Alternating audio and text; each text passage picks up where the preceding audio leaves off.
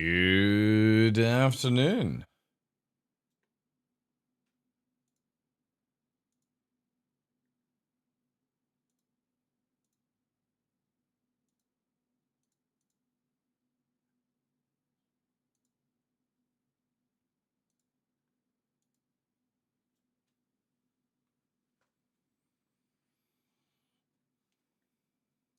Welcome in, guys. Hope you're well.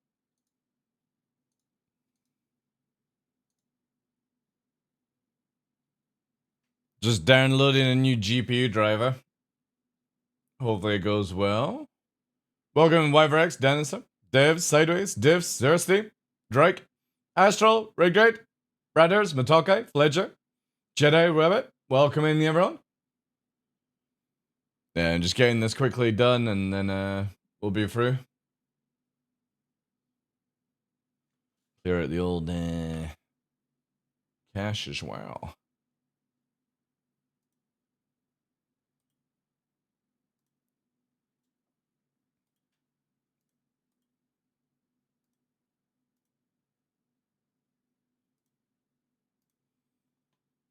I really wish on the launcher for Star Citizen there was a button to clear the cache, right?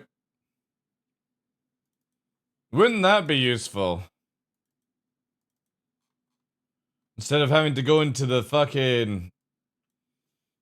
crazy zone of Star Citizen to try and get it done. That'd be too smart, I know.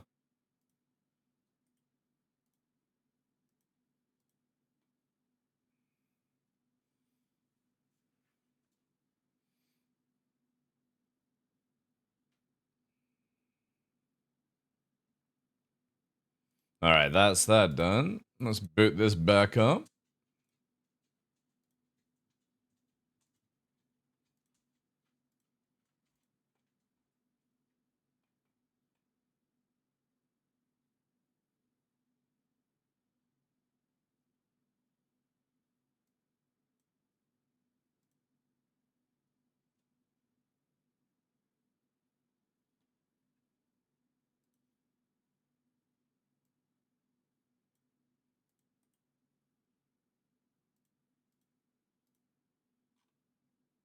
There we go. Lovely.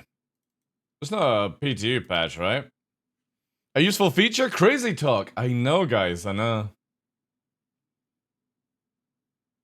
Yeah, there's no PTU patch. Awesome. Alright. We can just get into it then.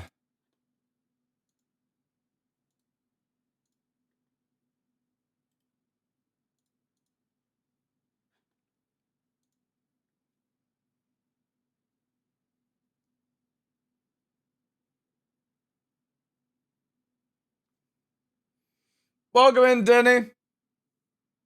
Hope everyone's having a good Wednesday. It's absolutely sheet rain outside. Crazy stuff.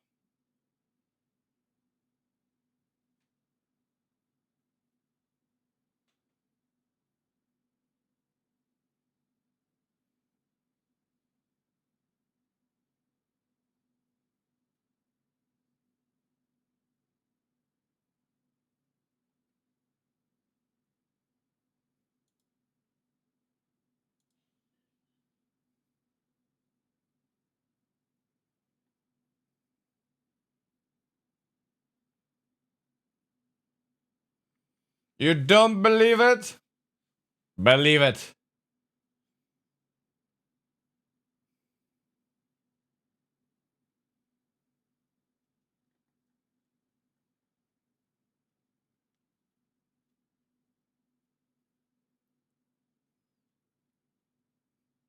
So they say. I mean, do you see any rain in my intro video? I don't. Isn't that amazing?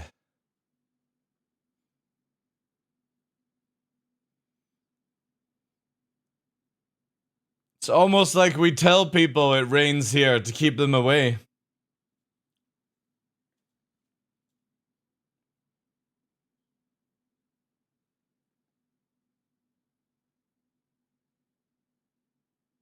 No. Just like in any country, Jedi, you can buy B-roll footage. But it is, some of the footage actually shows you off, like, where I live. Without me saying where I live.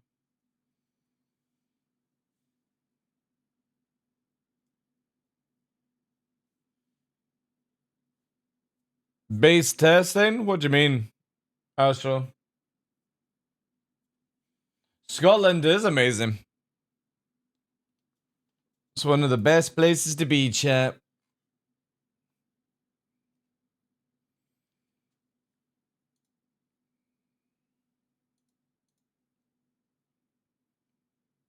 Running Xenothreat? Ah, right, yeah. I won't do that until live. Xeno, Jump Town, and the rest? Oh my god. They doing it all at once? What crazy talk is this? They're paying people to move to Scotland? I suppose that's any country these days. I know Japan's really big on getting people to move in.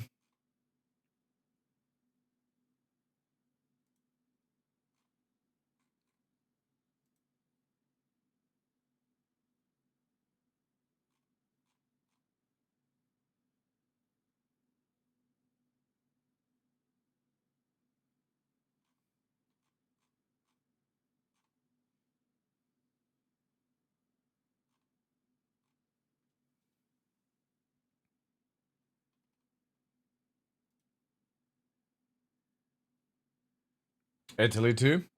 Yeah.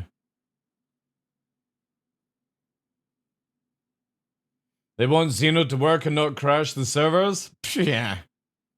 What's happening today? I don't know. I don't know, chat. We have a 35-minute video from Avenger 1 possibly to watch.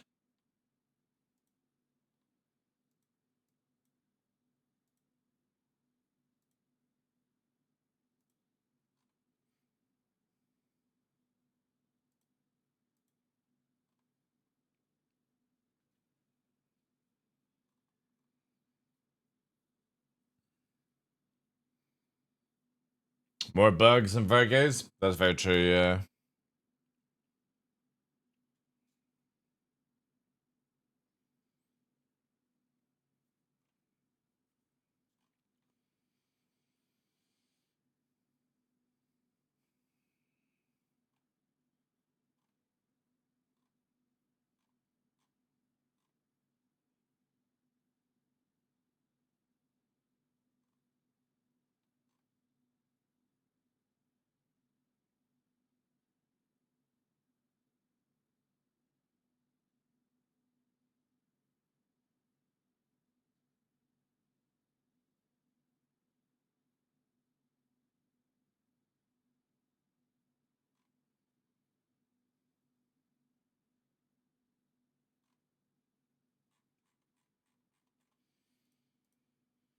Ah, yes.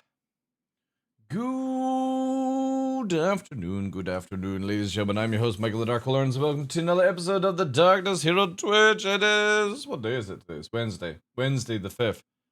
Wednesday the 5th, chat. Hope everyone's doing well. Welcome in. Yeah, I don't know what we'll do, because obviously we could go to PTU, but I kind of like to save the events until they go live.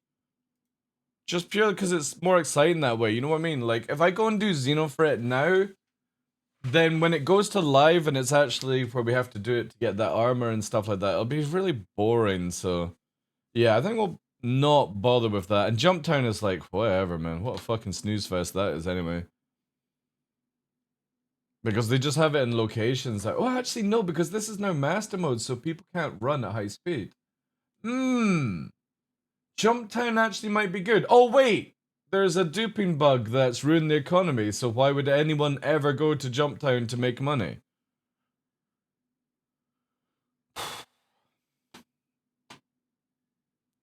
You know what I mean? Like, there's no point running Jump Town unless you wipe everyone. You fix the dupe bug, you wipe it, and you make everyone have to grind money again. Because nobody's playing the game. Nobody's gonna come back for Jump Town anyway. I wouldn't. You know, if I was playing other games and stuff like that. Don't have to do the events, do we? No, you don't. I mean, if everyone's got all their ships, people have got millions of UEC, and the all-time like player base is low. CIG posted out a post saying, "Oh yeah, the player base is super high." Well, it's funny how there's like nobody playing right now. You know what I mean? You've literally crippled your game because you're too slow to fix exploits and punish people for doing exploits and stuff. And it's the same like thing with CIG. They keep fucking chest beating themselves when there's nothing to chest beat about. And then you get the typical content creators who are like, "Yay, fucking CIG, you did a great job." And it's like, how much asshole do you need to sniff and lick to make it in your life, you know? Zero fucking spines these guys have. It's ridiculous. You don't know the people playing right now? Again, like you go to any server that's on my friends list, and it's like 50, 60 people on the server out of 110 or something, Drake. Nobody's playing. You know? It's crazy. Yeah, Astro, Japan right now, if you want to move to Japan, they have like a lot of places that are rural and like what's it called? Not ghost town. What's the word for it? When like people in a village like abandon it. Abandoned? No, that can't be it. Anyway, there's like little villages that are abandoned in Japan. And the idea is that a lot of these places are like buildings that have got they're like $1 million and stuff. And they give you the plot of land for free, give you the ability to live in Japan for free and all that stuff. And you just have to do up the area and live in it. That's all they require. So it's like these rural little villages that nobody uses because everyone's moving to cities because it's just easier to do that than live in the countryside. And because of that, Japan's getting quite deserted in those areas. So they've got it where you get the plot of land for free. So you can actually get like a building that's worth $1 million in Japan. And you just do it up for a small fee, live in it like a fucking king, queen. And yeah. It's awesome stuff. Obviously, Japan is quite expensive to live in, you know? But farming isn't fun, yeah. So that's pretty cool. But a lot of countries are starting to do this now. They're like closets, yeah. Yeah, it's pretty much like that. But you can get like really nice properties, like look here. I know it's off completely. Japan paying for you to live in Japan. Paid incentives. Yeah, here. Japan is paying families 1 million yen, I don't know what the conversion is on that, to move to the countryside, but it won't make Tokyo any smaller. Which works out like 6,000 per child or something like that. And basically you move to the rural areas and you repopulate and do them up, kind of stuff like that. Because obviously it's all like run down. Yo, Space Chameleon. Thank you very much for the 12 months. Welcome to the Neon Walls. Appreciate that. Can we get some more 7s in chat for that, please? So again, as everyone moves to the cities in Japan, they're paying people to move to the countryside. Wife and I just closed on our first house back on May 24th. Me and busy with all the house stuff. Appreciate that, dude. 07's in chat, guys. Thank you. Villages in Italy have been doing that for a while now. Yeah, again, a lot of people are doing this. Like, for me, I'm very tempted with this. Because, for me, like, living in the countryside, as long as I had good internet, I'd be absolutely fine with that. The problem would be, like, the ping for the games, but for me, like, if I was living in countryside like this, I don't know if I would even care about, like, playing video games. I'd probably just go and chill and fucking zen and have lots of ramen and nice food and stuff like that, you know? I probably wouldn't give a shit about the internet. But anyway, That's what Japan have been doing. They've been doing that for a while now, a couple of years now, where they pay you to go and live in Japan. You just have to, obviously, they'll give you the property and all that jazz. Yeah, birth rates are falling all over the industrial world also. Yeah, exactly, yeah. Because not many people want to have kids, you know? And I understand that. 1 million yen is like 900 euros. It's not bad. Like, again, you get the property as well. So that's your incentive to move. Like, pay for you to move over. You get a property that would cost you quite a lot of money and stuff like that. But then obviously you do it up. So, yeah, there's a lot of places like that. I know Scotland has stuff right now where they have sort of like the same sort of incentive kind of jazz. Lucky for me, I already live in the countryside. So I'm completely fine with that. See if there's any stuff on.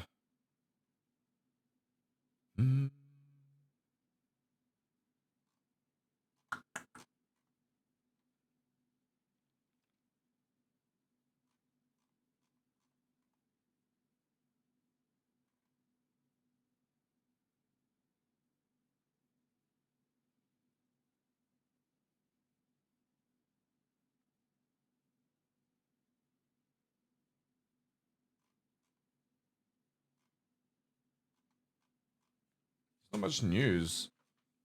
Very quiet week for stuff. Also, we don't have another week of Inside Star Citizen, which is like, meh. I know that they've got to do the hiatus and stuff, but yeah.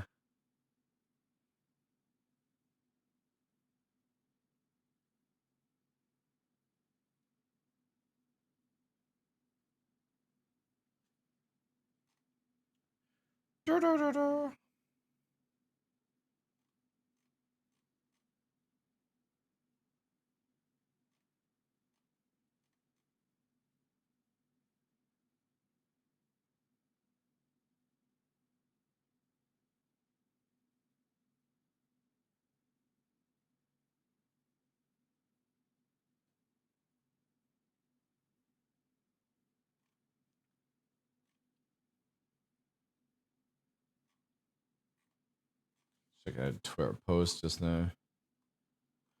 A lot of people are playing Elden Ring as well. I suppose it's for the DLC, right? I was half tempted to install the game again because I did enjoy it. I only did one playthrough as well. It drops really soon. Very tempting. I just don't have any time. I'm doing so much work outside and on the house. Like, do I have enough time to chill and play another video game?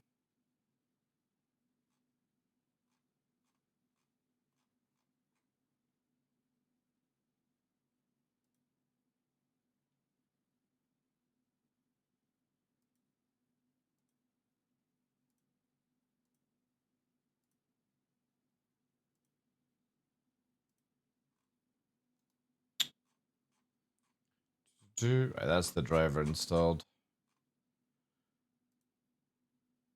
Prep for DLC. Oh wait, co-op mode? What do you mean?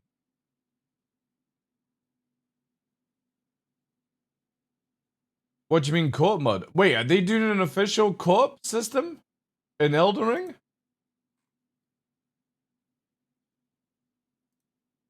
What's this?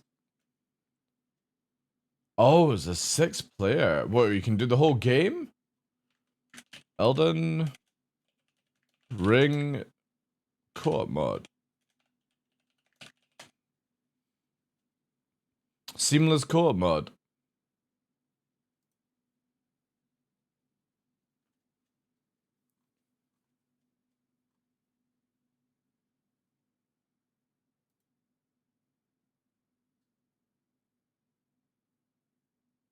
Wow, if a player dies, they will respawn in the same world as a thing and reset it. The session will not be terminated. Defeating enemy bosses and clearing areas no longer sends co-op home. Ooh, all fog wall barriers that usually restrict the multiplayer zone along the restrictor are gone. Holy shit, full co-op Elden Ring? Damn. And may split up if they wish? That, yeah, not official. That actually sounds a lot of fun. Steam's newer networking API.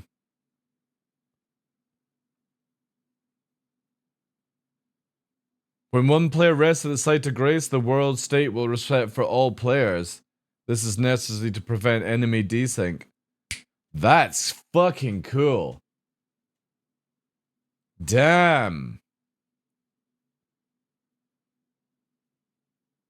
Man, I wish I had the time. Like, a full redo of the game in co-op mode sounds a lot of fun, actually.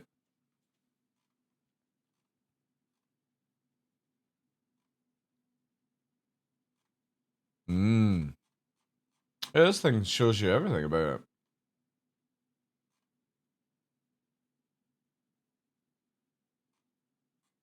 Yeah, that is very tempting, actually. Very tempting. Right.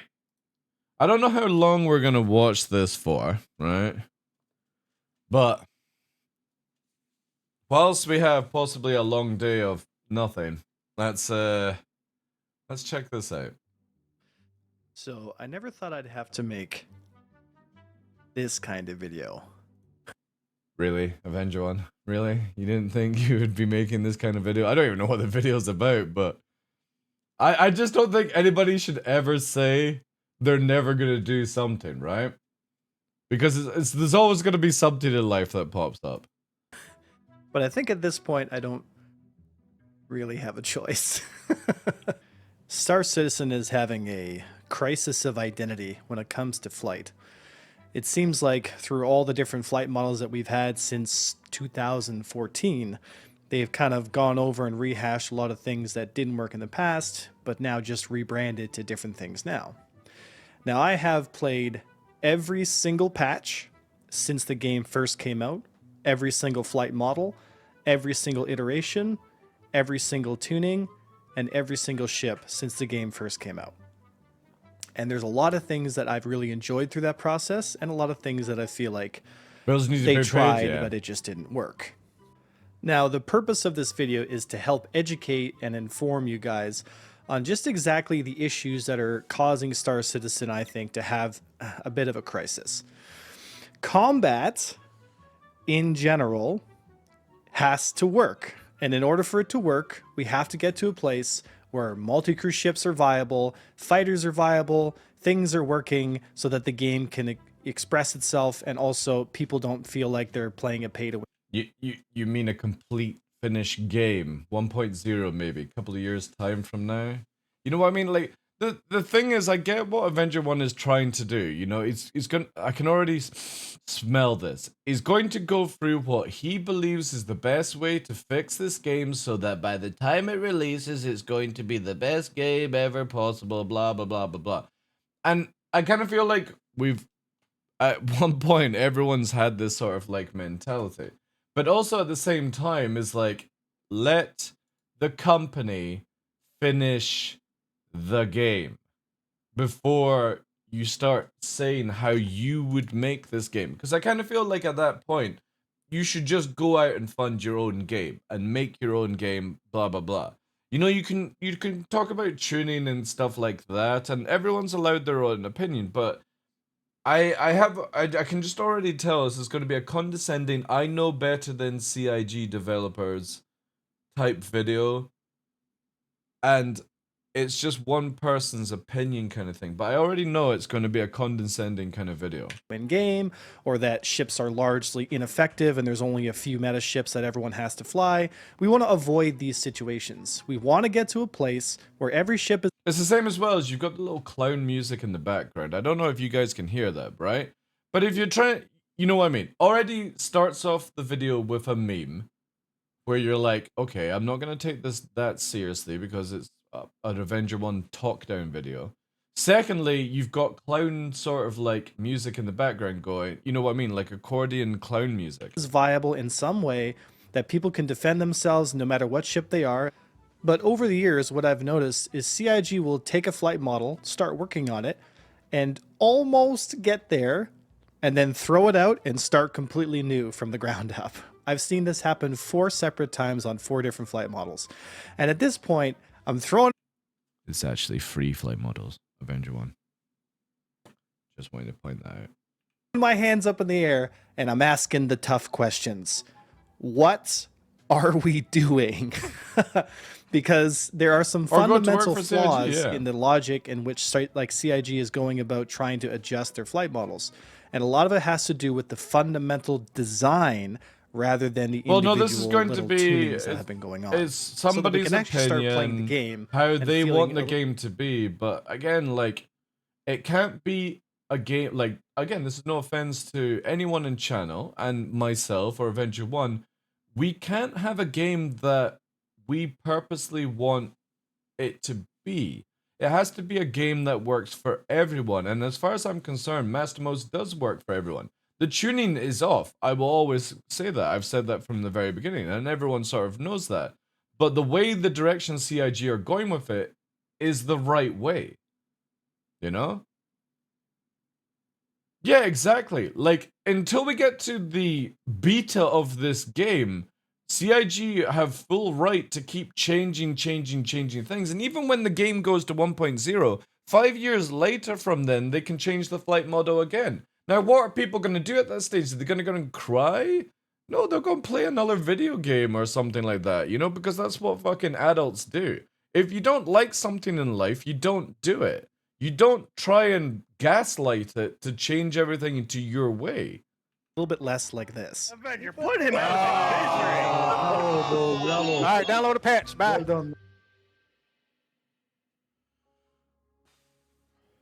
Since Star Citizen was originally concepted, it's always been argued as a space sim.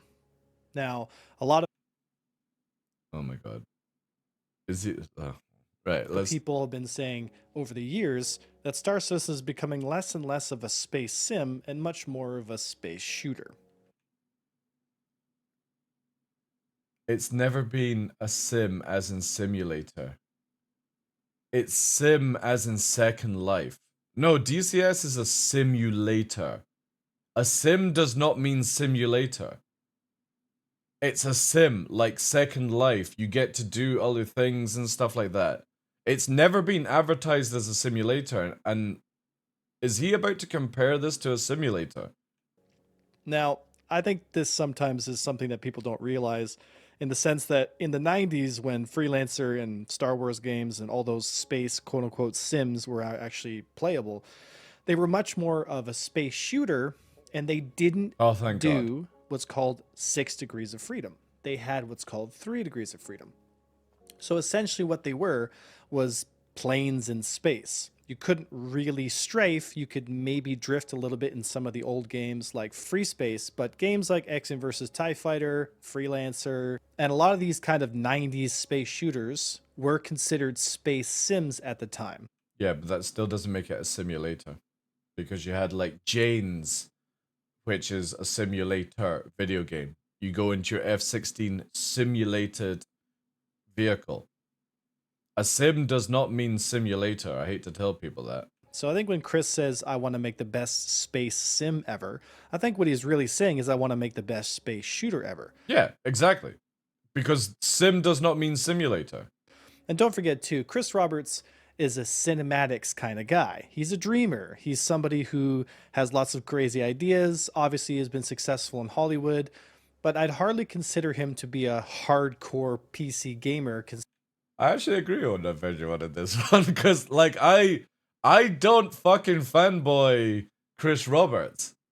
Like, I've never played any of Chris Roberts' games unless, like, he had been working on the background. Like, I just don't give a shit about Wing Commander and all that stuff. To me, they look like garbage games, because I'm more of somebody who prefers online multiplayer sandbox, you know, kind of video games. And that's just an opinion, you know?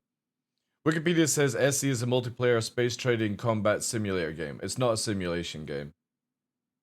That's very bad if Wikipedia says that. Sim does not mean Sim is literally not short for simulator. It's not, dude. It's not. It's not short for simulator.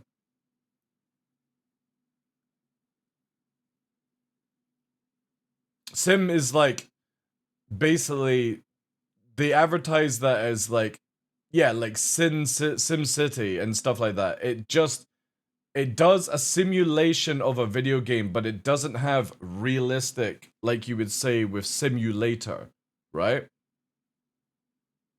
A simulation, yeah, it could probably combat simulation game. Yeah, that would be fine. Again, there's a big difference in simulation and simulator, right? And that's the misconception that people make, right? And normally when you see a video game and stuff like that, because every game that I've played that says like Windows Simulator, you know, actually simulates how ships and planes are flying in real life and tanks and whatever the video game brings out, right? But if you say sim, that's like a simulation. Like basically, I could be a farming simulation.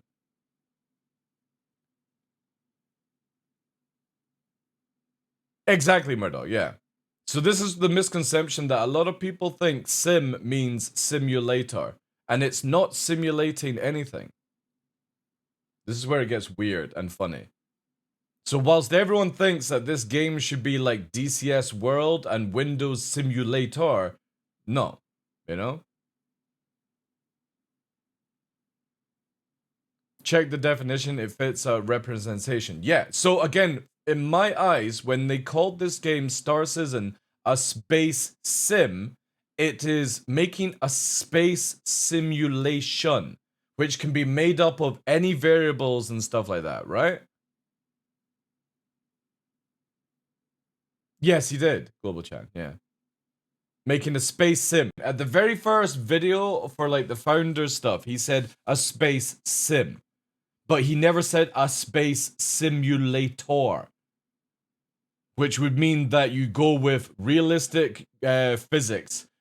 You'd have to go and fucking get NASA documents and stuff like that to make a game like that if you're gonna do it, right?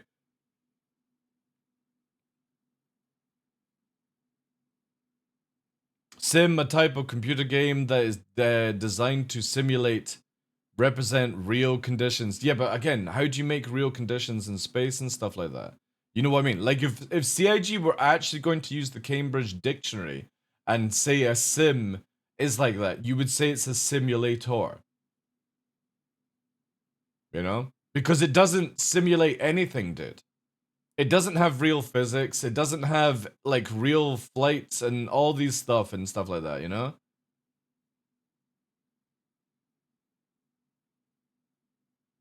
Yeah, but you can have Newton stuff in the game. You just don't need to make it realistic, though, Ondo. That's the big thing. Again, I'm somebody that plays simulators, right? So if CIG were to make this as hardcore as DCS World, I wouldn't mind. I would enjoy it, right?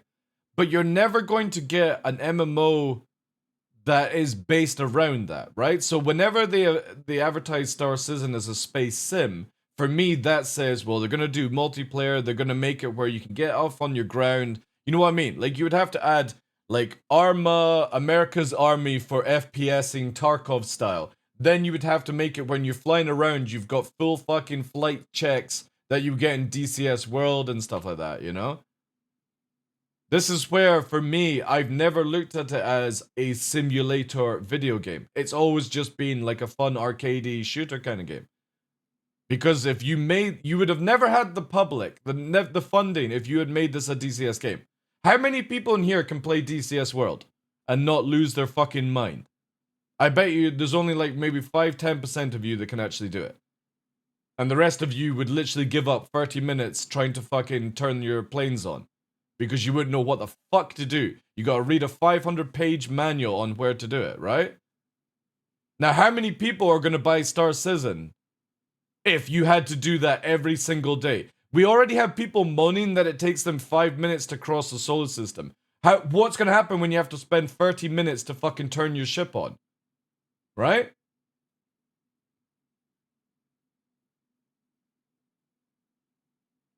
But the thing is though, Hawk, how many people of all the community would actually enjoy that? I would enjoy it.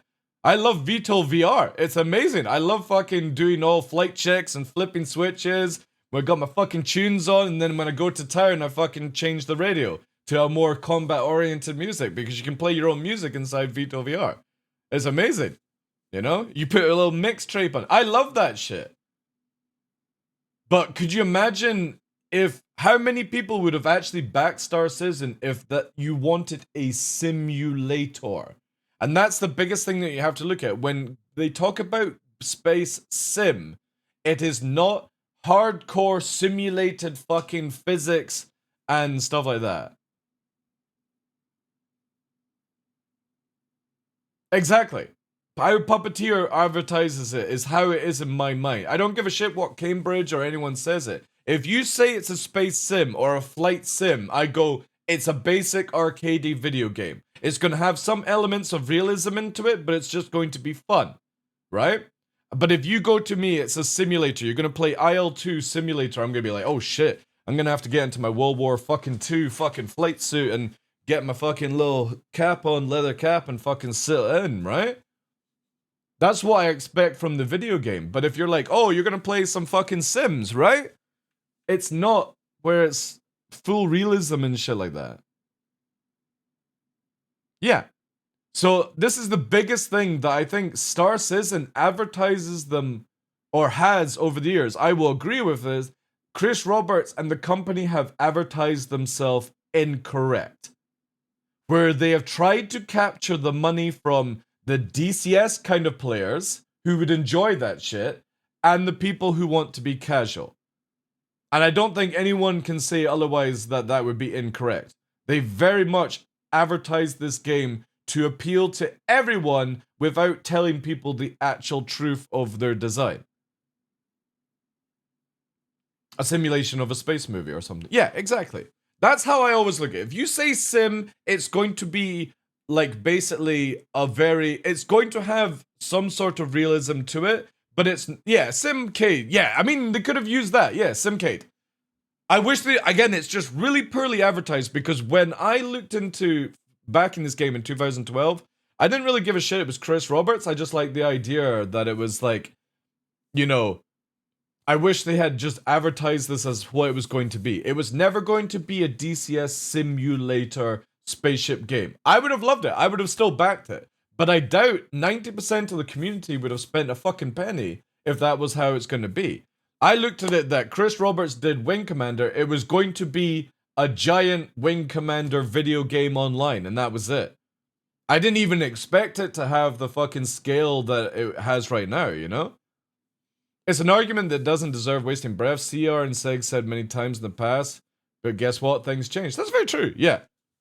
But obviously for me, I bought this game understanding that it was not going to be hardcore. And other people have obviously bought in, like Avenger, thinking it was going to be hardcore. And I think that's down to CIG fucking up. You know?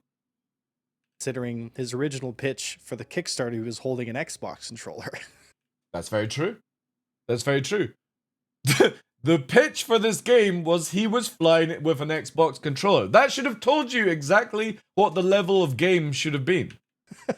Now, this isn't a knock on Chris Roberts. He doesn't have to be a super sweaty PvPer to enjoy his own product.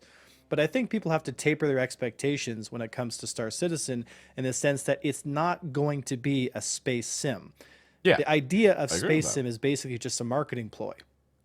What Star Citizen is probably going to become. Yeah, you can't make it hardcore if 90% of the players are not hardcore. Yeah. Now, in order for that to again, I want to put this into perspective because we are sitting on. Let's quickly have a look here, chat. How many? Where's the website? I need this, and we need to go to the website.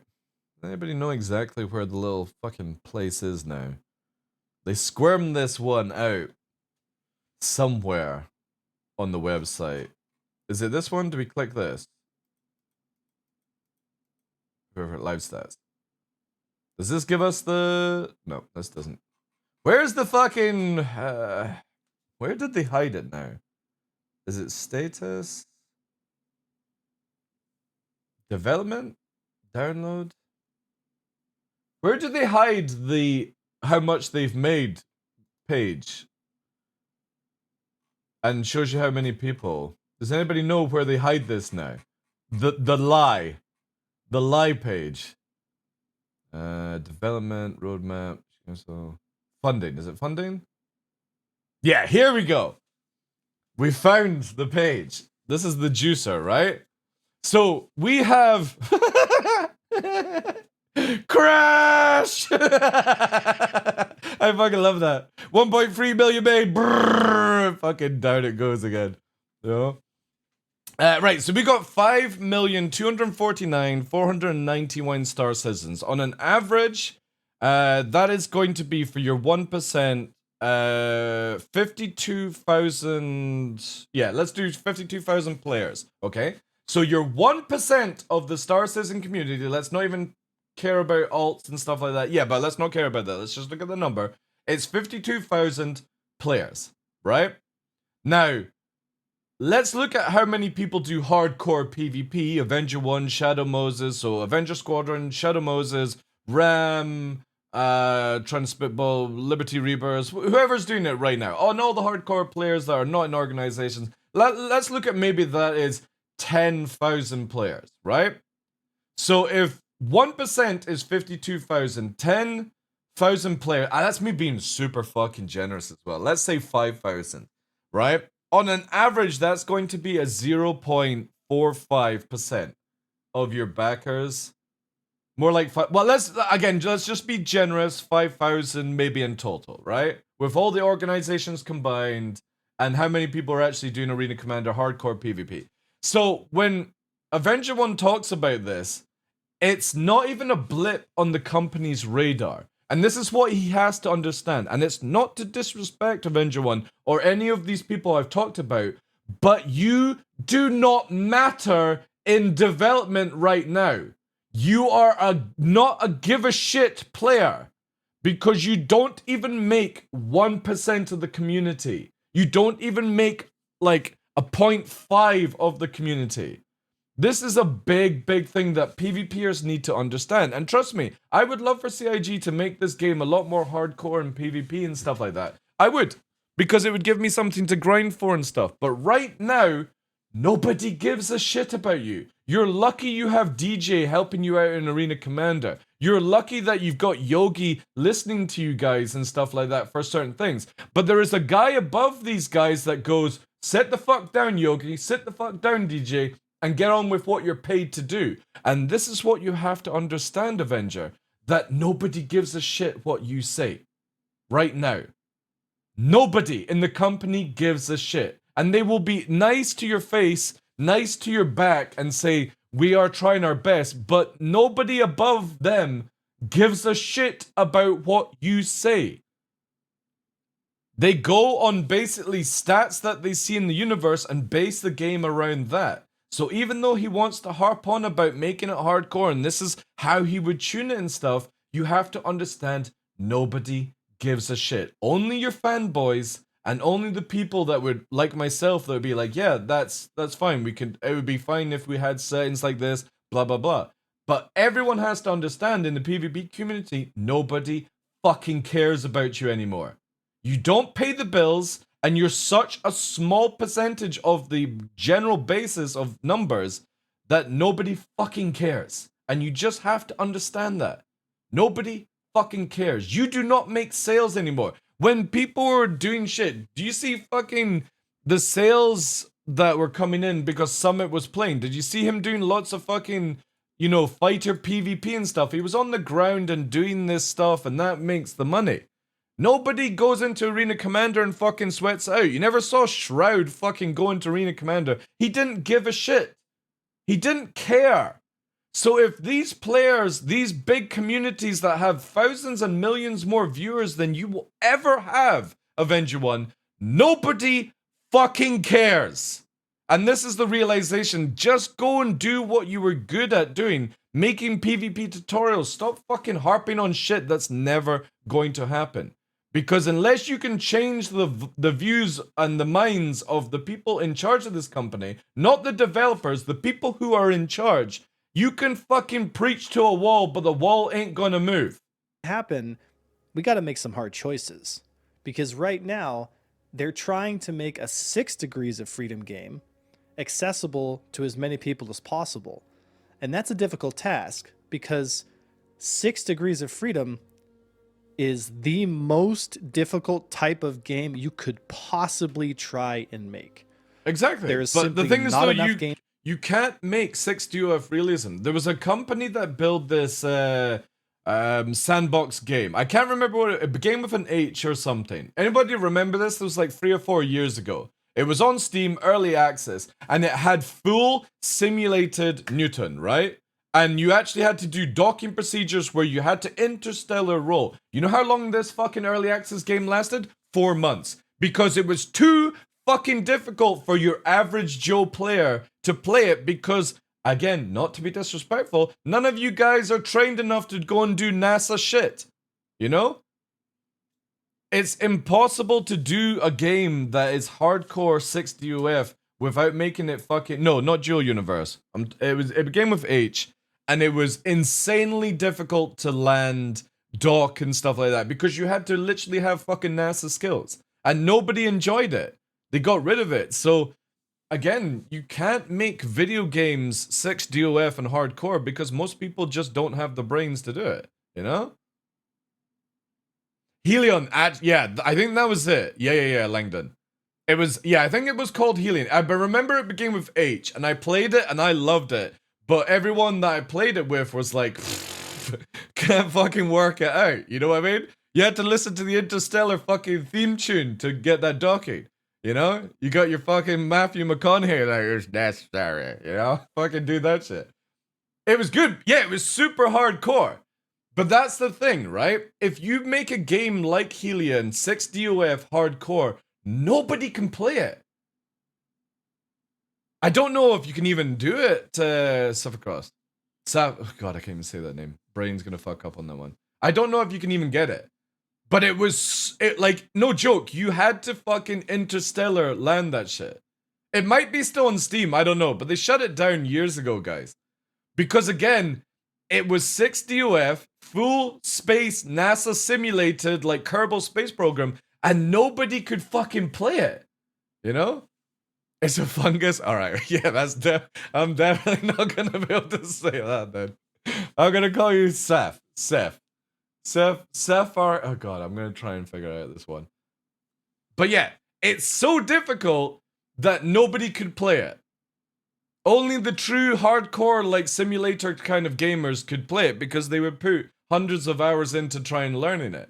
Now, if you put that in Star Citizen, it's a dead game. Straight away. You know? Games out there in the common ether for people to understand. There's very few games that even have this kind of mechanic system. Yeah, because it's too hard. So naturally what happens is the learning curve or the barrier to entry. But then we could even... With what Avenger 1 is saying, we could even go to the level of how many people here would actually spend 500 hours learning a plane in DCS World. Just one plane to learn how to cold start it, to take off, to do everything and stuff like that. You know what I mean? Oh, is it still there? You still can get it. That's interesting. Not many people in the Star Citizen community would be like that, though. Exactly, Murdoch. So, I get the frustration with people like Shadow Moses or Avenger Squadron and stuff like that. The 0.3 or 4% of the community not getting like a hardcore video game, but I kind of feel like CIG are just building a game for the 99.5% other players, and I feel that's fine, you know? Is very, very high. Now, this can also mean that the depth of the gameplay, and there's so many benefits that come from having such a unique experience that Star Citizen really can kind of solidify itself as being a very unique thing. And what we've gotten at the moment is a very strange hybrid between a 3 Degree of Freedom game and a 6 Degree of Freedom game. Now, CIG on... What? A hype? What? Did CIG remove some DOF that I don't know about? How has this gone from a 6 DOF to a 3 DOF? Many occasions has drawn inspiration from other shows and movies and television series to kind of get the ship movement in combat to a certain place that they want to make it feel. And so many times we've seen people in CIG reference, you know, Star Wars and Battlestar Galactica, but the sad reality is Battlestar Galactica, awesome shit. Those two different styles. Biased opinion, Battlestar Galactica best, better than Jedi, better than fucking Star Trek. Battlestar Galactica and Firefly, best sci-fi shit. Of movement are fundamentally different because Star Wars functions on a completely different principle that Battlestar Galactica does. So I want to play you guys a few different clips from these different TV shows and explain kind of what's going on in these realms so that we can better understand. Oh yeah, definitely 80s. Even Buck Rogers. Buck Rogers. Anybody remember the original Buck Rogers? So good. And what Star Citizen is trying to achieve and what we have right now and how that's not conducive to the health of the game. Now, I remember watching Star Wars Episode 1 when I was a kid, and Bathroom Warriors. God, I hate Star Wars. Fascinated with the style of combat and flights, but as we can see from these examples, the game, just everyone dies like the movie and Star Wars in general functions on a very simple principle. World War II dogfighters could only move in 3 degrees, which means I can go forward, I can move to the left and right, up and down, that kind of stuff, but I've only got my 3 degrees of freedom. And fundamentally, like the nature of how Star Wars combat functions and why it's cinematic the way it is because ships can only go 3 different ways. They basically function like planes in space. And although it makes for incredible one season of Firefly, it was so sad. Fighting, which however, you've watched Firefly today, it's just so good. Arguing for, they're saying, oh, we want to have chase fighting in our game, we want to have nose to tail kind of stuff. Well, nose to tail behavior comes specifically from 3 degrees of fighting. True. I mean, let's take this example here from episode 2 where the Slave 1 is engaging the Jedi Starfighter. In this situation in space, there is no reason why Obi-Wan can't just turn around and engage his target. But because in Star Wars land, you know, if you slow down, apparently you'd fall out of the sky in space. So there's always going to be a level of belief suspension that has to happen for Star Wars. See, look how fucking goofy this shit looks. Like this, you know what I mean? Like, I'm sorry to any Star Wars fan, but look at this. What? Is it a geriatric fucking torpedo chasing after the fighter? Look at it. Space. So it's always going to be a level of... Who the fuck does the missile just keep fucking following? Does it have a little pilot inside? Look at it! Look at this shit! Star Wars. God, it's so bad. To be the same. Now, Star Wars has always been this. And then they throw out fucking garbage. So we can't afford Jedi, can't afford fucking chaff and flares. This looks normal because everything behaves this way. But obviously in space, you'd just be able to turn around and engage. There we go, Battlestar Galactica. Which is very, I guess you could say, true of this example here from Battlestar Galactica, which is much closer to what we used to have with our 322 flight model. Mm-hmm. Now, the real question is, if Star Citizen's trying to make a combat system that feels cinematic, that has these moments of just beautiful, dynamic combat shots, we also have to have agreement on the rule sets of how those ships move and function in the world. In the example shown here for BSG, we can see very clearly that... Look at that. Even the missiles look fucking better in BSG. That the way that these fighters are behaving is very similar to what we had in the previous flight model. Any direction that they want to go, up, strafe, left, right, whatever, is independent of how the ship systems function and how the ships fly. It makes Battlestar Galactica's dogfighting and combat in general feel so much more believable because it's how you would expect something to fly in space properly. Also, the design language of very tiny fighters being small in space is also something that lends itself to what would actually be effective considering if you were to fight an alien or hostile race of robotic dogfighting enemies. But I mean, what the point I'm trying to make here is if a Battlestar Galactica fighter comes up against a Star Wars X-Wing, the BSG fighter is just going to spin its nose onto you and shoot you. Yeah. Because in Star Wars... God, I forgot about this. Look at this fucking bad landing if a Battlestar animations. Galactica fighter comes up against a Star Wars X-Wing, the BSG fighter is just going to Look at this spin shit. its nose onto you and shoot you. Bang! Look at this fucking landing here. Holy shit. In Star Wars land, you have to fly like an airplane. And in Battlestar Galactica land, you can fly like a spaceship. And the fundamental differences... See, what I don't understand with this, right? And I never understood... Like, this is going off track with Battlestar Galactica. Why wouldn't they have given the fucking Vipers and shit like that wheels? If they're doing a carrier launch and a carrier landing. Why would you have fucking skid pans? Like, wheels would be just so much easier. Degrees of freedom that each ship expresses. Now, obviously, Star Wars is more popular than BSG. It's a lot wider known. It fundamentally flies like planes in space, as you can see here in these examples with Star Wars Rogue One, which had some of the most beautiful, breathtaking... Would you recommend... Yeah, 80s Battlestar Galactica? If you can deal with the cheesy fucking 80s puns, maybe a little bit of racism. You know what it was like in the 80s? They had, like, they would slur out certain words that maybe today people would sit in a corner and fucking listen to Evians about. You know, if you can deal with that, yeah. Shots, I think. Apparently they're going to be doing they're trying to book in a third reboot of Battlestar Galactica. If Star Wars is the benchmark for how Star Citizen Combat is trying to cinematically feel, then you cannot have a 6 Degrees of Freedom game in the world of Star Wars. As we can see here, notice that everything that these X-Wings are doing and TIE Fighters are all moving directly towards where their nose is pointing. There's no strafing at all. There's no up, down, left, or right strafing. And this causes the nose-to-tail cinematic kind This would actually be really good for our joysticks. You wouldn't snap them as much. of behavior that we'd expect to see from, World War II planes in space.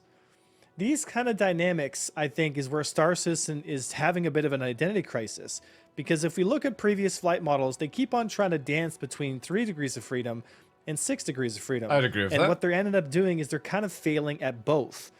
Master modes, although it does reduce the skill floor a little bit to make it easier for pilots to get into, what they've essentially tried to do is ham fist a 6 degrees of freedom game into a 3 degrees of freedom game. Yeah.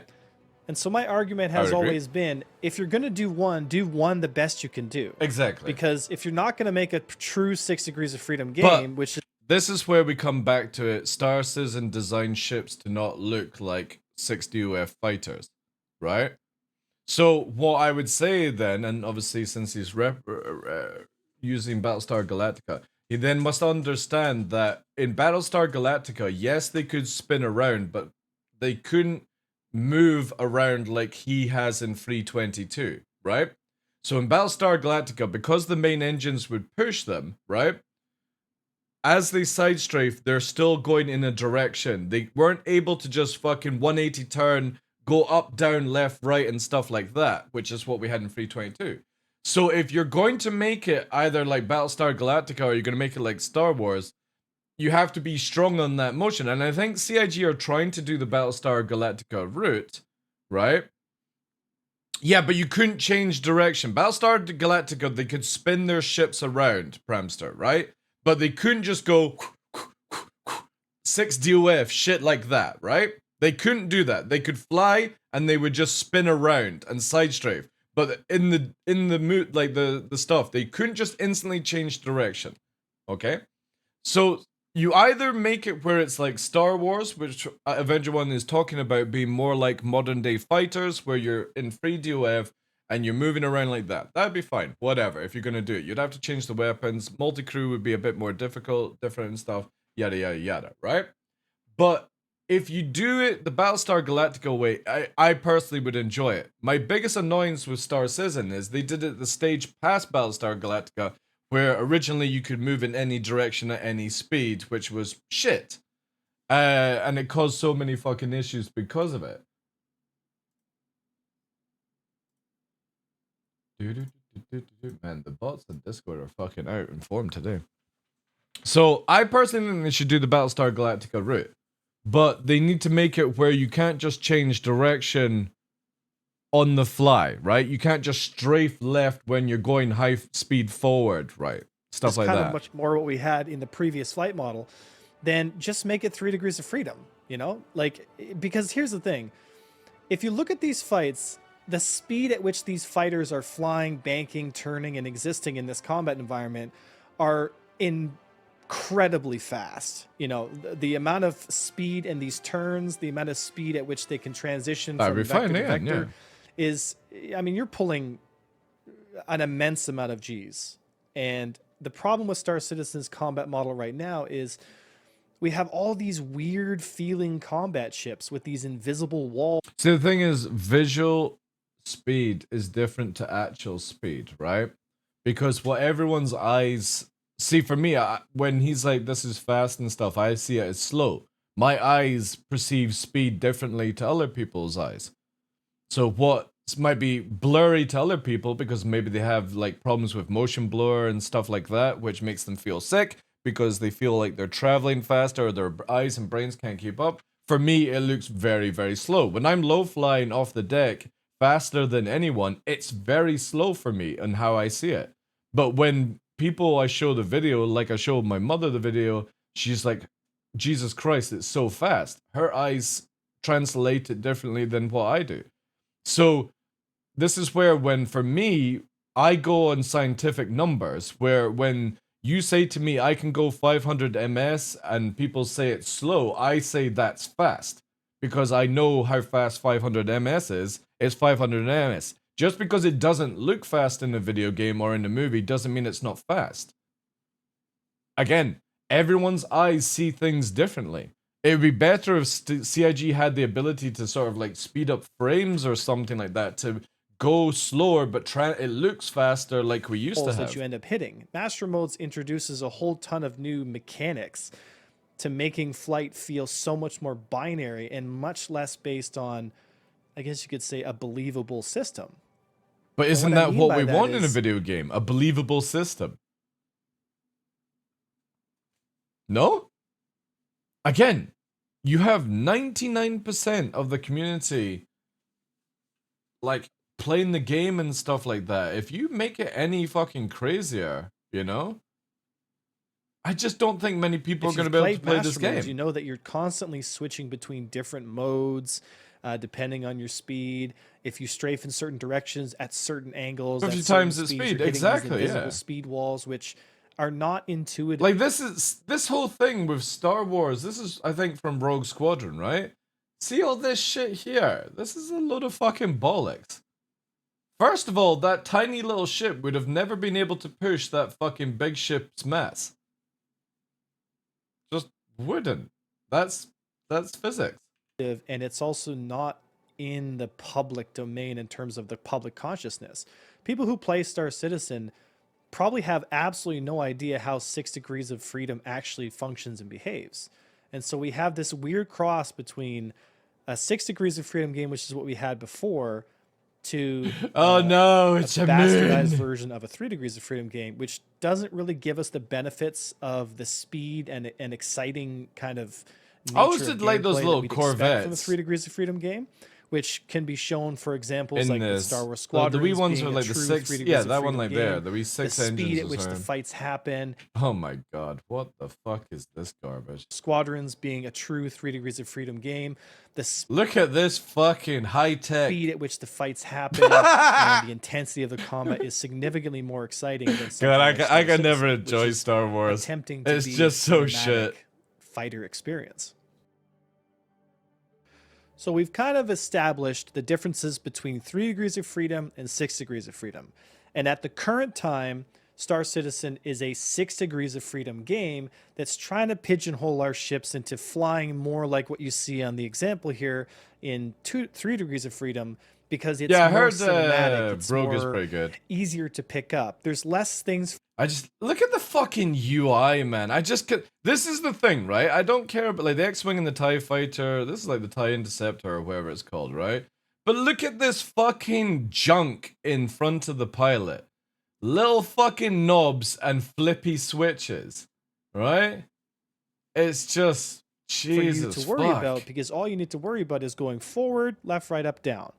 And this may be easier. This may be more available to the general public. This may be a much more simplified version of flight that a lot more people can wrap their heads around. Is this in the movie?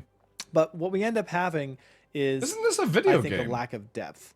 And the whole Battlestar Galactica style This of is combat, Squadrons, which is right? kind of Isn't what this we the were, cutscene in Squadrons? mostly I playing guess, with, right? in the previous model. Oh yeah, it's a video was just game. so difficult for people to pick up.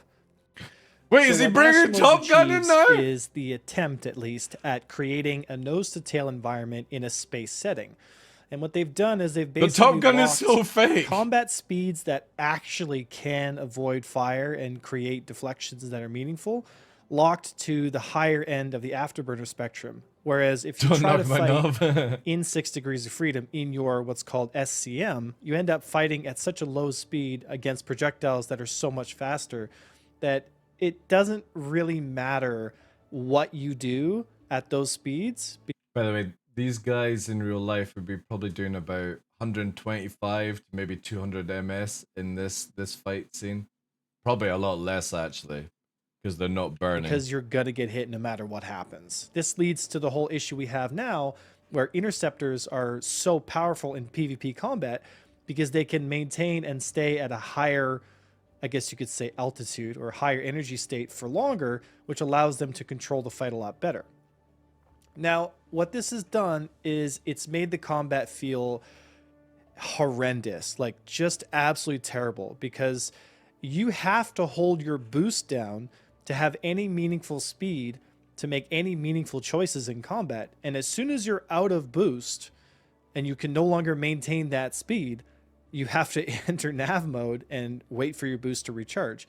And so, you know, what I said before about they've kind of got both games. They've got a 6 DOF game, but only at low speeds, which is not meaningful in combat. So it's just live. And they've got a 3 degrees of freedom game at higher speeds because we have an asymmetrical quote unquote speed zone, which means we can only maintain our speed if our nose is the same direction as our vector. Because if we start to pull our nose around and play Battlestar Galactica, we're going to drop all our energy, all our speed. We're going to go back down to that SCM zone. Good. And At least he really, fucking there's no said it's not like 263. So at least he understands what Battlestar Galactica is. That's at good. that speed. Because even though you had 6 DOF, the moment you turned, like, you could decouple and basically do this, but you couldn't just fucking decouple and start flying around up and down, left, right. And so they have a poor product when it comes to 3 DOF because you can't maintain speed, you don't feel like you're flying, and it just doesn't feel good. And they've got a poor 6 DOF product because you can go into 6 degrees of freedom, but nothing you do is meaningful because the tuning is so poorly done that you can't avoid fire and everyone just gets smoked. So they got to make a choice. Are you going to make a 3 degrees of freedom game or are you going to make a 6 degrees of freedom game? The thing is, and I would have to answer back on this is why do they have to make a choice right now? Because what they're doing is trying to find something that works for Squadron 42. And if you think that they're doing all of this for Star Citizen, you're fucking up a gum tree. This is literally testing to try and find a good method for Squadron 42. And what they do for Squadron 42, after that comes out, can be changed in a higher tweak format for Star Citizen. That's just development, right? You're trying to get one game out, aka Squadron 42, and you're trying to get Star Citizen out maybe 1 or 2 years later, so that they're both in the 1.0 release state. So the one that's going to make the most amount of money for the company is going to be Squadron 42.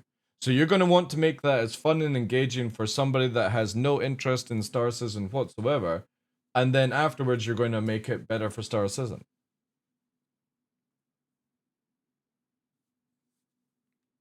Gotta make a choice? Yeah, but the thing is though, is you don't have to make a choice on the numbers though, Gobchan, right?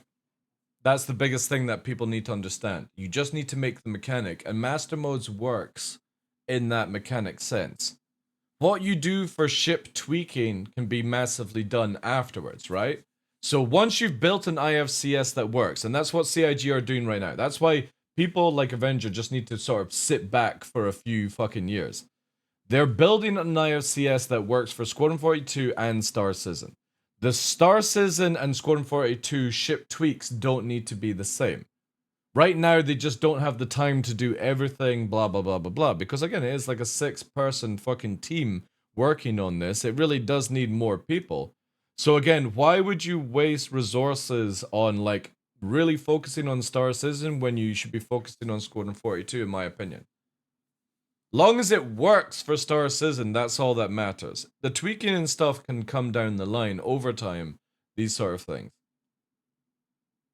But I personally wouldn't waste any time with Star Citizen right now because Star Citizen is not going to make the money that Squadron 42 can make. And that's a fact. You know, I've always maintained this position that I think Star Citizen should be a unique and in-depth experience. And I don't see any reason why Star Citizen shouldn't lean into its uniqueness of being a 6 Degrees of Freedom game. There's really nothing else like there, except for maybe Elite Dangerous, that can compete. We've got plenty of 3 Degrees of Freedom games. We've got DCS World. We've got so many playing game, War Thunder. There's tons of 3 Degrees of Freedom games out there that do a great job. But there's very few that are 6 Degrees of Freedom. And the fact that CIG is not leaning into that uniqueness, I think is a huge mistake. You know, it's just a huge... See, the thing is, like, this is where you'll lose me if you do a video on Expanse, because Expanse literally has, like, tube-like fucking ships with turrets caked all over them and they spin around and do stuff. CIG have designed fucking World War fucking II planes. Like, your Hornet, your Arrow, your Scorpius and all that stuff. Look at the cockpits. They're all based off fucking World War II, Star Wars kind of cockpits. None of them are designed like they are for a 60OF mistake. thing. I think they're really dropping the ball on this one. I think they really need to consider leaning into the 6 Degrees of Freedom aspect of the game, because it's what makes Star Citizen so incredibly fun. Exactly. Struts like, fucking so everywhere. There's that. no need for struts, if we take by the this way. example here from a show called The Expanse, which is a very hardcore look at what space combat Yeah, but look at how they're all positioned. They're all in a fucking rectangle tube. would probably look and feel like in the relatively near future. And then look, the ship is caked in turrets. So whilst this thing can spin around and out dogfight your fucking Arrow because it can move in any direction, and it's got turrets that can shoot in any direction, that makes perfect sense for me for a 60OF game. But when you design ships that are not like that, engagement distances are quite long. They're using a lot of you can't BVR have it tools. like that. They're using extremely high velocity projectile weapon systems like railguns. Look at it. It's literally Death Blossoming spinning around. G-forces are being applied to the pilots. Missile systems are used as obviously like a projected damage, and PDCs are, point defense turrets are a very, a great line of defense versus incoming missile barrages and that kind of stuff. Yeah, but the point being, Pramster, it's designed to basically spin around and you have all 360 degrees like coverage, right? Even if the guns are mainly for defense and killing torpedoes and stuff like that, it's the idea that the ship is designed for a 60OF. It's a rectangle with turrets everywhere, it spins around, and that's what it's designed to do. But none of the ships in Star Citizen are like that. Even if you say the Hammerhead isn't designed to spin around because it just doesn't have the thrusters located to do that, So this is where it's like you can't really use the Expanse method of looking at it because their ships are purely designed to fucking spin around like crazy. You could easily see an RSI constellation behaving like how the Rocinante in this example behaves. How? It's got 4 giant thrusters at the back of it and it's got little VTOL fucking fans on the front. How is it going to spin around, Avenger 1? Where does it spin around? Where's the thrusters to make it spin? The only reason this thing is spinning is it's got fucking thrusters everywhere.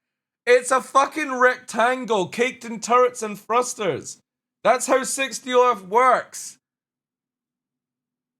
There's no way you can make the Connie spin. It has 4 main thrusters at the back of it. It can only fly like a World War II plane. Because that's how CIG designed the ships. You can't have the expanse. Missile barrages and that kind of stuff. You could easily see an RSI constellation behaving like how the Rocinante in this example behaves, with PDC turrets able to shoot down incoming missiles, you know, which just changes the whole dynamic look and feel of the experience. I think... So you're never going to be able to dogfight in your fighter then, Avenger 1?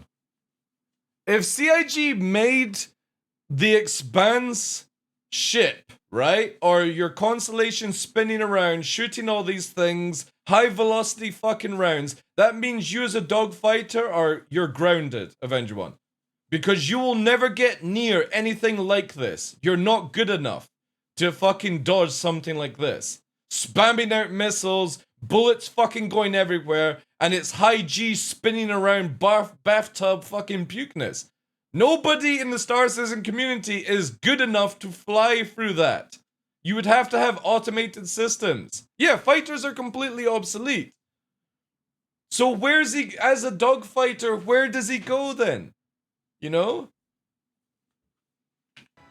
We can definitely have something that's more like you would... Look at it, the fucking missiles fly out the back and start doing weird shit. The Expanse or Battlestar Galactica, which gives us just such a visceral I would say feel, go such Battlestar a Galactica. in-depth It's the core. easiest way to do it with how do the I say ships are this designed. If you go Expanse, fuck me. We're gonna have to redo all the ships again. Authentic, immersive experience of what space like combat would Look at it, a turret literally comes out of every fucking orifice on this fucking thing. There's no reason why we should have And it's insanely spinning. high ranges. It's but constantly if we were to take the spinning. 322 flight model, it would look and feel a lot more.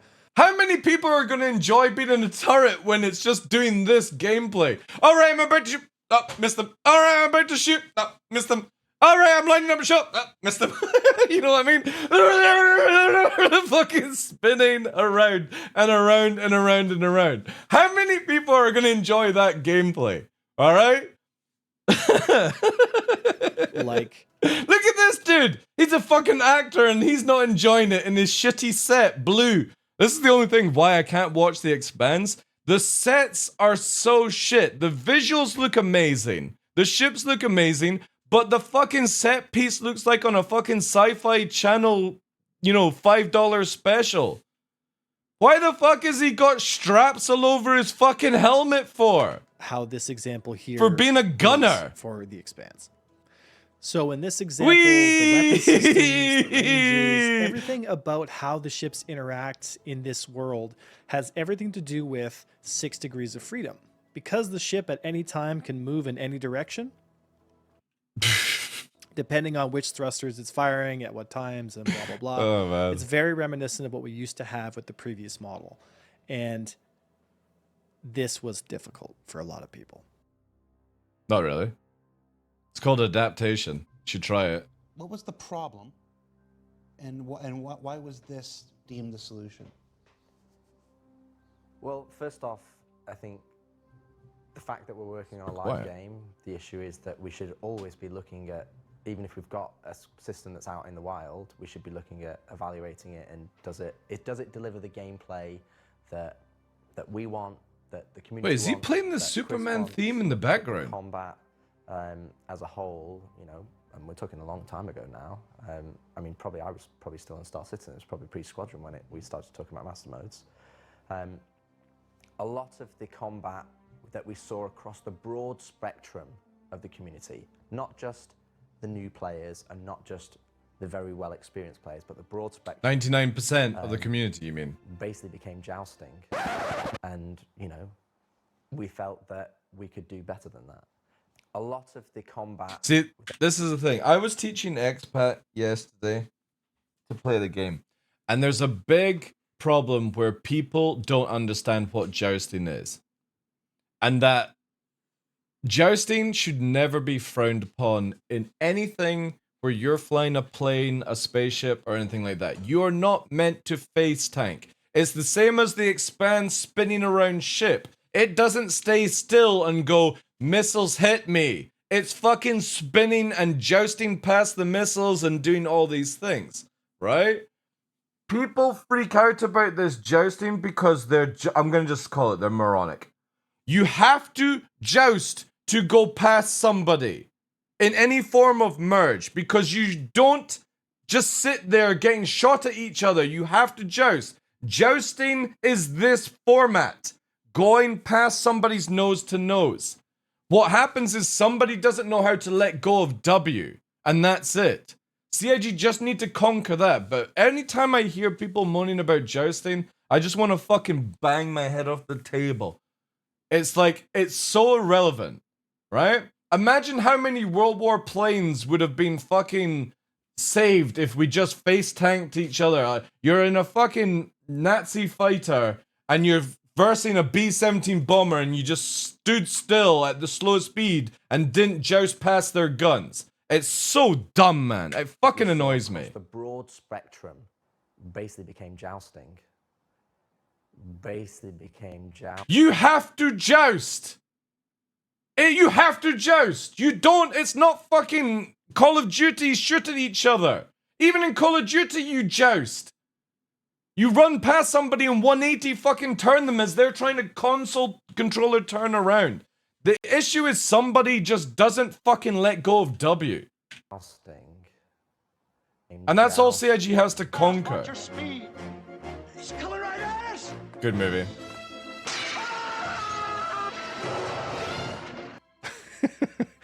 Sorry, I had a little fun when I was making this video, but this is a problem because this shows me that there's a fundamental misunderstanding of flight systems and character. But also a fundamental not understanding what jousting is when people use the term jousting. Just the same as when you talk about Avenger 1 notching a missile, which is just literally called a dodge. You know what I mean? Like, I think maybe if you were educating people on right terminology, we might be in a better place to begin with. Because now, everyone moaning about jousting has got the developers moaning about jousting when jousting is not even a fucking issue in this game. It's just somebody that doesn't know how to let go of W. That's it. When you have two pro players, they joust past each other and they only go about 500 meters. So let me explain. Jousting is literally this format. Like a fucking knight on a horse, and you go past each other and you hit each other on the way past.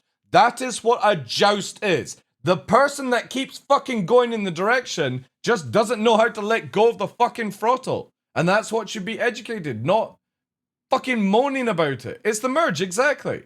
You merge into each other to go vertical, horizontal, to come back round on whatever circle.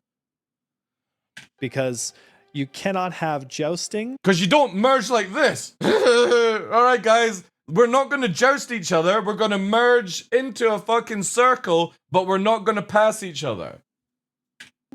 And so everyone needs to stop moaning about jousting. It's a valid tactic. Jousting you have to get past somebody of a high at energy times. state when you're engaging somebody. The issue is somebody doesn't know how to let go of W. So CIG can easily make this where, for example, you can't hold afterburner. In flight, then you don't have merging and flight skill. And if you remove so much Again, of it's that, to educate people in the channel, Gillian. More jousting. Because I'm sick and tired of people moaning about jousting. You actually have more jousting because you have less degrees to move in, which I think is quite ironic considering the points, like they're saying. You're always going to have somebody joust. Nationals is supposed to reduce jousting, but reducing our range of motion and reducing our speeds so that we can only move in one direction really fast. This actually promotes jousting, which is a fundamental part of a 3 degrees of freedom flight experience, which is what you'd expect from, you know, World War II dogfighters. Let me show you some examples of jousting.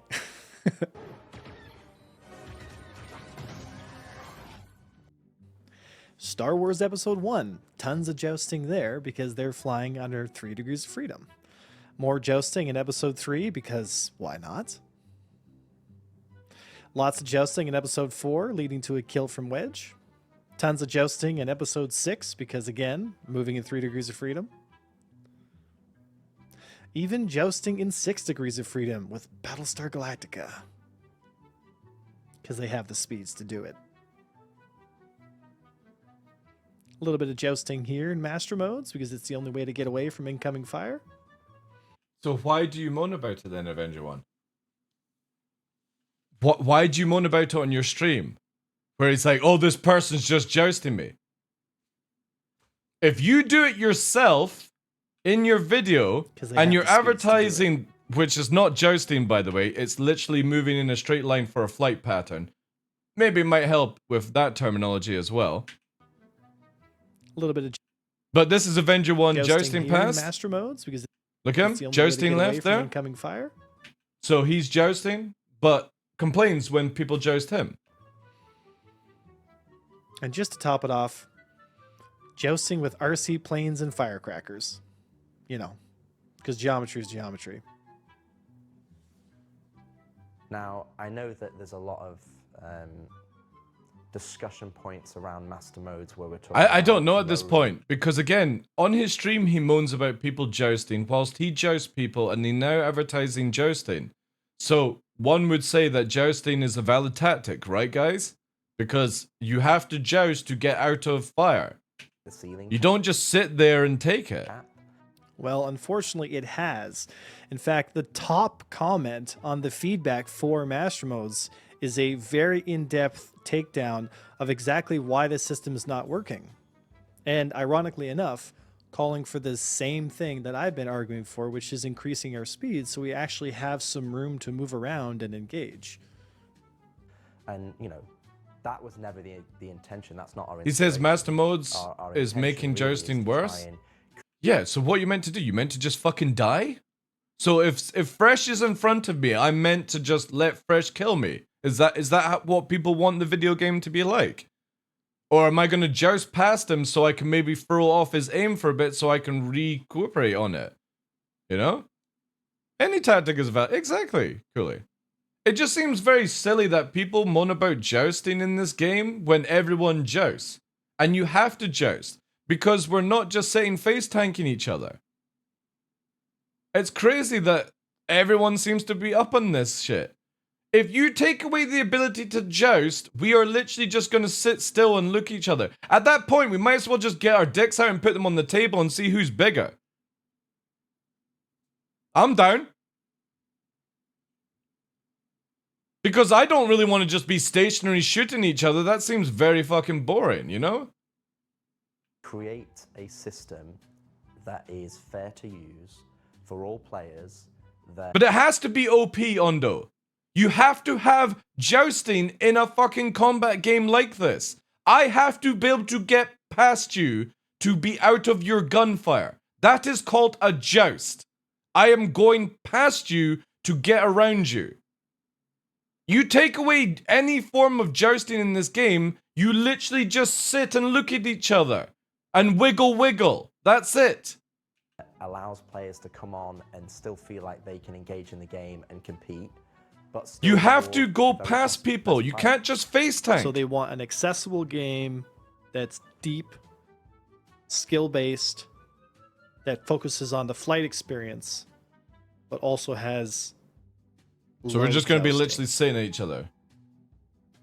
So they've reduced the flight ceiling so low that people can get in, which also has reduced the skill ceiling, and yet tried to keep the depth in combat by adding a lot of knowledge barriers to adding different modes and being able to seamlessly switch between those modes to try and reduce jousting, which is a fundamental part of three-dimensional movement.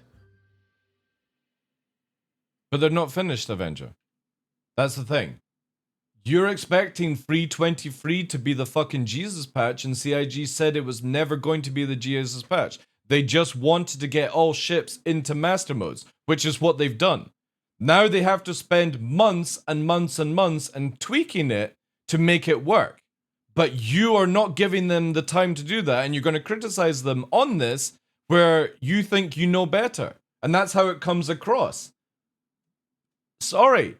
I'm the kind of person that goes, as soon as Master Modes came out, I'm going to give CIG 1 or 2 years to get the job done. Because you can't change over to a new system without having issues. Boy. Go and do fucking some code training. Go and do the job then, Avenger 1. Since you seem to fucking know everything. Be able to share this experience with my friends and fight against real opponents in space. Instead of fucking talking the talk, why don't you go and walk the walk? Other game out there, and I want to actively push the boundaries of what you can do in a game. If there's one thing that unites all of us backers, is that we're all kind of dreamers. But every once in a while, you need someone to come around and splash you with some cold water to wake you up, to make sure that the dream doesn't just stay a dream. I swear this guy's life is just one fucking movie after a movie, like.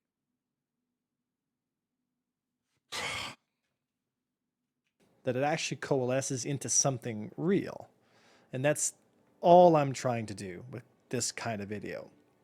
Not really. If we want to achieve those goals of a multiplayer environment, there's more dramatic there's music, certain rules that we have to abide by. If you make and design a game that can be exploited based on its design, players are going to use that to maximize their effectiveness against other players, which means in a multiplayer environment, you can't afford to be lazy with the mechanics. We see this time and time again with so many online games, and I'd hate for Star Citizen to fall victim to that kind of behavior. We see this behavior already happening now with master modes, where players engaging each other are constantly switching into nav mode and then back down, which is originally, from my assumption, based on a solo player or single player design choice. Yeah, but we also said this to CIG multiple times in point 21 and point 22 master modes, saying you've got to stop it where people can switch this fucking mode. CIG didn't listen. So, CIG don't listen, move on. Let go of it. Find another way to deal with it. They don't want it where we've got fucking long timers. They're happy with the timers. How do I get the player from this point to that point in my mission set, regardless of how that affects the multiplayer environment? This is a critical design issue. Bring a Mantis, exactly. You know, Mantis, multiple people, stuff like that. You can't have like two fucking sweat lords shitting on everyone in the game. You just can't have it, guys. There's certain scenarios where it's acceptable, but you can't have it where literally everyone is able to just fucking do all these things, you know? That is coming from the solo play. Yeah, who the fuck gives a shit about Avenger, dude? Like, you know what I mean? Is every single video, it's the same fucking broken fiddle, man. You know? Let CIG just finish what they want to do and stuff. First mentality, which when translated into a multiplayer environment, adds an immense layer of exploitation and just terrible gameplay feeling that we've all been kind of enduring. You know how you solve this, by the way, guys? Stop playing Star Citizen. Avenger 1. Stop playing Star Citizen. Stop going into Arena Commander. Stop showcasing. Stop making videos. If everyone did that, you would get your game. But you just make it too easy for them to fucking continue. Since Master Mode has been released. Chris also mentions about that he wants to be as good or better than the things that have come before, and that he wants to constantly push the boundaries of what's possible. Well, in terms of flight, Master Modes isn't really doing 322 could also have just had like minor tweaking and it would have actually been okay, Murdoch. And the problem was it was just too easy for somebody to disengage and go up to 1,000 meters a second. If you had actually just taken 322, added the SEM nav system for master modes, I think it would have been in a good spot, personally. Puts it down to this kind of cookie cutter. But then, guess what? You would have had to do fine-tuning on all ships, which is still what needs to be done right now. Well, 3 Degrees of Freedom shooter game that we've all kind of gotten used to. And although there are mechanics with master modes that does help with bringing people into the game, what it sacrifices is, in my opinion, just too much of the uniqueness of the game itself. And is why I created that video a while ago talking about, does everyone really understand what you're giving up for master modes? And the thing is, it's not like we're too far away from the horse here of the ship movement back to where I think they could feel a lot better. It's overwhelmingly in support at the moment with bringing SCM speeds a little higher, which is going to allow for the more Battlestar Galactica style dogfighting to exist and less of the kind of nose to tail 3 degrees of fighting that you see Master Mode's. So he wants to go back to be able to back strafe, up, down, left, right, wiggle in front of your face, not joust, pass people, and just basically face tank in a video game. Just go and play Call of Duty, dude. Really trying to push. The thing is, if they want to push the 3 degrees of fighting aspect of the game, they have to seriously take a look at how they're tuning and designing ships to make 3 degrees Maybe of they fighting just want to do their own thing. way to You ever play. considered that? Because like Maybe I said- Star Citizen, the developers just want to do their own thing. And that's the fucking spreadsheet that they've got in front of them, where they're just building a game that's different to what you enjoy. Anybody ever considered that? Maybe that's it. They're just making a video game that they want to make, and you either like it or you fuck off. And you don't have to analyze it to the fine detail until it's actually done. Because maybe they don't know for sure where they want to go with it. They're testing things out. That's normally what happens in development, right? It's not a finished product, so it can always be changed. If it takes another year to fucking change it, it takes another year to change it. What's another fucking year when we've been 12 years, right? Before with the multiplayer side, whatever game Sometimes mechanics you just originally let set them out to do their shit. Either unless enjoy you it or go and play another design them fucking with game. multiplayer in mind, players will take that, abuse, and use that to gain advantage over other people. So if your game is multiplayer at all, it has to take priority over a single player experience, because the experience that people are going to have in multiplayer is going to be the dominant experience. Unless Squadron 42 decides to go with its own flight model, Which I think it will. I think it won't go with its own flight model. It's going to have its own tuning, and then you're going to have Star Citizen with its own tuning by the time it gets to 1.0. But we're not even at 4.0. And all of this that he's talking about, guys, is being changed for 4.0, where they're adding in a new system, a new way of doing the IFCS. It's still the same IFCS because we're still on the third IFCS Avenger 1. It's just the way it's tuned doesn't change the IFCS. It's just tuning on how ships work. The physics are still the same in the game. If physics change in this game, you change the IFCS around that. Okay? So the flight model hasn't changed at all. It's still on its third version. CIG are just doing different ways of changing it or tuning it. And they're going to be retuning it for 4.0, which means that it could be something that you like, it could be something that you hate even more. What happens if it's something that you hate even more? Are you going to keep harping on about being a backseat developer, or are you just going to start fucking manning up and going to learn to do it yourself?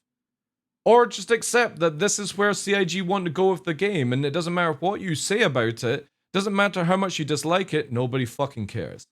which at this point, I don't see any reason why. And they this goes shouldn't to any consider that content option, creator. because the Squadron 42 Not just flight picking model out that we're Avenger 1 on experiencing now this. with Master Modes If is just you simply can't handle not the right game, fuck solution off. For a multiplayer If you can't handle the environment. game, try and find the We were a best out of significantly it. better spot off with the previous. You flight have model. these The only choices. problem with the previous one was there were some core fundamental issues that, to be honest, could have easily been evolved and fixed with some of the. Of course it solutions could of have, Master but they Modes. didn't want to do We that could route. also receive a much similar situation where if we took Master That could have been the easiest way. CIG could have just kept the same flight model back from like 2015-16 chat and just left it at that. But how many people would be bored in it? Why do you think games like League of Legends, Dota, Call of Duty, Battlefield constantly change up their games, their meta, their everything? Because if you just leave it as a standard system, if we had left it at 322, 5 years from now, everyone would be bored out their fucking mind. Modes and just brought the SCM speeds If you up. don't change If Chris things, Roberts wants people to don't push the limits adapt, of they what's get possible, bored, they'll play what other better games. way than to So create a whilst game we're that waiting nobody for else this has game ever to really even come seen, out, and they're to going have to a flight- keep changing and changing and changing and changing to try and keep people fucking entertained. If you just left it as 263, nobody'd be playing by now. You'd all be bored at your fucking skulls. experience that's unlike anything else, including Elite Dangerous. Also, This is why I always go back to, I liked it when games just released, and if you didn't like how it played, you just went and played another video game. You didn't fucking hang around and hope for the fucking best. You know what I mean? I kind of feel like that's always been the case with these new online games where you get the patches and you know what I mean? Like, just let the developer build the fucking game, and if you don't like it, go and play another video game. It's okay to do that. But everyone has to have this fucking backseat developer mentality where their way is the right way, and it's like, you're not even fucking trained to be able to do this, you know? So it's just an opinion at that stage. But if CIG are not listening to your opinion, you don't fucking keep harping on about it. Like, this dude has been fucking harping on about master modes for like a year and a half now, and it's still the same drivel. Guess what? CIG still ain't listening to you. So why keep doing it? So don't forget that we have plenty of planets and atmosphere for 3 degrees of freedom dogfighting to flourish. But we only have one IFCS, so if you understood that, the IFCS works in space and atmosphere. It isn't a separate entity. CIG would have to go and create a brand new IFCS system for space and one for atmosphere. They don't have the time for that, because guess what, Avenger? That would add another 5 years to the development project line. So Squadron 42 would be delayed for another 5 years now because of what you're about to say.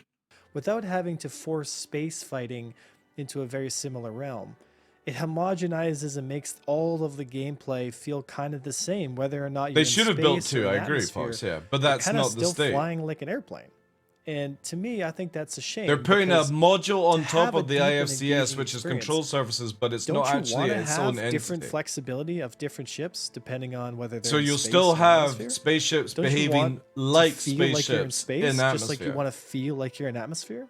If we're designing something that's never been done before, One for and underwater, we really yeah, that are would pushing the no limits that joke Chris is actually. claiming he wants to do. That would have actually been kind of Why cool. does Master Modes fall into this category? Submarine of just combat another would have been pretty generic good, shooter sick. that, to be honest, doesn't do anything unique, nothing revolutionary, and to be honest, kind of doesn't really do it well at all. That's your opinion, though. I have fun in master modes. I generally do, chat. I have fun in 323. You know what upsets me the most is people are still able to backstrafe.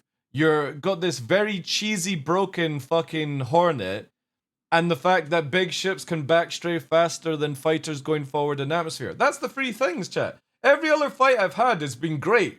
Close range, out-turning people in rate, out-circling them, doing certain things. Teamwork is over, and I watched like fucking Virgil play, and it looks fun, and all this shit. And people are just getting on with it. All I fucking hear is just backseat developing salt. Games like DCS are significantly better at 3 degrees of freedom. Oh god.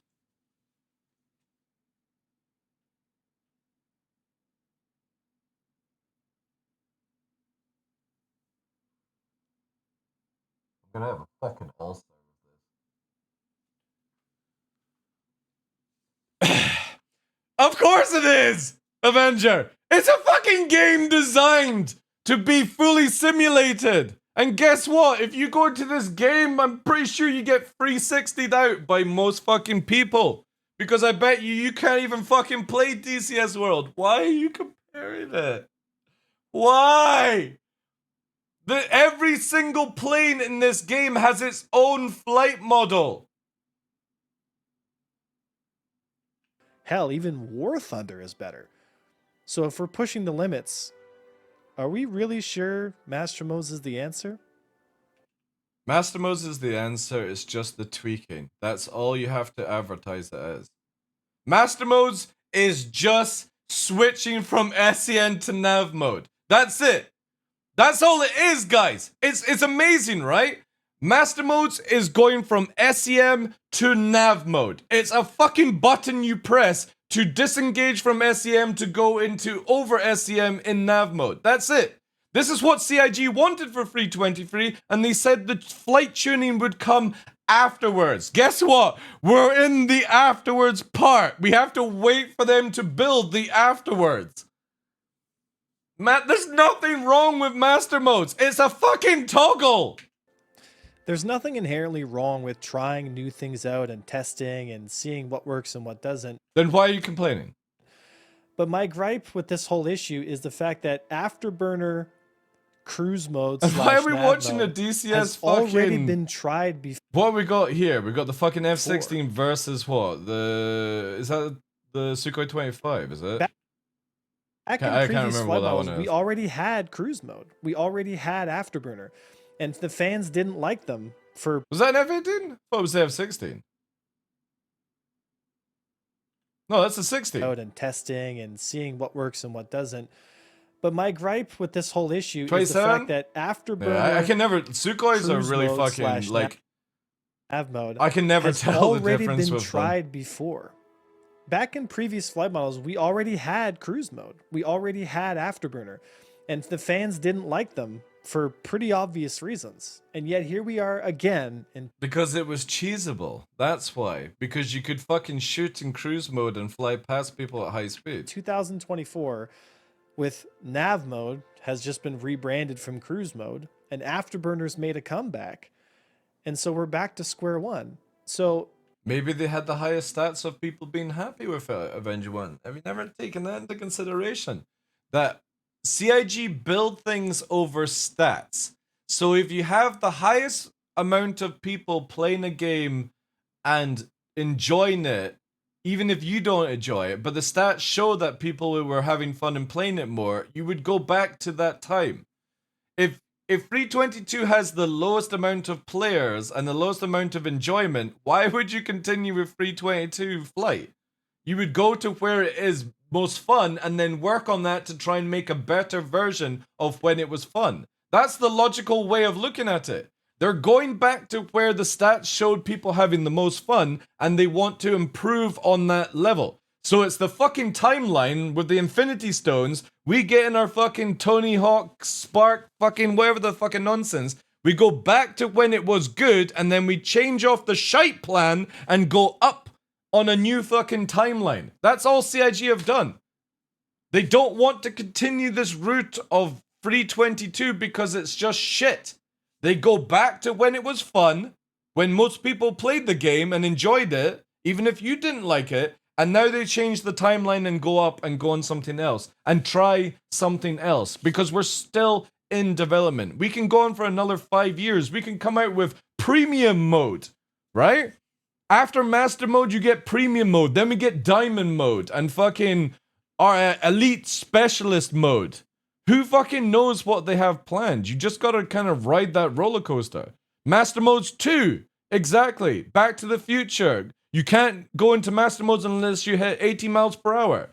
There's so many things that they can do with it. You just gotta sit back and get on that roller coaster. from my point of view, if CIG wants to make a great flight experience, they just have to start realizing that the multiplayer has to start becoming a priority in terms of game design. Yeah, but they don't need to do that with flight. Nobody's playing the nobody's not playing Star Citizen just because the flight is shit. They're playing it because the game is shit. There's nothing to do in Star Citizen because you've got cookie cutter fucking developers making the most basic missions possible. The servers don't fucking work. Missiles need to be retuned. You know? There's so many more equations to this than just worrying about a flight. You can't have a nav mode system that can be abused by players because players are simply going to stay in nav mode and start dropping out like they are now. So what? this Who was cares? actually- Bring a Mantis then. I don't see you and a Mantis in this whole occasion. Design multiplayer first. You're in a fucking Interceptor Firebird going at high speed, looking over your shoulder and letting your team do the rest of the work for you whilst you fucking travel to Narnia. Every single time I see this dude fighting, he's just looking over his shoulder. They're coming after me, guys! Quickly! Can you do something about it? Where's my teammates? Where's my teammates? This is Avenger 1. Mechanics would never have made It's it through, always over the considering shoulders. also in Avocati and also PTU testing threads, many people in the player versus player community And then Joust pass, look! have A always been joust! telling Into the merge! Into CIG the that this is turn! the wrong Oh no! We jousted! Sorry, Avenger 1, you can't joust. You're not allowed to moan about jousting and then joust. choice, but they didn't listen. And so now we're in a very weird spot. But we got time, and it's not all doom and gloom. So the two choices CIG has is if they're going to decide to Why only 2? Why are we selling Why are we selling ourselves short that there is only 2 choices? Maybe there could be 10, make a 20. more 3 degrees of freedom game, here are some suggestions that SIG can do to help Master Modes be the best 3DOF game it can kind of be. All right, fine. 1, keep people's ability to maintain speed and adjust the accelerations so that there's enough. But then they're going to joust even more, Avenger. If you allow people to maintain speed, they're going to keep going fast, and they're going to keep flying past you and joust you all the time. Do you not see that happening? If somebody jousts past you and they can allow to maintain their speed because they have perma afterburner or perma SEM speed, you're fucked. They're just going to fly past you and be like looking over the shoulder. Bye, Avenger 1! You know what I mean? Enough play within the speed zones that we have. And if you allow the accelerations, it means that when they pass you, they can fly faster away than you. The current tuning we have right now is way, way, way, way too lopsided. Our SEM speeds are way too low, and boost must be pressed down to keep the afterburner, quote unquote, firing to keep you at those high speeds.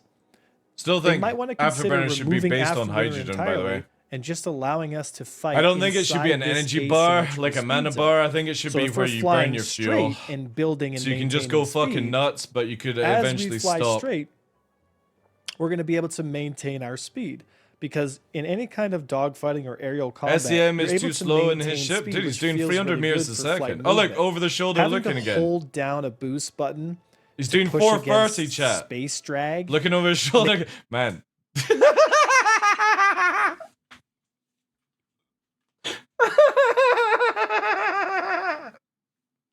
Wow, riveting combat, just looking over your shoulder. Makes the entire experience absolutely miserable. They're like 1.5. There's basically no throttle control to be had. He's doing 584 ms. Oh, he's into nav now, chat. He's going to nav. People are getting too easy into nav mode, apparently. Master modes at the so he's in nav now. It's mostly just looking over the shoulder, throttling and pressing the boost button so that you maintain the speed slightly higher than your SCM speed. That should tell you something. Number 2, if they decide to go more of the I definitely think afterburner should be removed from the capacitor system and it's just on the hydrogen. Then that would be amazing. If you hold the afterburner too much, you run out of fuel and then you're dead in the water or dead in space, whatever you want to call it. That would be sick. I hate the energy bar. Route, which is what I personally think you should be able to burn your whole fuel. And what is so unique about the experience off afterburner is bring the and I've said this multiple years much now. Higher. I think it would be great so that gameplay we can around fly that. In all 6 degrees of also gives a reason to refuel. You know, have a vulture, have a starfarer. How many people ever use a starfarer in the game? How many people in the last 6 months have used the starfarer? I can hold up my hand and say 0. I've never needed somebody to come and refuel me. Now, wouldn't that be a fucking sick gameplay loop? To actually have somebody refuel you on the sidelines? He's a daily driver. Shut the fuck up, Gillian. He's got his little fucking fuel cap on. It would be sick, man. So get rid of the fucking boost capacitor afterburner shit and let's make it where you bleed your hydrogen really fast or not super fast because obviously we want to make it fair to other players. And you just basically have like double the hydrogen on ships and when you afterburner it drains it down, you know? It'd be sick. Freedom. Because if we don't then have people that could go large batshit crazy zone in to play combat and run out of fuel. Then we have this very real issue of I creating don't an know, environment. dude. Again, I hold my hand up. I've only used the Starfarer once for when we have the Skins Week or whatever it's called. Not Liberty. You know where you help somebody out and you get a fucking turquoise skin for your ship. That's the only time I've ever used the Starfarer to refuel.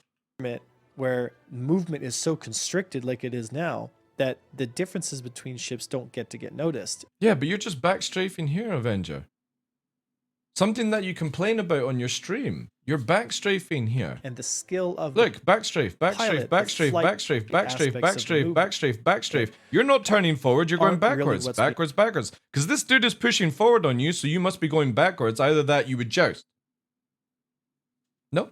Being showcased, it's the ship you choose. This guy's pushing forward because you can see where his fucking trail is going. Yet you're constantly in his face. You're just basically doing this around. Nobody wants that Which gameplay anymore. Is very close and very dangerously close to a very pay-to-win style game, which I think CIG would like to avoid. Fix the Dalkin along color? with their fans. Oh yeah, they definitely like. what We do you need a gold think? standard. Do you think Star Citizen's thingy bob. direction towards a 3 degrees of freedom kind of flight model is the right one? Or do you feel like 6 degrees of freedom is where the game should probably start pushing? This is a hard question, Avenger, because I don't even think CIG know. And you've got to remember that CIG are designing this game around how ships look. And the people that are in charge of how the ships look are a completely different team to the people who are designing the flight of this game. So you can't blame Yogi or the team about it. You have to blame the artists who build the ships.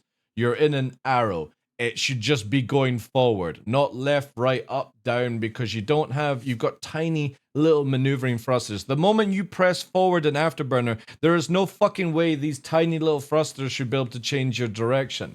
You should have to go forward, joust past somebody, slow down, turn around, shoot, and keep doing it that way. So if you want this game to be 6 DOF, then we have to redesign every fucking ship to make sense. Because right now they're all World War II fighters, so it's easier to go with 3 DOF. But the question is, how many people are gonna want their Newtons and their pre-turning and their fucking expanse experience? Towards. Whatever the case may be, leave your comments here in the Discord or here on the YouTube channel. As well, please consider posting your feedback on Spectrum so that CIG can get as much information as they can to hopefully sometimes make you just the gotta most let go informed decision. and just accept what the This game was is just going to my be. opinion, That's so it. take it for a grain of salt. Make But board it comes blocks, from a yeah. place of love and genuine respect for the project and the game, and the want and desire to see this thing through to the end, and to make sure that we get the best damn space sim ever. But maybe, see again, you gotta look at it from a different way of looking at things in life. Maybe we will, it's just not going to be what you want. And that's fine as far as I'm concerned. If 99% of the community want the game to be this way, and that's how CIG are building it because of those stats, sometimes you have to sit the fuck down and just shut the fuck up. And there's nothing you are going to say and do about it is going to change their way. You went on a podcast on fucking Tomato's show with Yogi. You said your piece and they've still not done anything you said. Why? Because again, they don't give a shit. So go back and make tutorial videos. Go and make fucking PvP videos, dogfight, stuff like that. But it's just 6 months to a year of moaning, man. Special thanks to all the CIG devs out there working on this project and being... Special thanks to the CIG developers, but guess what? You're doing a bad job, is what he's literally stating in this video. How can you, like, be so fucking two-faced and condescending to people? You're doing a shit job. Let me explain why. But, oh, good job. Thank you for building the Star Citizen for me. Like, just tell them they're fucking idiots, like a man. Just stop being two-faced about it. Yogi, you're doing a shit job. That's my opinion. No? Why do you, like, try and sneak around somebody's back and backstabbing people and all that shit? He calls me two-faced on his fucking show all the time, yet he constantly fucking does it. Guys, I know how to build a better video game. My opinion's more important, but also congratulations, CIG. You're fucking doing a good job, and thank you. Special thanks to you.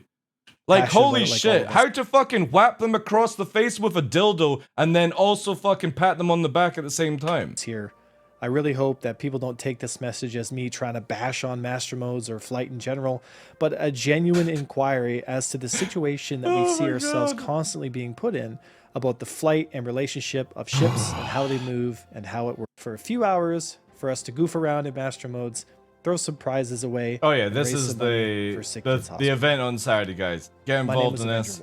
It's a charity. It's got content creators, Expat, Berks, Zero Stay, all of this here. Like, they've got lots of giveaways, trackers, joysticks, Monster Tech stuff on Saturday, starting about 1900 UTC, I think it was. And it's free versus free in master modes. There's no sweats involved. It will actually be pretty cool. You've got Zero State. Wait a minute. Let me actually get. I've got the list. I will do the whole list. I have it written here. As much as we can shit talk on an Avenger 1 video, let's give the credits. So we got Team 1 is Loken, Blasphemous, Yamix. We have then Team 2 is Warpatat, Chat, Duchess, Tarada.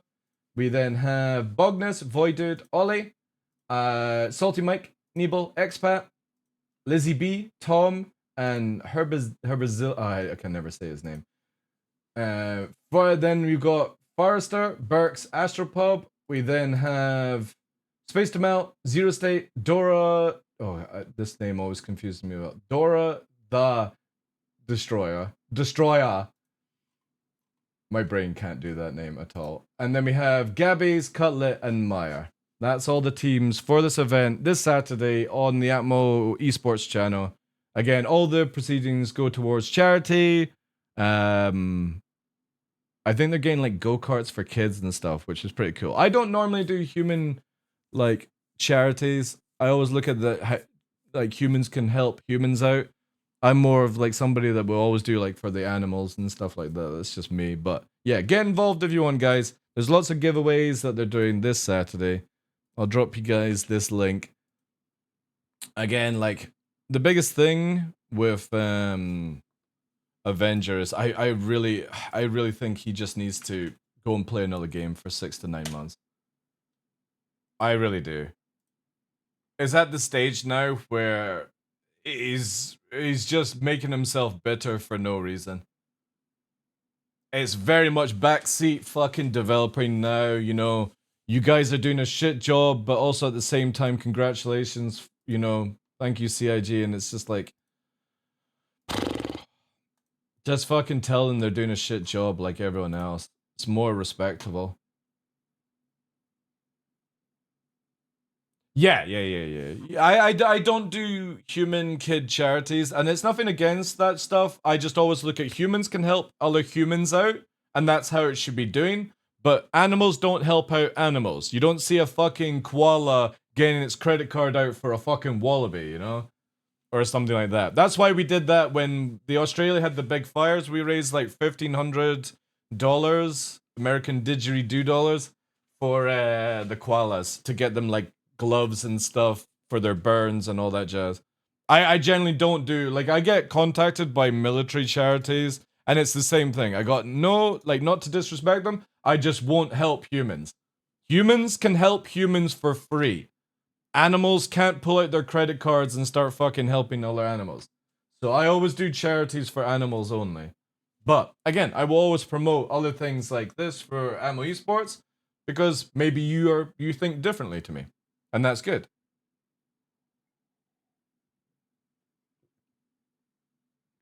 On the outside, hi, I'm Nelly, your waiter for tonight, with a broad smile. On the inside, I hate my job, I'm underpaid, and you're a rude idiot. I have to pretend to like for the tip. Ooh, expats in fucking Arena Commander. Ooh, and a private lobby as well. Puppeteers in a lobby. Can we sneak in? Is it a private lobby? Oh, it is a private lobby, yeah. Sorry, on the screen as well.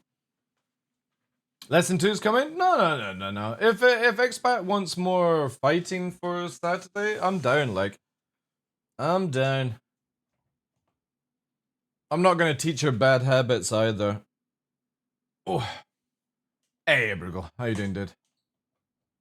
Again, for me, I genuinely believe Avenger 1 should go and have, like, a break from Star Citizen until, like, 4.0. I think it would be really healthy for him. He's at that stage now where it just, for me, again, it's my opinion, how I see it, he just comes across as just super bitter towards anything that CIG are doing, and it's just like, just go and have a break. Have a break, come back for 4.0, see what they're doing for 4.0, and then make another video on it. But harping on the same thing is just like, it's going around in circles. I bet they are both naked in a Super Hornet. Naked?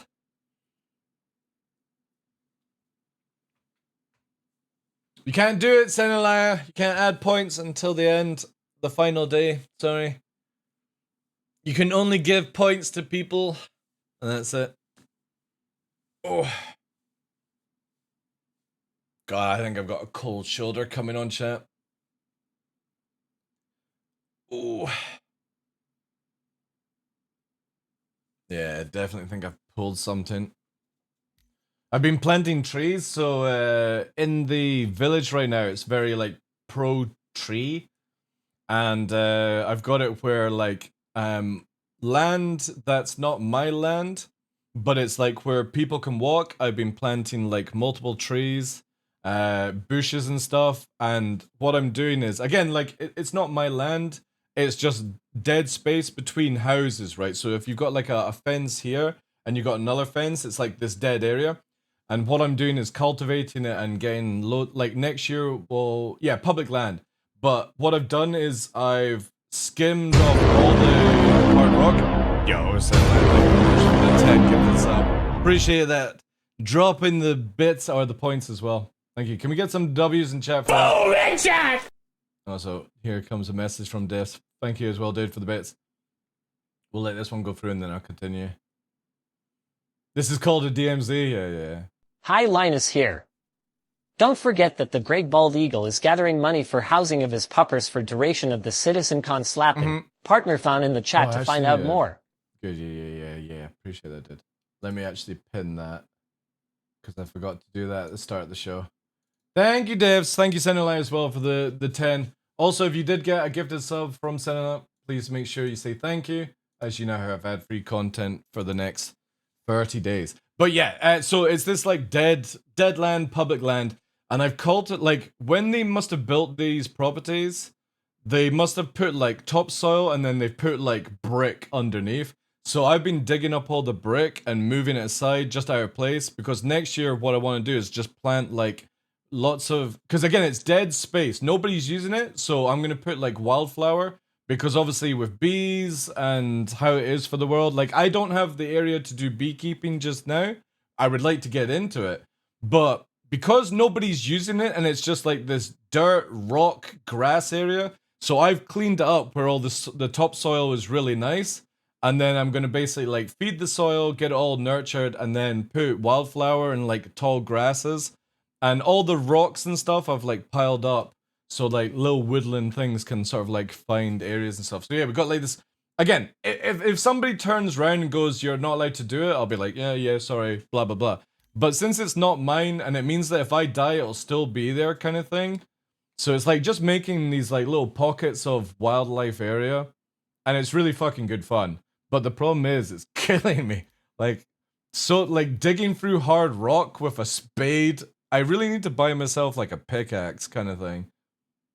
If you die, yeah, I could die tomorrow, dude. Who knows?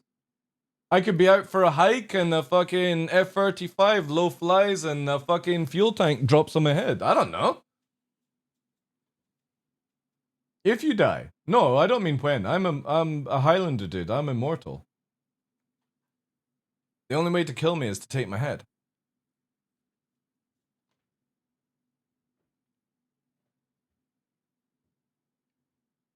Hit with a brand new pickaxe. Exactly, yeah. When you're done with the garden, your fluffs will then dig it all up. No, I've been teaching them, Senelaya. Nyx actually comes out to the back here. Nova's not bothered. He's too old. He just likes to lie out in the grass and chill. But Nyx comes and actually like sits and looks at what I'm doing. And then obviously I'm like, you know, you can start help digging and stuff. But he also doesn't even pull up the flowers that are there just now. So no, I'm teaching the dog to not destroy any of it.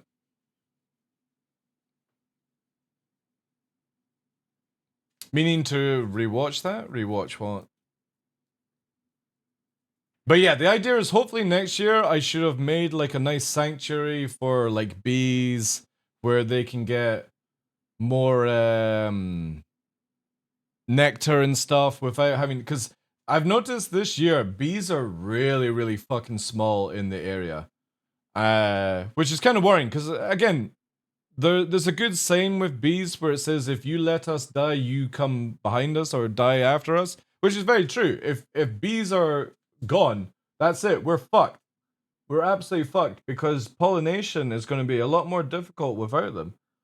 So I'm just trying to do something which is very cheap, and that's just a little bit of like physical work, dig up an area, because wildflower boxes are like £10 for a big box, right? And just basically get that down so every like spring they've got a decent amount of stuff there. And I don't mind spending that kind of money. But again, because it's not my land, I can't go and fucking plant a meadow of like wild like flowers and stuff.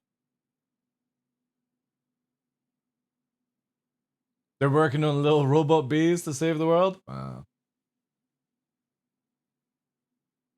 But I think it's like, because the bees are so small, I think it's generally like maybe the farmers are putting something down, or you know what I mean? Like, obviously I don't know all that stuff. All I know is that over in the past like 5 years, bees are just getting smaller and smaller and smaller in the area. And they only live like 3 weeks or something. Like a general bumblebee lives like about 3 weeks. So it's like, fuck me, man. Yeah, so we're just doing a little bit of help. Hey, Scottish SBA. How you doing, guys? Just don't tell the people who own the land, alright?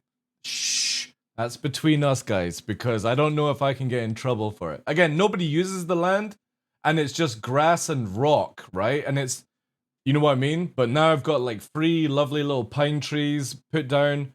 And obviously once I get the other area cultivated, I'll sprinkle, because I think I'm too late for wildflower now to put it down. I think it has to be May you have to get it in. But it'll be sick. Rock and stone, yeah. I'm thinking about, I'm either gonna try and rent like a little bobcat, or I'm gonna get a rotavator, because I'm gonna kill myself trying to break through heavy stone. Again, when they must have built this house or built this land, they must have piled lots of like hardcore rock, like waste basically underneath, and then they've put topsoil down, but it's so compacted that it's just, by myself with a spade, it's too much to dig down. Guerrilla gardening? I like that, yeah. I do have the F8C, yeah. But yeah, we did, especially with Scottish SPCA here, we did it with WWF for, it was like when the Australian fires were out, we did a charity drive for koalas and stuff. And that's always why I say to people, like, when the charities get in contact with me to do stuff on the show, I'm always like, if it's for humans, no. If it's for animals, 100%. We'll try and do stuff. Welcome to the ASOP Vehicle Retrieval System. Right, I should have everything ready to go. We'll be in touch. Yeah. If you got anything cooked up, especially in the Highlands as well. Actually, what I'll do is give you guys Veep on the channel. Please visit us again.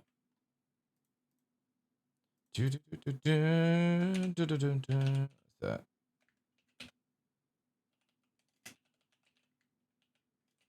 SPCA.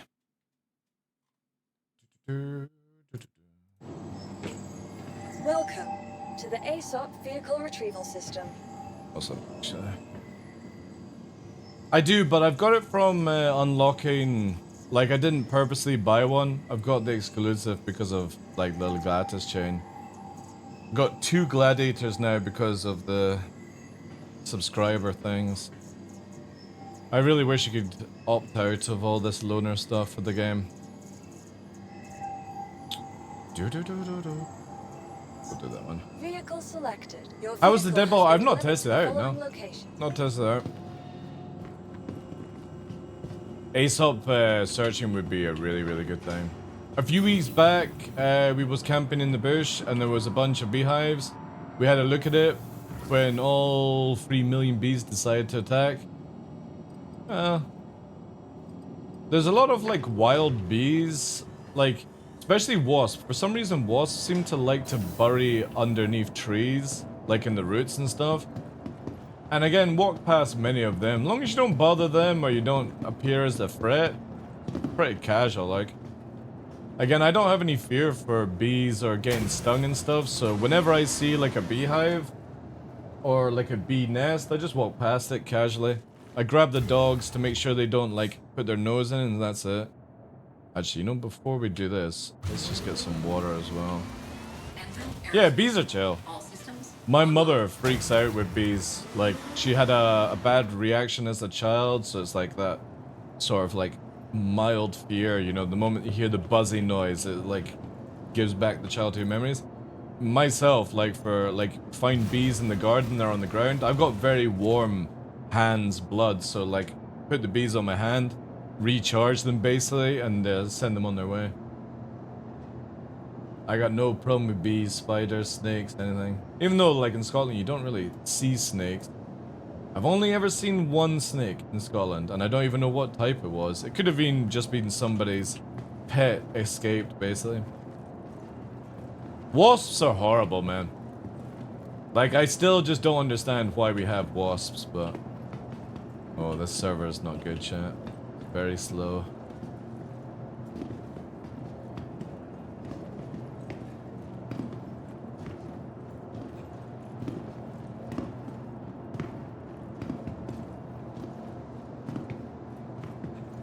That's an automated message, diffs, so don't worry about it, from Zarge. That's just, in different countries, you get the automated message that, it's basically saying thank you for the subscription. But yeah, if possible, guys, keep it, English only. But yeah, that's an automated message, dude, so it's all good. You have left the channel? Oh wow, this server's really bad, guys. You got a phobia with wasps? Why is that? Like being stung as a child?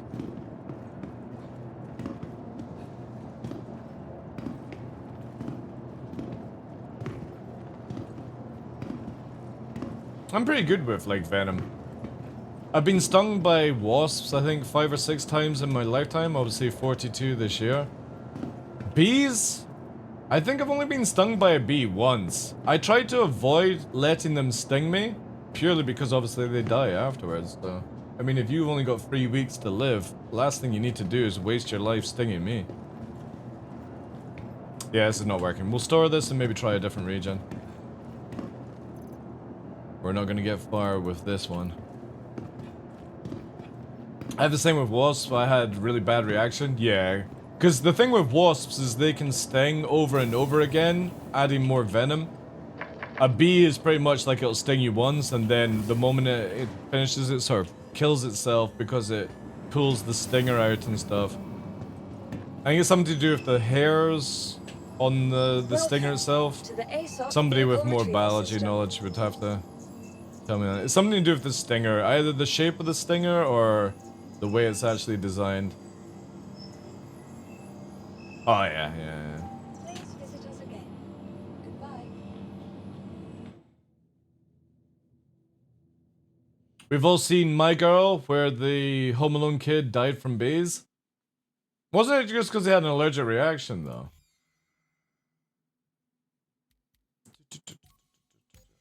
Oh, that is actually on a free verse. The worst are clegs. In Scotland, we have like I don't know if England gets it, but it's basically a cleg. It's kind of like a big horsefly kind of thing, and that bite is just it's horrible, absolutely horrible. I'll get you a picture of these things, chat. Like midges, we have like midges, which is like small mosquitoes, but the Scottish cleg, I think this is how you spell it. Yeah, cleg horsefly. This little thing here is nasty, man. Absolutely nasty if this thing bites you. And it's just a sharp bite, but it's horrible, man. These little things. Yeah, horseflies are nasty little buggers.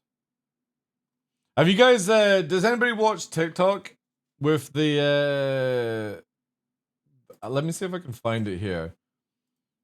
TikTok has this thing for the Scottish haggis right now, which is really funny. Let me do this. Yeah, look at this. This is here. Types of haggis.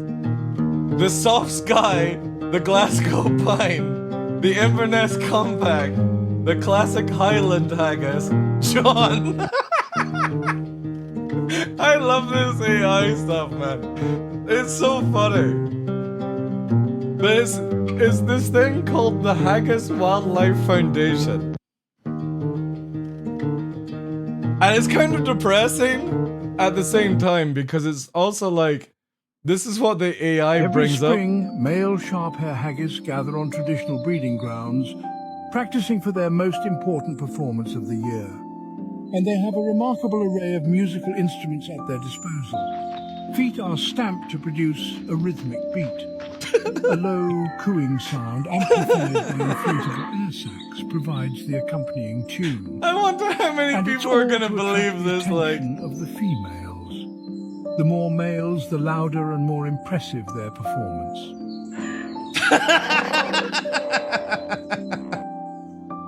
The Haggis Wildlife Foundation. What a meme, man. The last ever Scottish haggis. This is where AI goes, right? It's funny stuff, man. What is a wild haggis? Nestled in the windswept moors and craggy highlands of Scotland, these intriguing animals have long captured the imagination of locals and visitors alike. Compact and round, they're perfectly don't feed lies to the viewers. Yeah. Attenborough is saying, talking about it, guys. Stand the harsh Scottish climate. The wild haggis is a creature. Hey, there's doors. Shrouded in tales passed down through generations. Some say they're nocturnal, emerging under the cloak of darkness to forage for food. Others whisper of their uncanny ability to blend seamlessly with the heather and thistle, becoming virtually invisible to the untrained eye. But why is it so hard to spot a wild haggis Harry Potter today? train? Is it their nocturnal nature or their camouflage capabilities? Or is there something more to this conundrum? To answer these questions, we must delve into their fascinating life journey. The wild haggis, a peculiar creature of the Scottish Highlands, leads a life as intriguing as its name.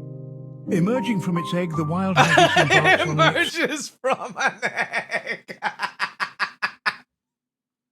Oh my god, that's even better. It comes from an egg on tartan as well. It's got a clansman tartan. One filled with challenges and triumphs. The wild haggis is unique in its adaptability, developed over countless generations. Its asymmetrical legs, shorter on one side, allow it to nimbly navigate the steep and uneven terrain of the highlands. Not only does this peculiar adaptation provide the wild haggis with a competitive edge, but it also makes it a master of evasion and camouflage. With this, it effortlessly disappears into the rugged landscapes, leaving predators bewildered and empty-handed. Yet the life of the wild haggis is not solely dictated by its physical attributes. The Scottish climate, ever-changing and unpredictable, shapes its existence. The cold, harsh winters force the creature into hibernation, where it conserves energy and resources to survive until spring. During the warmer months, the haggis thrives, foraging for food and preparing for the next generation. The terrain and climate have also influenced the wild haggis's social behaviors. Living in small groups, or clans, these creatures have developed a complex system of communication. These clans provide protection and companionship, ensuring the survival of the species. However, the wild haggis is more than a creature of survival. It is a testament to the power of evolution, a symbol of the relentless will of nature to adapt and thrive. Its existence is a reminder of the intricate balance that exists within our natural world, a balance that is often overlooked. Despite its resourcefulness and adaptability, they should put the this wild on. haggis faces significant They should put this on TV. Human encroachment, climate change, and the introduction of non-native predators have threatened its survival. A meerkat. So Scotland has meerkats now, apparently. The same uniqueness that once allowed it to flourish is now a hindrance. as it struggles to adapt to these rapid changes. However, the evolutionary adaptations that once ensured their survival are now contributing to their dwindling numbers. The wild haggis, a creature born of the highlands, is an emblem of the changing world we inhabit, a poignant reminder of the delicate balance between evolution and This is well done.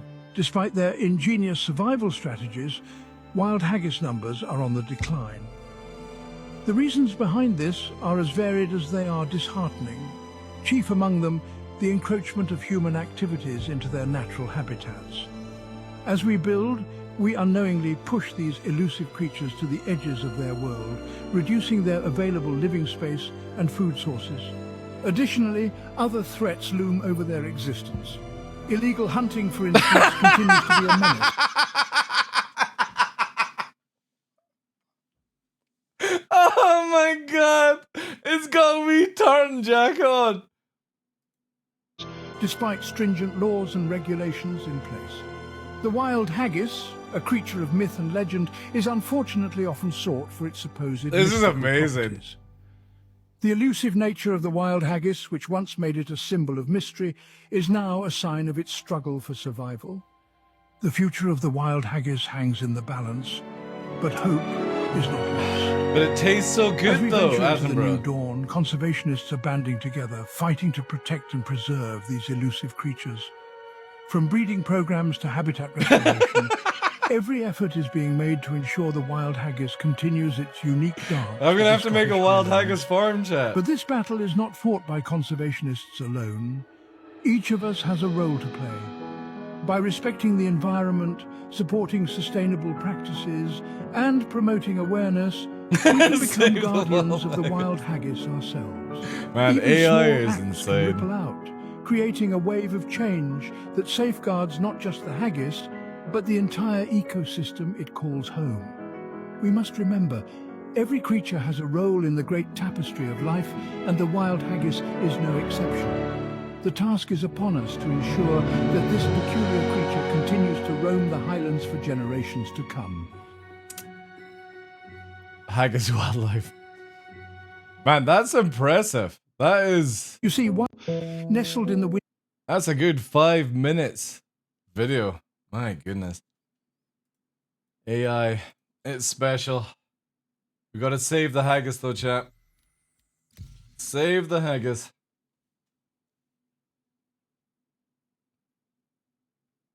Has anyone seen one lately? I saw one on my dinner table a few days ago. Haggis is a regular of my diet.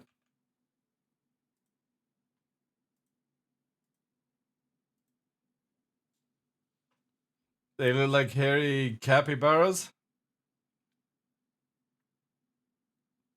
The asymmetrical legs is the that's the funny part. Black pudding and haggis is amazing. That was an awful joke. I like that one as well. Haggis is a real word, yeah. It's a Scottish food. It's basically sheep's stomach pumped with blood, barley, some other things, ovened. You can fry it, air fry it, I suppose, these days. Oats, yeah, it's just literally, it's so good. It's the blood that makes it good. And then black pudding is just, obviously, like, most people don't like the idea that it's blood and stuff, but I'm a big fan of haggis, black pudding, neeps, tatties. So neeps in Scotland is turnip, and tatty is potato. So you have like little cubes of, or you can make it like mush as well if you preferred to like mush it down. Welcome to the ASOP vehicle. But some retrieval places, obviously, like I don't do this here, but some places like in restaurants you can get haggis and you'll get like a whiskey sauce put on top of it. Oh, it's so good.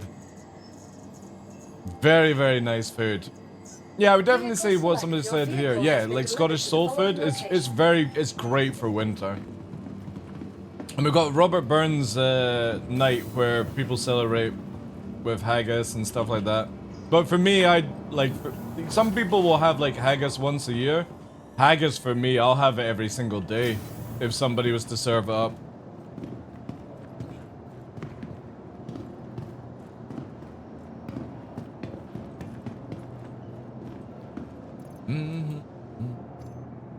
Let's see if this will work. Oh, yes, yes. Haggis, like haggis steak as well. Like if you get some steak and you put some haggis on top of it. Oh. Let's see if this works.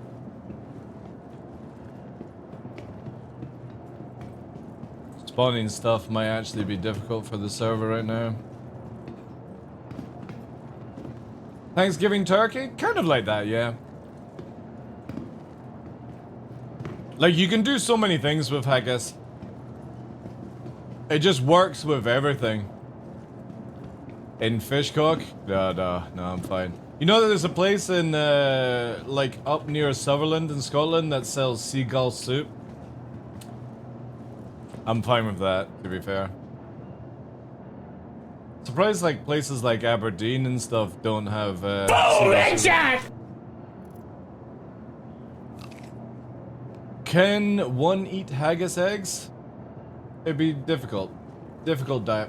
Yo, Blasty, thank you very much for the tip, dude. Appreciate that. Can we get some 07s for Blasty?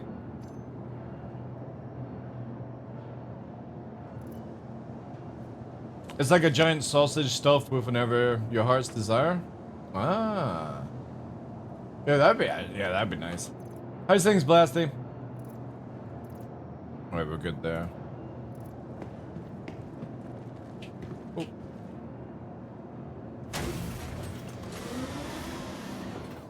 Minnows wrapped. Oh, yeah, I think somebody would talked about this before. Minnows wrapped in bacon and baked into rye bread. Sorry. Yeah, I mean, I wouldn't say no, to be honest. I don't think I've ever tried minnows, to be fair. Does it taste a bit like kipper sardine kind of stuff? Can't imagine it would be something like that. Oh, that video on haggis is funny as hell. See, the thing is though, if it wasn't for AI, and you put that on a TV show in England, they'd probably believe you. Especially with AI Attenborough. They would believe you about haggis. It's the same thing as we had multiple people in boats over the weekend looking for Nessie on the loch last weekend. Ain't gonna find her though. Doesn't come out for tourists. Only locals.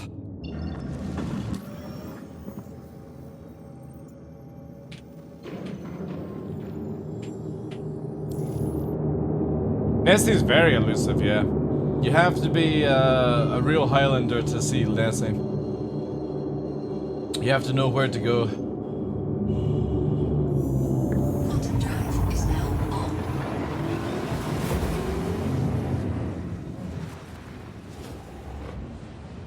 Spaghetti grows on trees back in the 60s because of an April's Fool's? Yeah. I hear Godzilla hits that twice a year.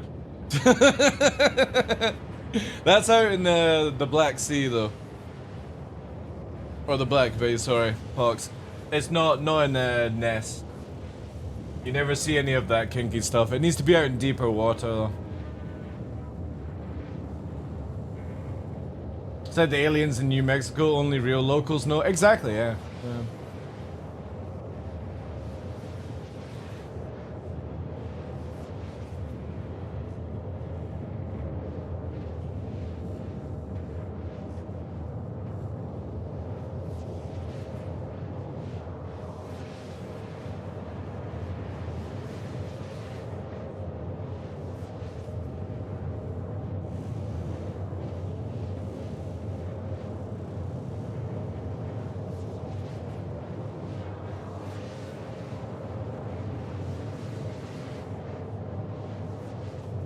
My email's not working today.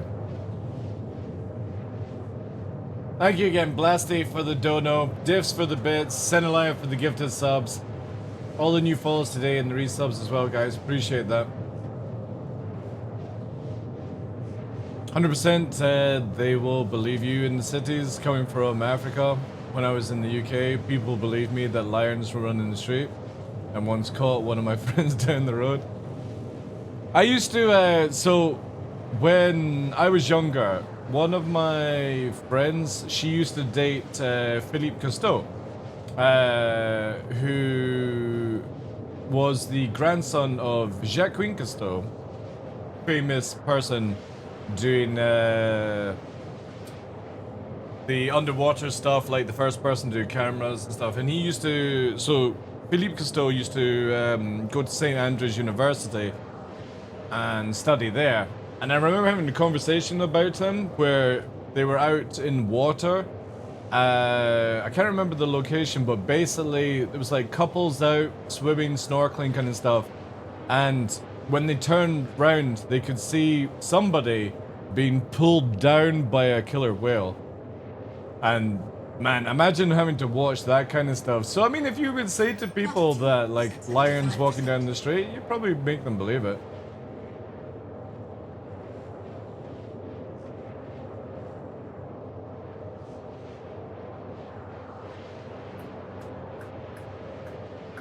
It's like in kitchen culture, we always send the new hires to the non-excitement basement for a can of diet ketchup. That's funny.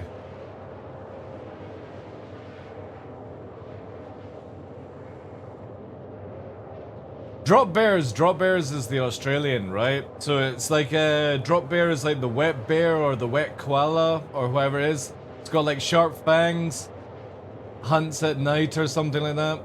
Yeah, I've heard the tales of the drop bear.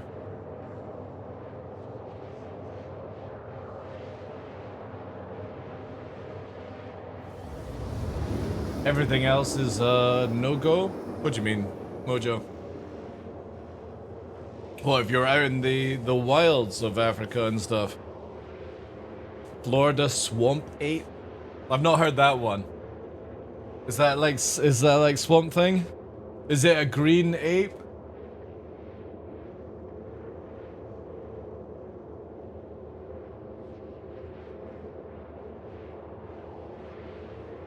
Same shit? Yeah.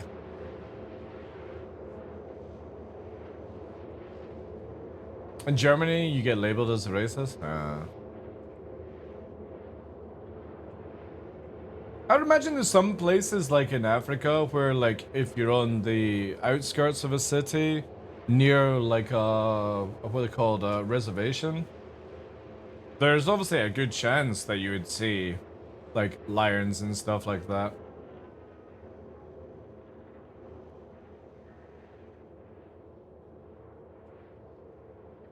I couldn't deal with the heat in Africa. No way. I'm sure I would get customized to it, but no, I like my Scottish weather.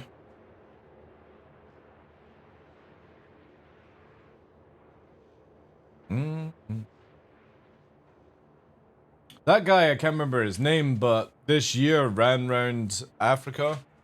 Like, or half of it, or some of it, whatever it was. Can't remember his name. That's insane. That's one hell of an achievement, that one. Oh, chat.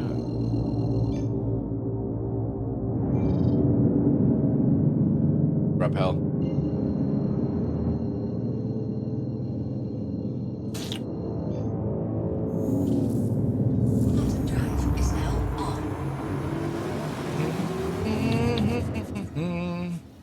What are the chances here?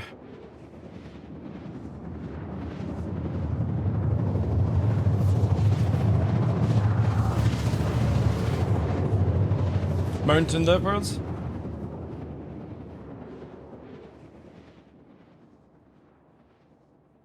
Oh, I spotted chat. Off to our right.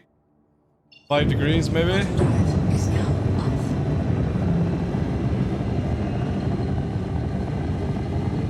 I don't know why it's not like picking up, but Maybe it's just a bad mark.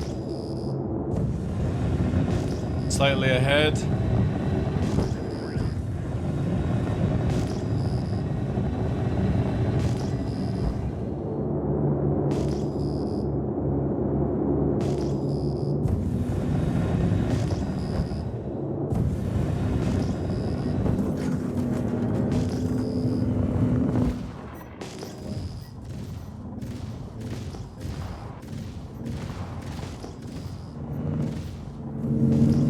Oh my god, it's so laggy.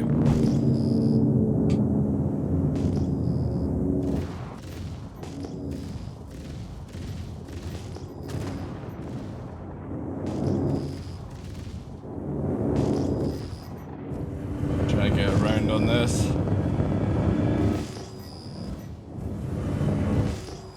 Oof.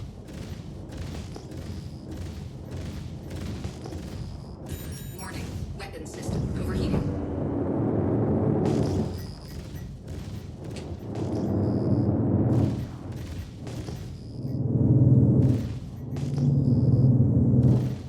Secondary ships on me. Yeah. There he goes. Cutlass. 2 free ships actually. Constellation's dead.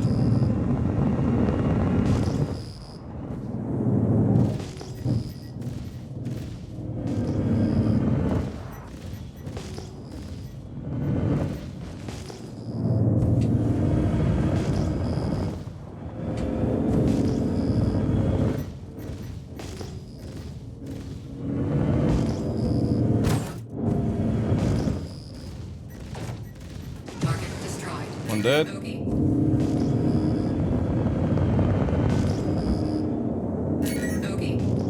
Tana coming in. Shields hit.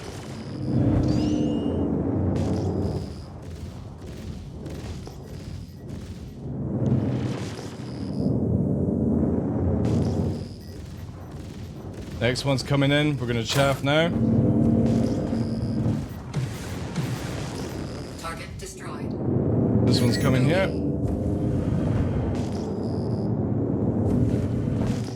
Where is he? There he is, there he is. C2. So Connie, C1, and Cutlass dead. Let's get some energy on this. Let's throw him off here.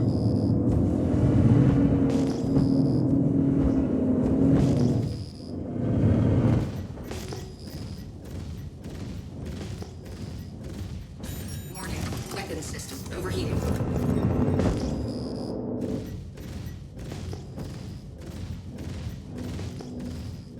Warning, weapon system overheating. You get a bit higher on this.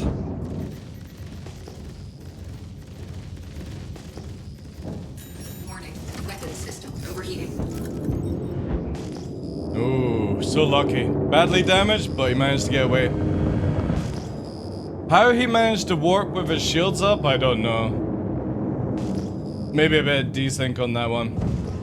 Anyway, Connie dead, C1 dead, Cutlass dead. Let's dive down, kill this thing here, and go and rearm. Cookies and cream for everyone.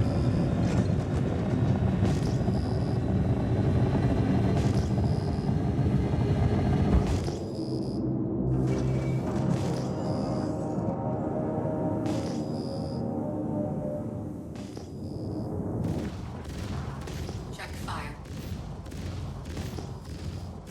Warning, weapon system overheating. Check fire. Warning, weapon system overheating. Check fire.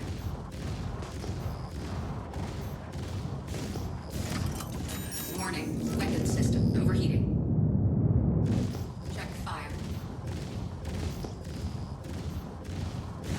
Warning, weapon system overheating. Check fire. There you go. Warning, weapon system overheating. Alright, that's done. Let's go get Rearm. Saving the servers? Yeah. Thank you, Grace. Appreciate that, dude. We almost got the C2, but it's very badly damaged, so I'll take that as good.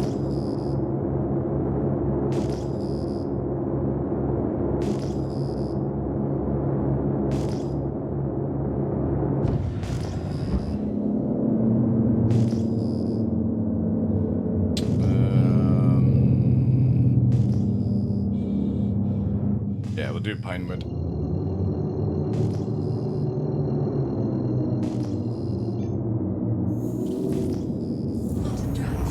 Cookies and cream! Everyone likes cookies and cream.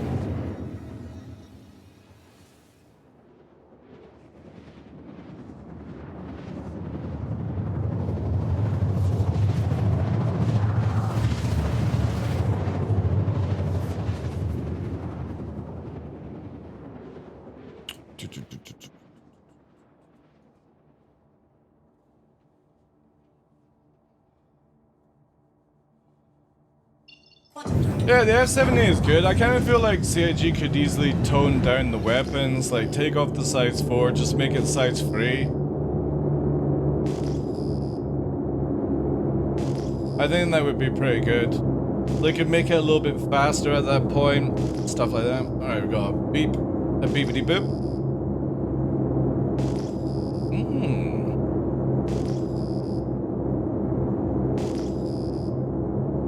It's lactose free, yeah. It's special space. Special space. Cream, cookies and cream.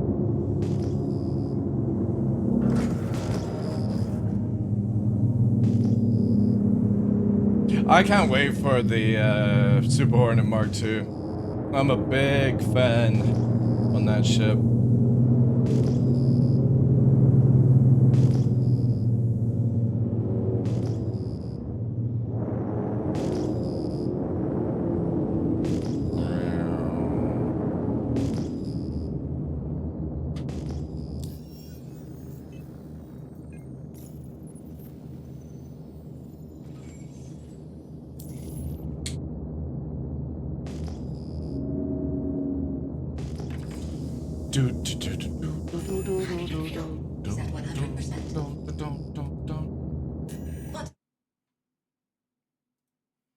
I hope it looks really, really sleek though, when we get it.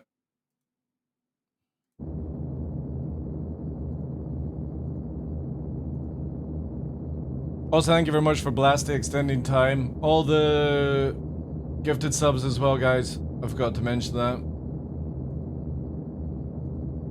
Let me just quickly do this while I'm here.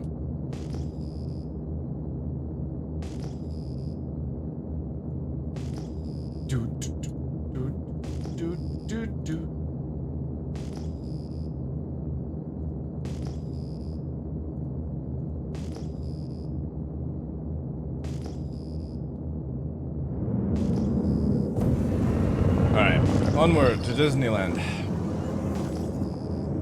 Need to give the Super Hornet training capabilities, teach people. That would be actually pretty sick. Yeah, that. You know that there was meant to be an Avenger that had 2-seaters for training, and CIG never made it, which was kind of annoying.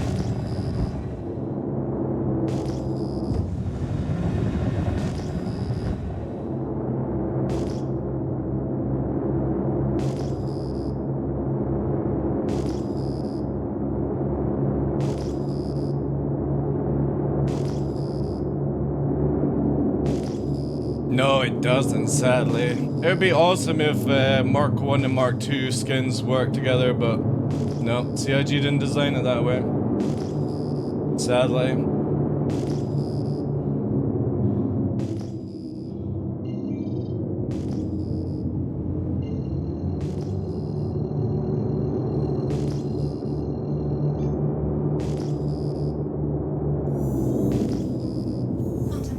Yeah.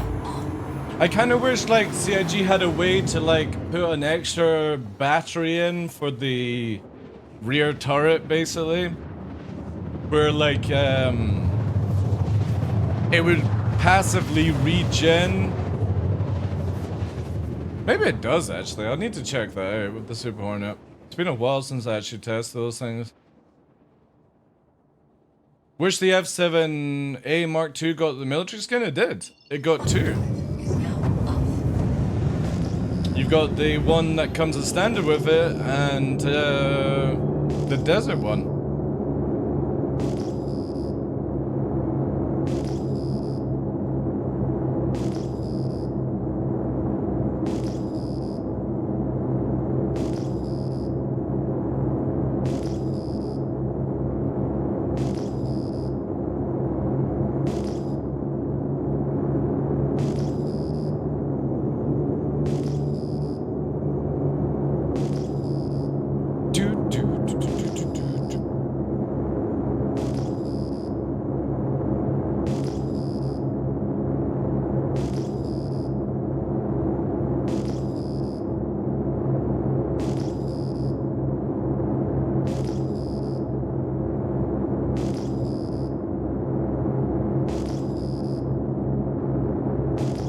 So for that's what you DM me. Unfortunately, that's nothing to do with me because it's not appeared in the list at all.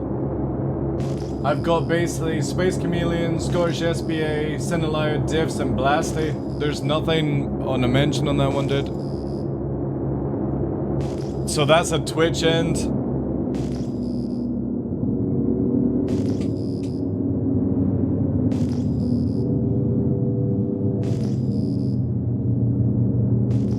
It might be delayed, maybe Twitch are doing something. But yeah, appreciate that, dude. I'm sure it'll come through. Actually, let's just go back to Repel. Maybe it actually gets busy there. Do you have a macro on the scanner? It's not really a macro per se, it's just basically a button on the joystick that keeps pressing as a toggle.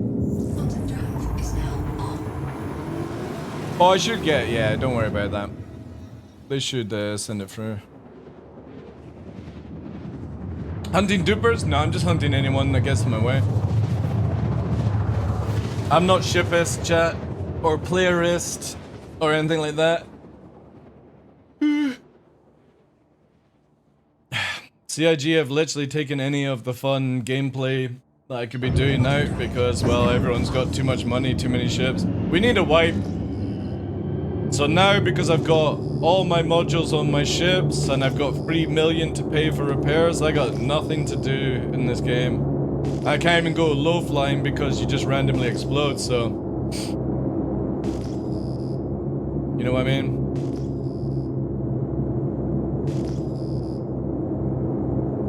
Oh, missiles going out on that one. Who's shooting missiles? Oh, this Hornet here.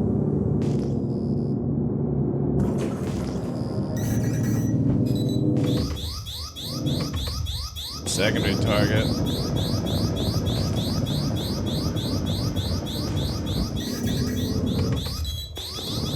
Ugh.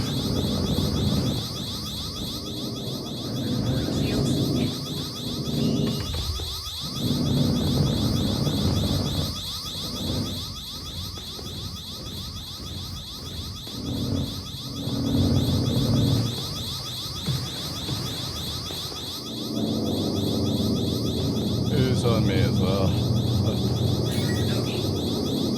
Get the other one. It's a gladiator chat, that's why.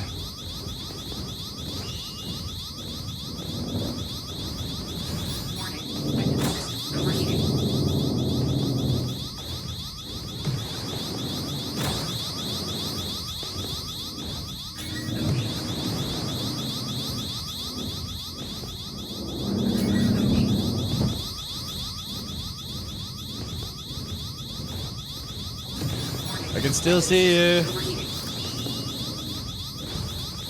Look at that back strafe.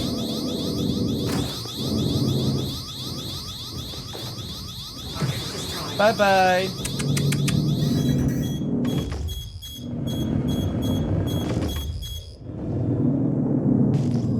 Stop firing fucking missiles at me. My turn. Oh, look. I wasted all those.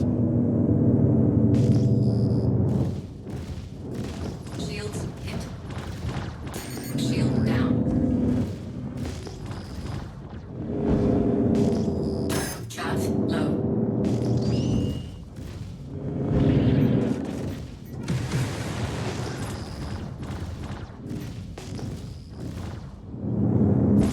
Oh dear.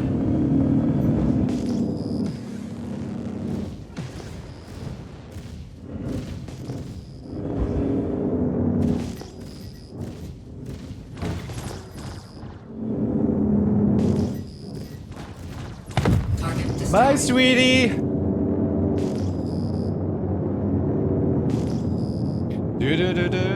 Right, let's go to Disneyland. Woo! Fucking back straight for that, eh? Oh dear. Arena Commander blow through ramming maneuvers? Yeah, it doesn't work though. Doesn't work.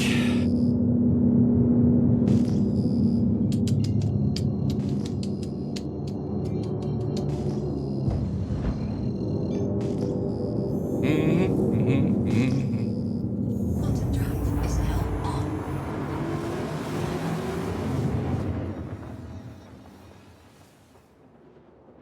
Wipe everyone, start with an Aurora next run? Hey, that could be kind of fun, yeah.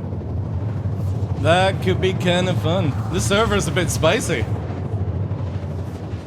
This server is definitely spicy.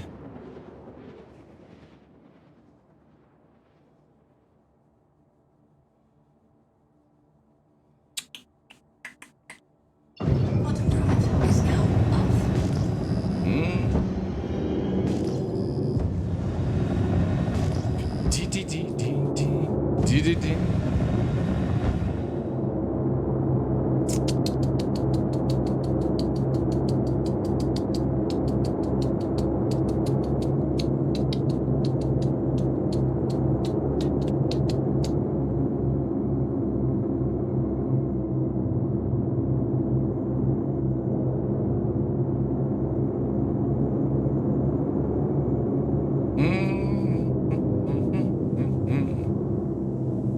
Hydrogen fuel is at 75%.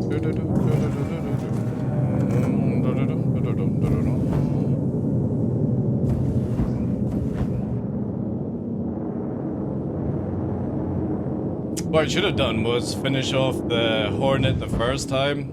I would have been in a better spot. If I had known I was fucking a gladiator was chasing after me, I would have just ignored it a little bit more, I think.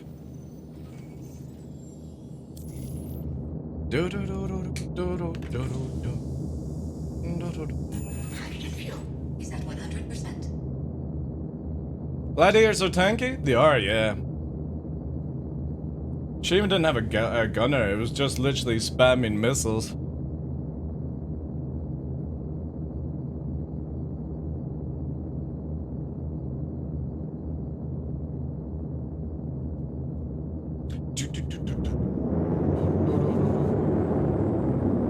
It doesn't matter what turret gun you put on the F7A mojo, because the turret itself only has 200 HP.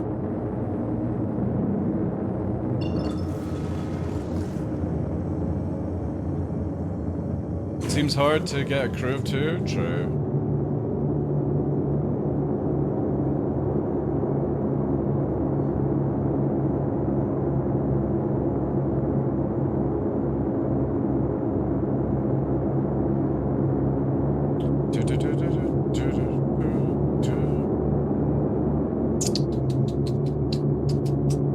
I've been testing sub-targeting for 2 days now. It has some big issues, but can be good. Yeah, sub-targeting can be good, yeah.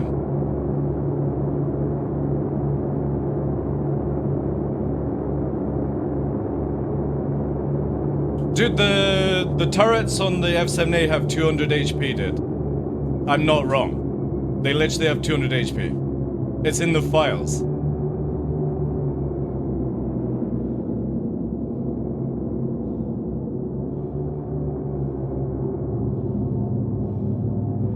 You have an easier chance of killing the actual turret than you do shooting a gun off.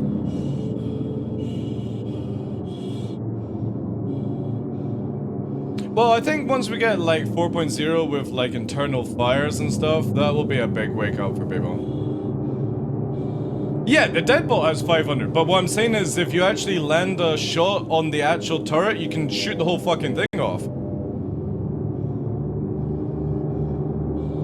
And ballistics literally fucking cripple it fast, like a strafing Revenant. You get it in Arena Commander all the time where somebody will strafe run you with Revenant and your gun's gone. So, like, again, like, even with having just deadbolts on, I've still got a higher chance of the actual turret being killed and so forth. See, I never understand, why is Stanton there when Stanton is there?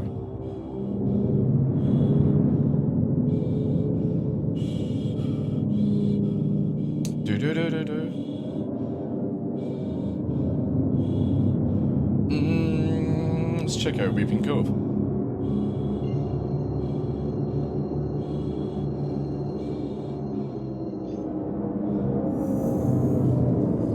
I need to watch with that Hornet pilot because it felt like they were using manual gimbal. Able to land shots on me when the nose wasn't even looking at me. So I think it was manual gimbal on that one. I'll be so glad when CAG get rid of this goddamn shit.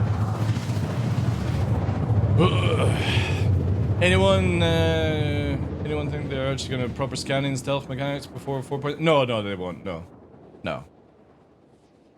You've got to get the new UIs and stuff in like that, just okay. Again, 4.0 to 1.0 is going to be just bringing a lot of features online, and that's it.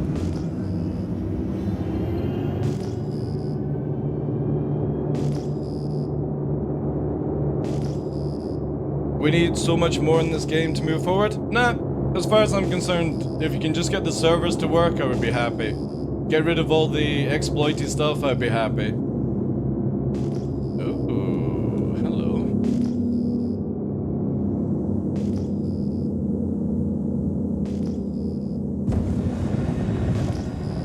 Amazing how that was only detected at 5.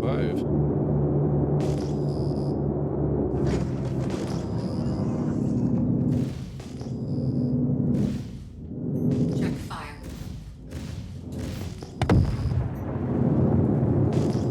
Something's down here. I think, yeah, like, again, if servers work, there's a good chance. It's firing missiles. Doesn't have a full tone though. Still firing missiles, chat, but doesn't have any tone. Shields hit.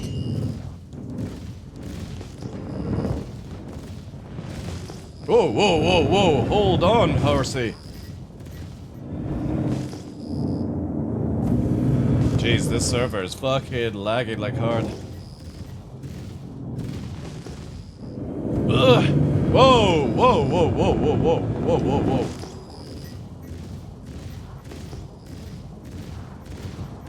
Warning. Weapon system overheated. Target destroyed.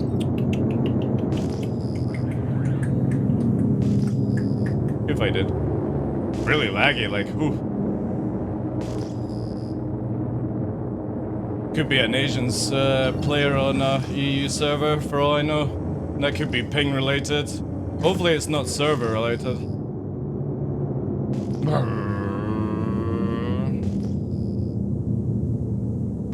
Server merging will increase the amount of fun. It can also have a negative effect on it. It could make too many people on the server, we don't know.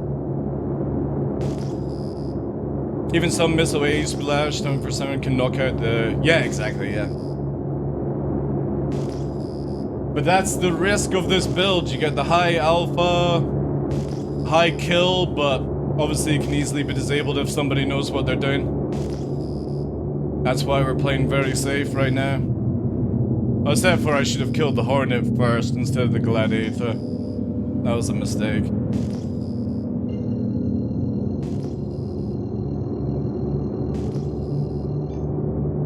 Yeah, that duping stuff has really killed the game very early on.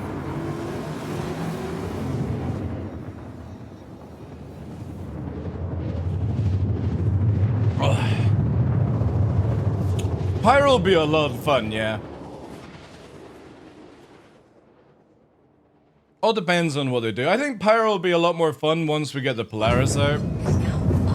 Just so we can actually, like, do carrier stuff.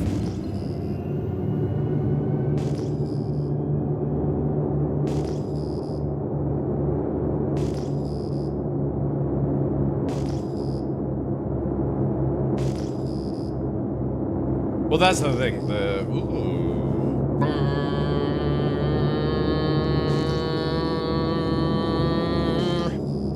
I think that'll be the thing with server mesh, and if they can do it right, we'll get a lot of nice players or new players in. I think it's abandoned, but I'm wanting to test this out anyway. Check fire. Check fire. Chick-fil-A.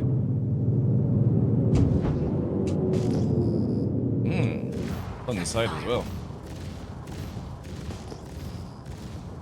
Warning. Weapon system overheating. Shoot Warning. through the Weapon center system core. overheating. Check fire. Warning. Weapon system overheating. Check fire. Warning. Weapon system overheating. Check fire. Warning. Weapon system overheating. Very interesting. Warning. Weapon system overheating. Check fire. It's gonna go. Warning. Weapon system overheating. Check fire. Kaboom!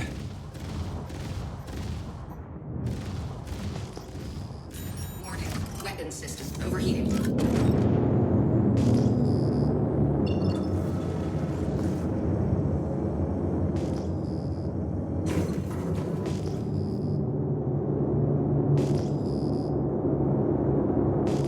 I hope they do, yeah, an overhaul of components would be nice. But I'll believe that when we actually see it.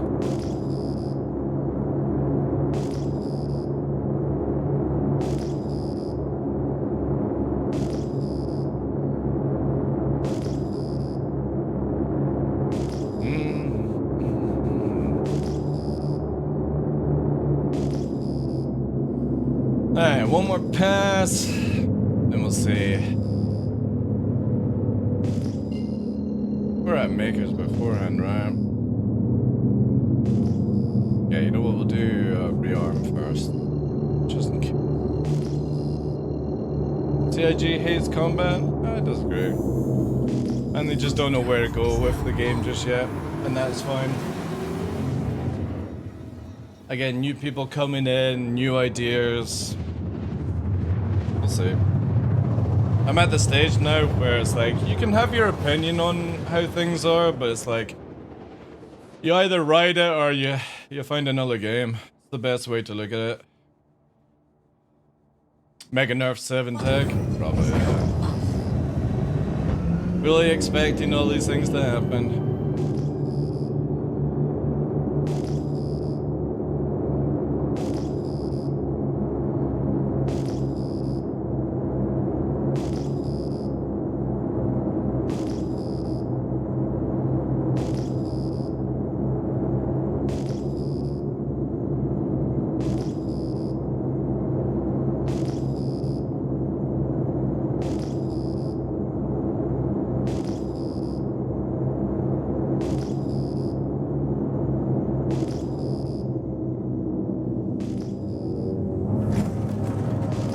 Oof, these bright lights.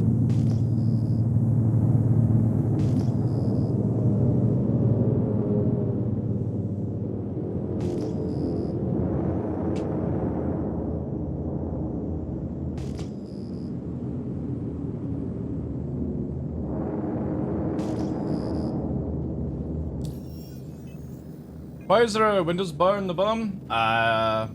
It's just a bug with OBS. Let me sort out.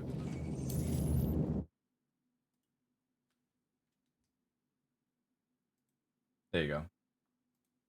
Because I use OBS on one PC to project it to another PC. If I misclick the thing, it'll do that. I really need to try and maybe design it where that thing doesn't appear, but... 15 minutes for NASA test flight? Interesting.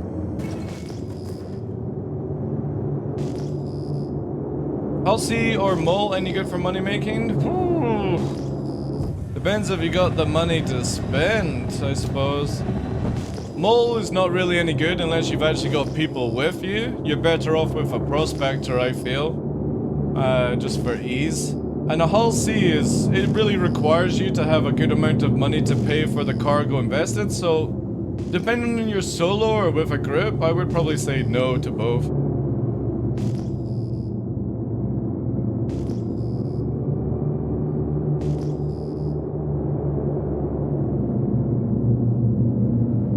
I'd say like Prospector if you want the mining, and if you want to do big hauling, I would say C1 would probably be the best. NASA cockpit looks ancient compared to SpaceX? Yeah, because it is, right?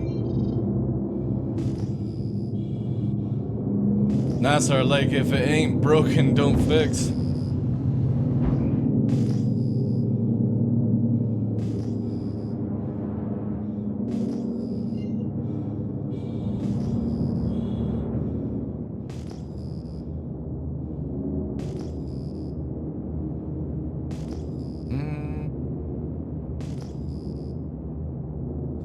Said.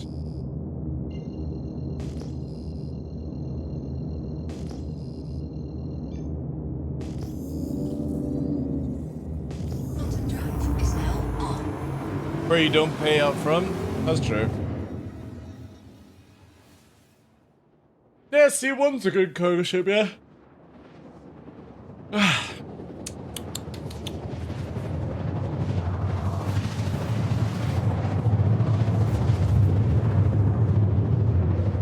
It's the same as anything. Royal Stars isn't just time and effort. That's it. There's nothing hard about it. It's just changing a muscle memory from one method to another method. Faster that you can muscle regain, faster you can do it. But also there's no time limit to it.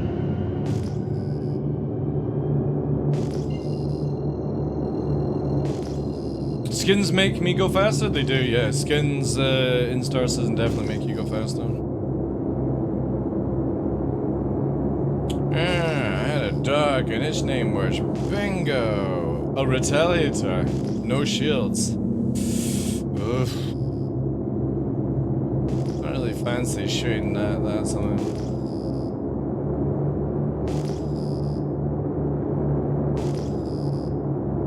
C2 for cargo. Just remember, guys, that when we get 4.0, you may want to change the way you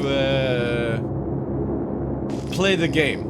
So, for example, if you're somebody that uses a C2 right now solo, just remember that you're going to have internal fires to deal with an engineering system come 4.0. This means that if somebody like me is shooting ballistics on you, I could punch you your quantum drive and you can't move anywhere. And you could have an internal fire where you have to either pilot the ship or burn to death inside, you know? So I would always suggest, until we get 4.0, start trying to get out of bad habits of always relying on your biggest ship to fucking win the game, basically. Unless you've got multiple people to help you with, right?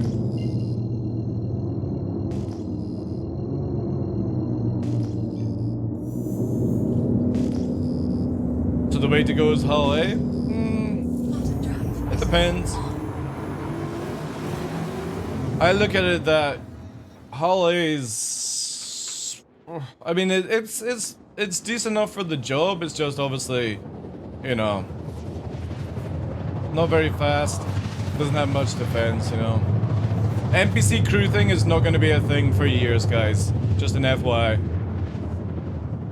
And I always say this to people, should have never bought big multiple crew ships on the whim that you were going to get AI to help you out.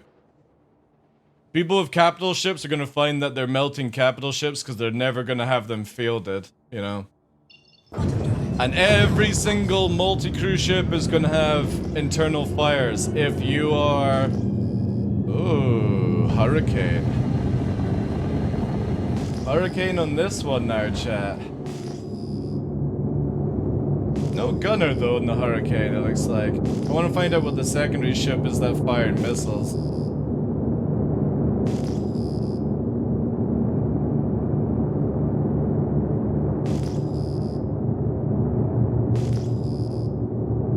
Possibly that Hurricane's in nav mode.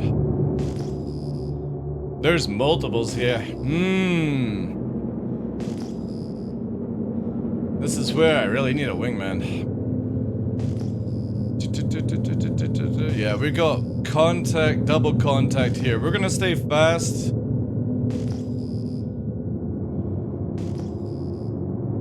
They want beef. Yeah. Fun server, yeah, it is fun server. This place is pretty juicy. I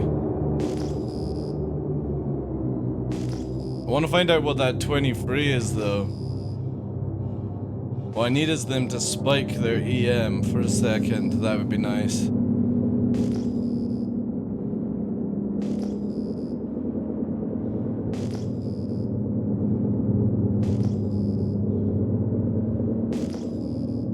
Haven't seen that much action in a while. Do you have a named ship, and what's the name? I have a 600 exclusive called the Orca King. For history reasons. Ooh, we got an unknown up here now.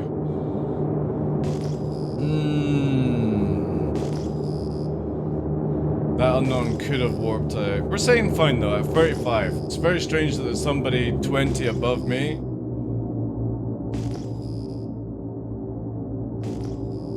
Hurricane is bailing out.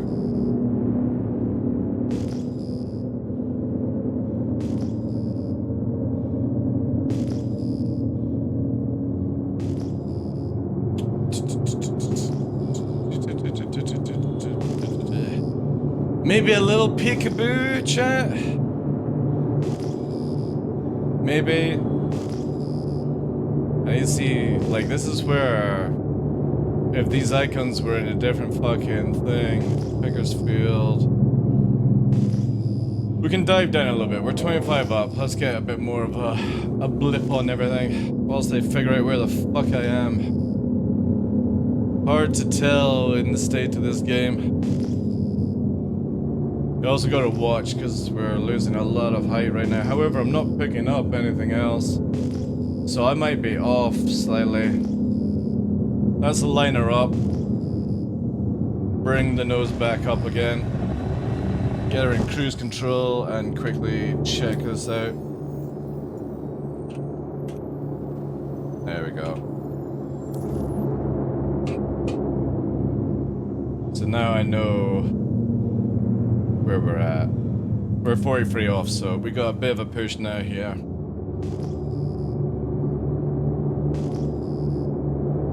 We're at good height, 12 kilometers up. We're in the safe zone right now. We'll troll a little bit.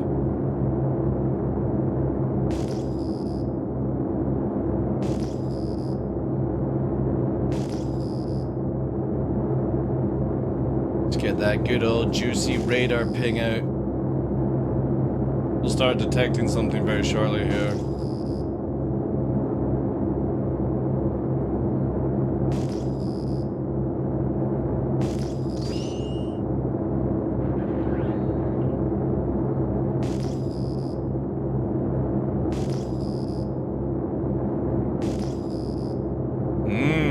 Nothing.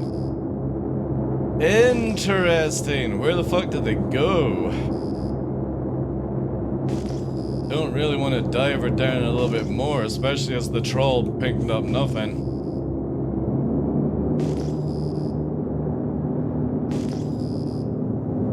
It's too quiet now. Too quiet. Maybe risk it for the biscuit? Ooh, why not? It's only jail time. Let's see our exit route over there.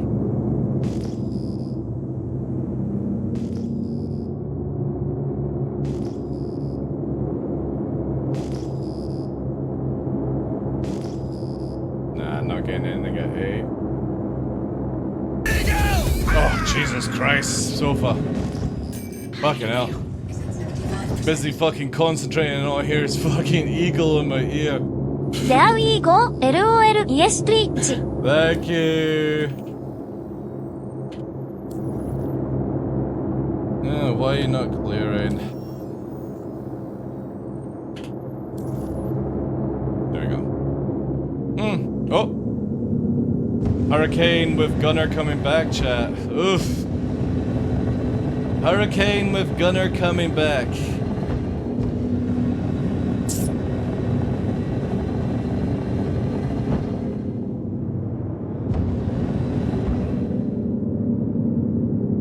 Easy clap? I don't know. We'll be prepared for it though.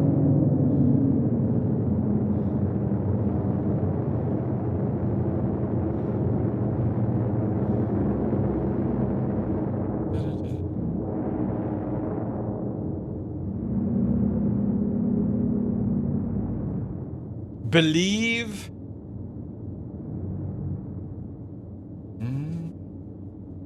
It all depends on what else though, dude. That's the only thing. What else?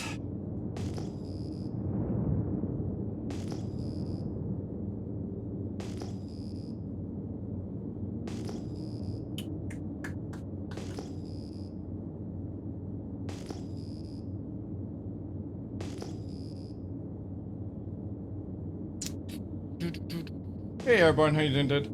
Now I'm not getting any detection, which is fucking super weird. Because they were only 10 kilometers off at one point.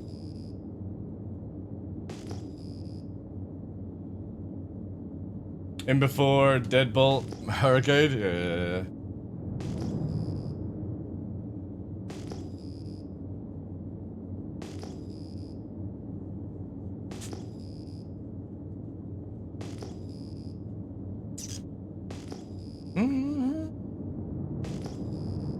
Yeah, not getting anything. Alright, back into nav.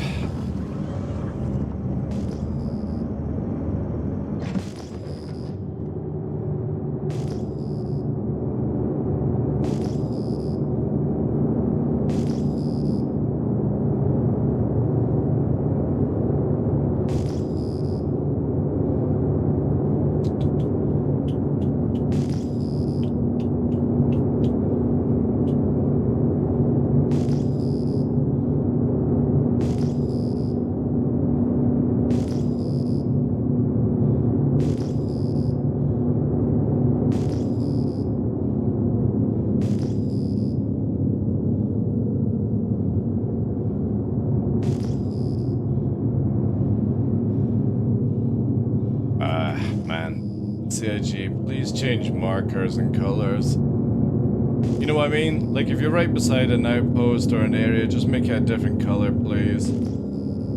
This is so annoying trying to find your fucking positioning again.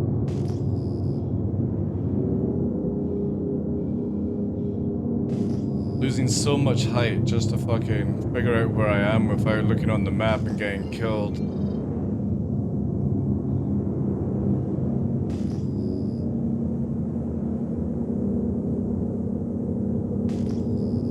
Further under. Yeah, I'm not picking up anything, so let's rise up a bit. We might be miles out.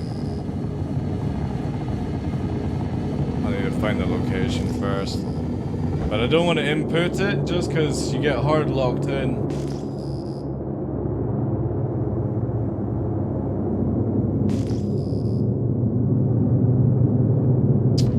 Now we're gonna have to deal with the Hornet weirdness.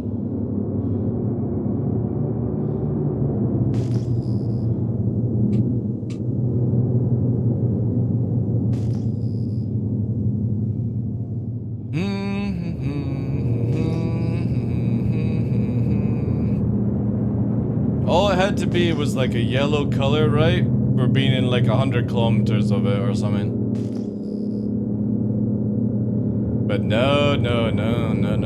Not with CIG. You have to fucking play a guessing game. A guessing game of where you are.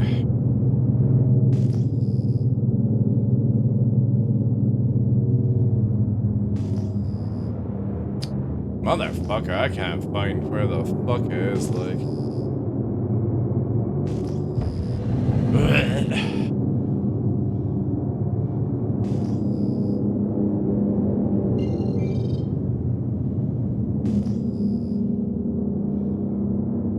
God, these things are so bad. Really fucking bad.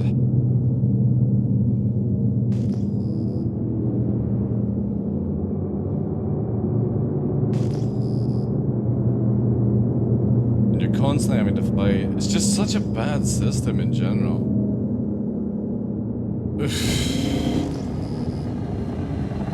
1 minute until NASA launch. Nice. Now I gotta fucking do this again, chat. What a dumbass system just to try and find somewhere that you're right beside.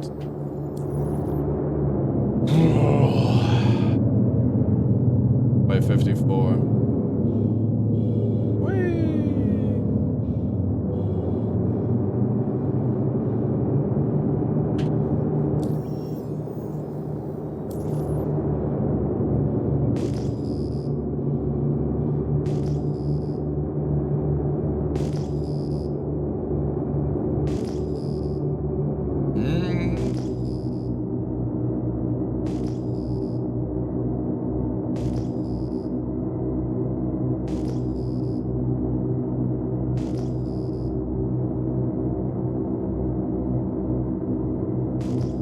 No bounty for TDL spawned on my end.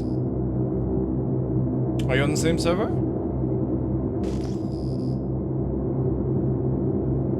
I have to get fuel shortly, chat. We're at 50%. Bingo.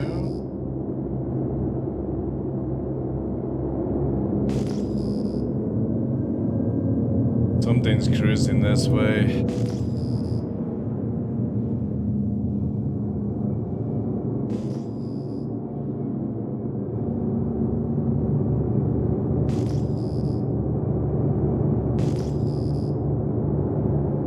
Where are you? Man, scanner is not working, like, it's really fucked up.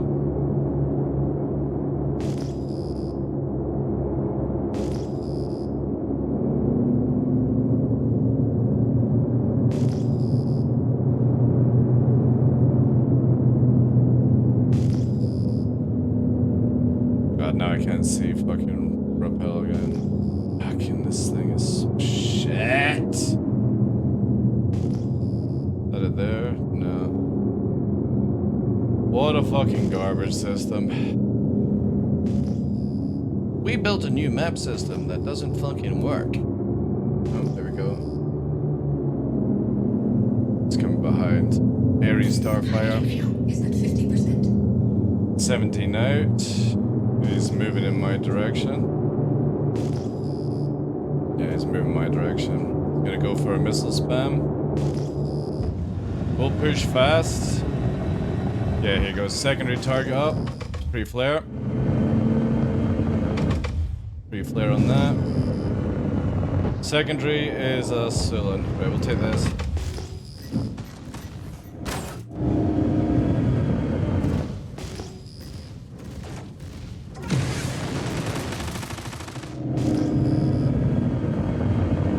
Let's not get distracted by missile.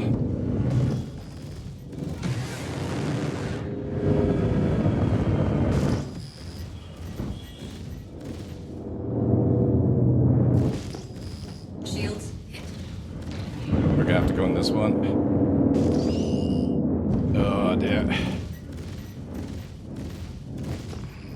Oh dear. Very bad. I shouldn't have ignored that one.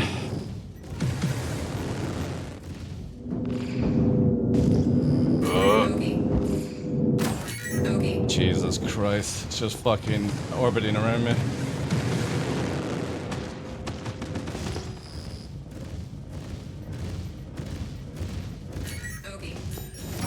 One dead. Overheating.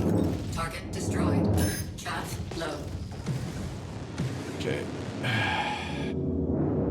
Fighting with atmosphere more than anything else right now. let's get in here.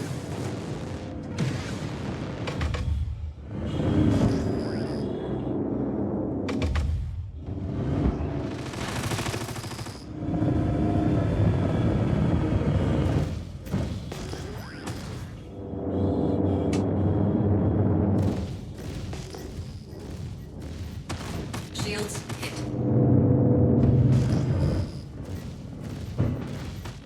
Target destroyed. You're fine, guys.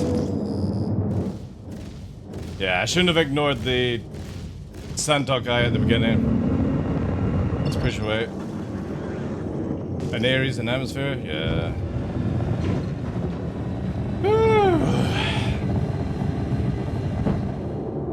Yeah, we should have gone for the Santok right at the beginning. I thought I could probably kill the Ares before the Santok arrived from 5k, but it was on too much. That's fine.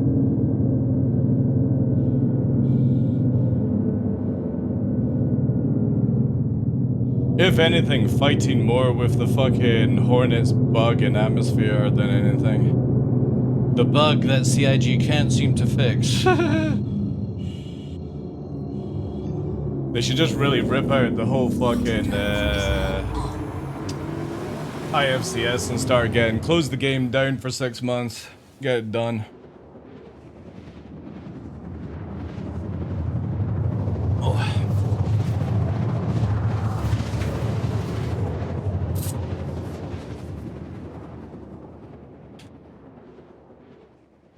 Do do do do do do do do do do do do.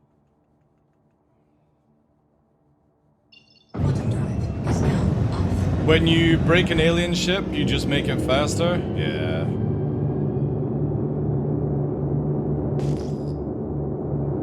Again, it's one of the goofy things with like alien ships, it's just the IFCS has just always been poorly designed for when things fall off ships. Used to be worse with like the Car-to-all and the... Anybody remember when you used to take off the wing on the Scythe and it would literally go Gundam mode?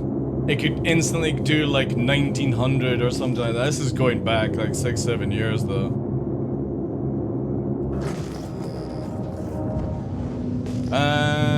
Do you know how to fix the freezing from time to time? If it's with NPCs, that's just when NPCs spawn, it causes lag. If it's doing it versus players, I have no idea. I don't have that. That could be like a RAM or driver issue. Ah, we're in a good spot.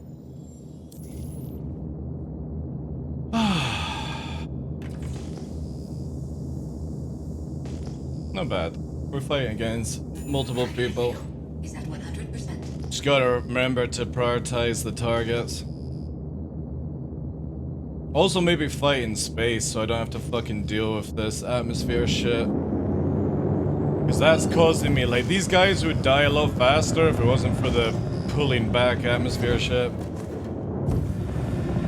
E-cores, not sure on them. Maybe.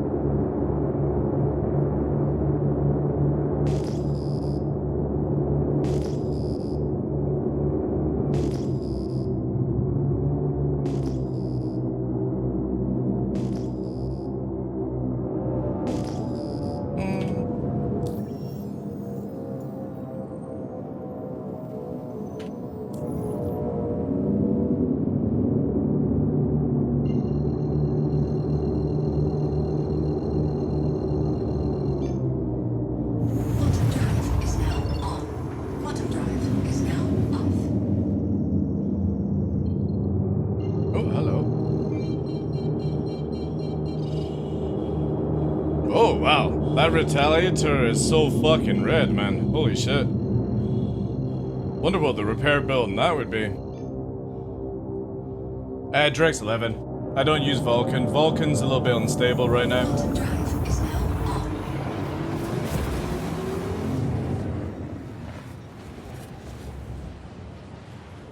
But yeah, thank you very much for the tier 2 sofa. Finally it came through on Twitch's end. Boop, boop, boop.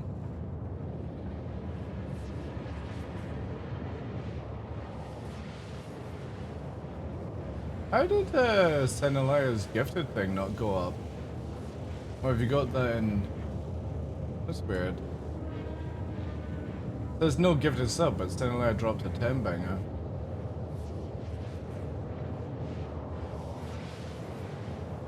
Ooh.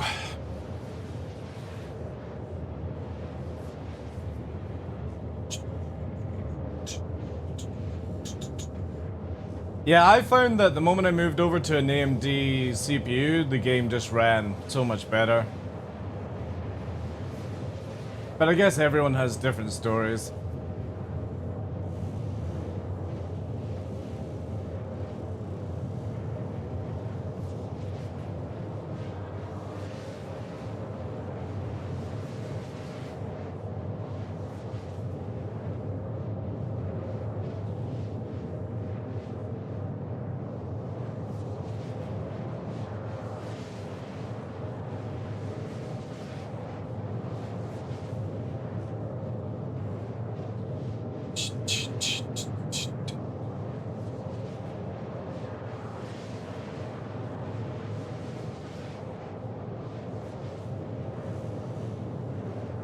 Happy tonight.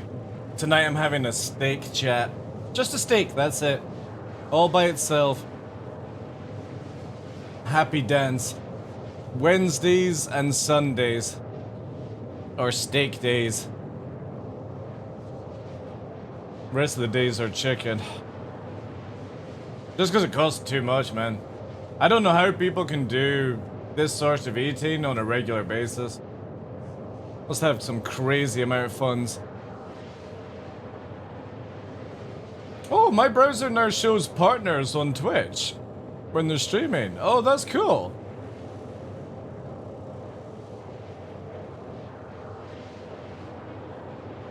That's a nice feature.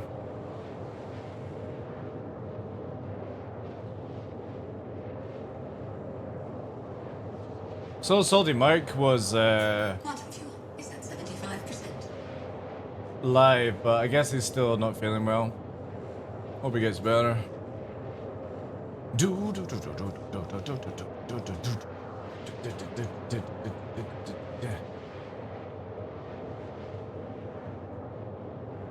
Everyone's playing Elden Ring and I'm itching to play it, chat. It's been like 2 years since I played Elden Ring. It was my game of the year when it came out. First ever Souls game. I need to get a controller though. I really want to get a controller anyway for the game No Rest for the Wicked. Heard it's like really good. Like playing Souls games on a controller is really good. Well, I would like to do a Baldur's Gate free playthrough again. The thing is, it just takes a long time, you know?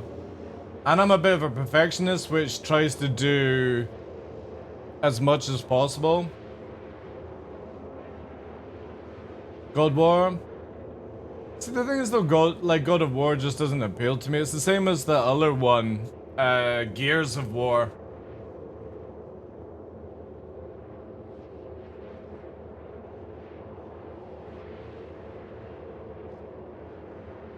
I can't remember what mine's actually set to. No, I've got it on fucking high.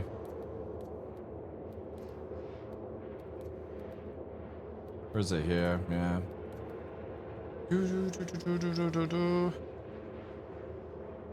Dad if war, more like. Dad of War.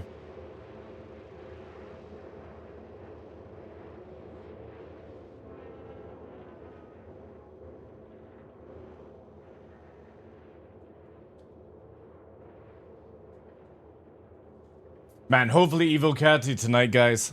Oh, I'm so excited. I never thought I would get excited about Cargo Refactor, but here we are. Long as I can start Space Amazon project, that's all I care about. I have so much testing to test Space Amazon out.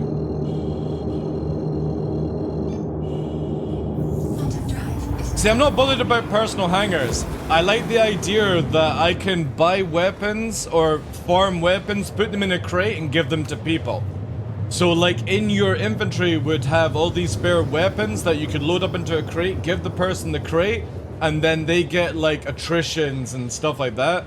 I really, really hope this is going to work out that way, because Space Amazon is going to be a lifesaver for certain things. It means that whilst, say my main can stay Crime 5, I can go and shop on my alt to bring items for the TheDarkLaw character. It'll be so sick. Space Amazon brought to you by TDL. It's in the game. Also, where the fuck is Grim Hex? Oh, there it is.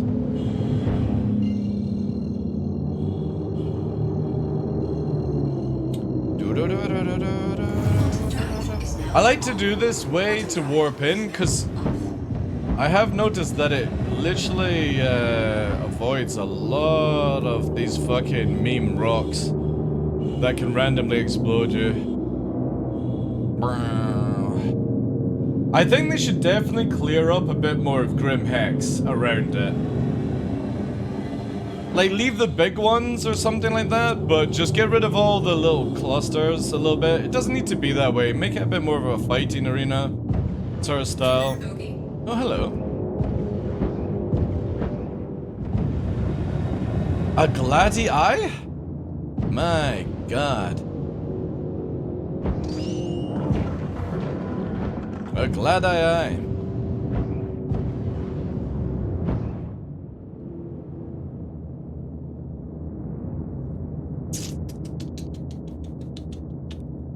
Docking initiated. Docking denied. I wonder if they're ever gonna fix. Contact received. Landing gear. And the same persons do the same thing. That was funny. We have a side bounce because we're gonna bounce here. Just in case. Can never be too sure in these days. Landing complete. Yeah, it's actually heading Daymar, to be honest. That looked like a Daymar warp. The racetrack at Hex? Another one, Grim Reaper. Quantum fuel is at 100%. Engines offline.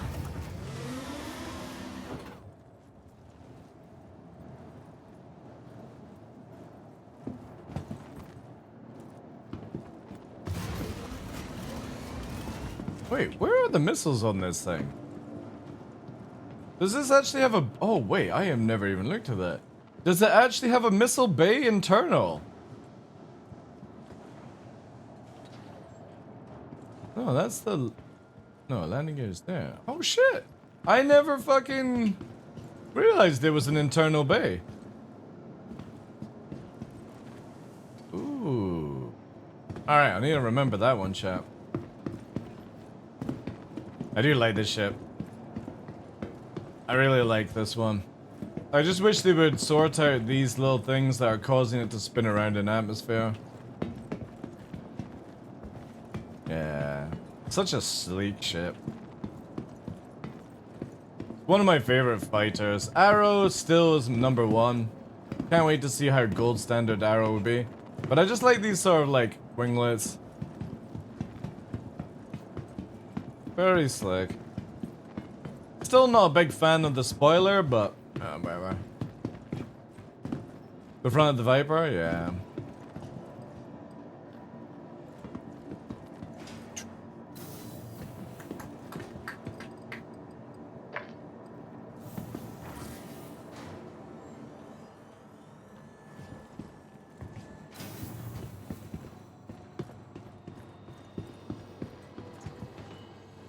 Welcome to the ASOP Vehicle Retrieval System.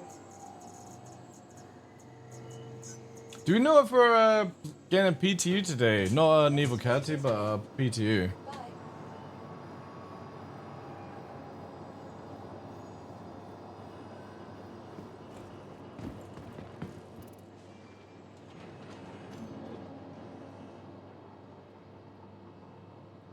We're currently not planning on releasing a new PTD build. We're working.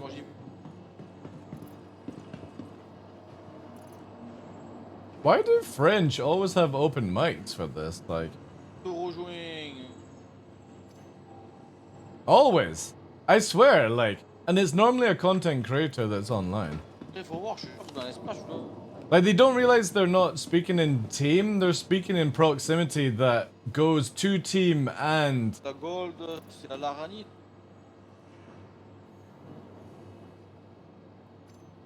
Like, always make sure there's two buttons. There's proxy and there's team. Or standard. I'll show you guys here. Once I have my delicious fruit.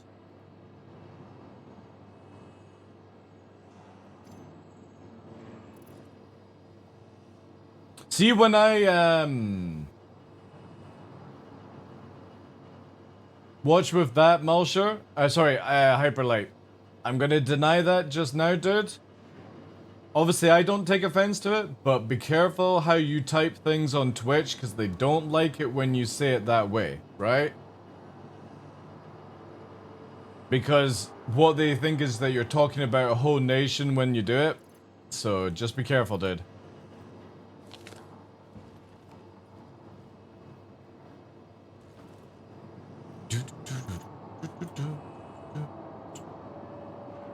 There you go. What's I doing? What do I wanted to do? Fuck. Just distract myself now where I'm trying to remember what I had planned. Back.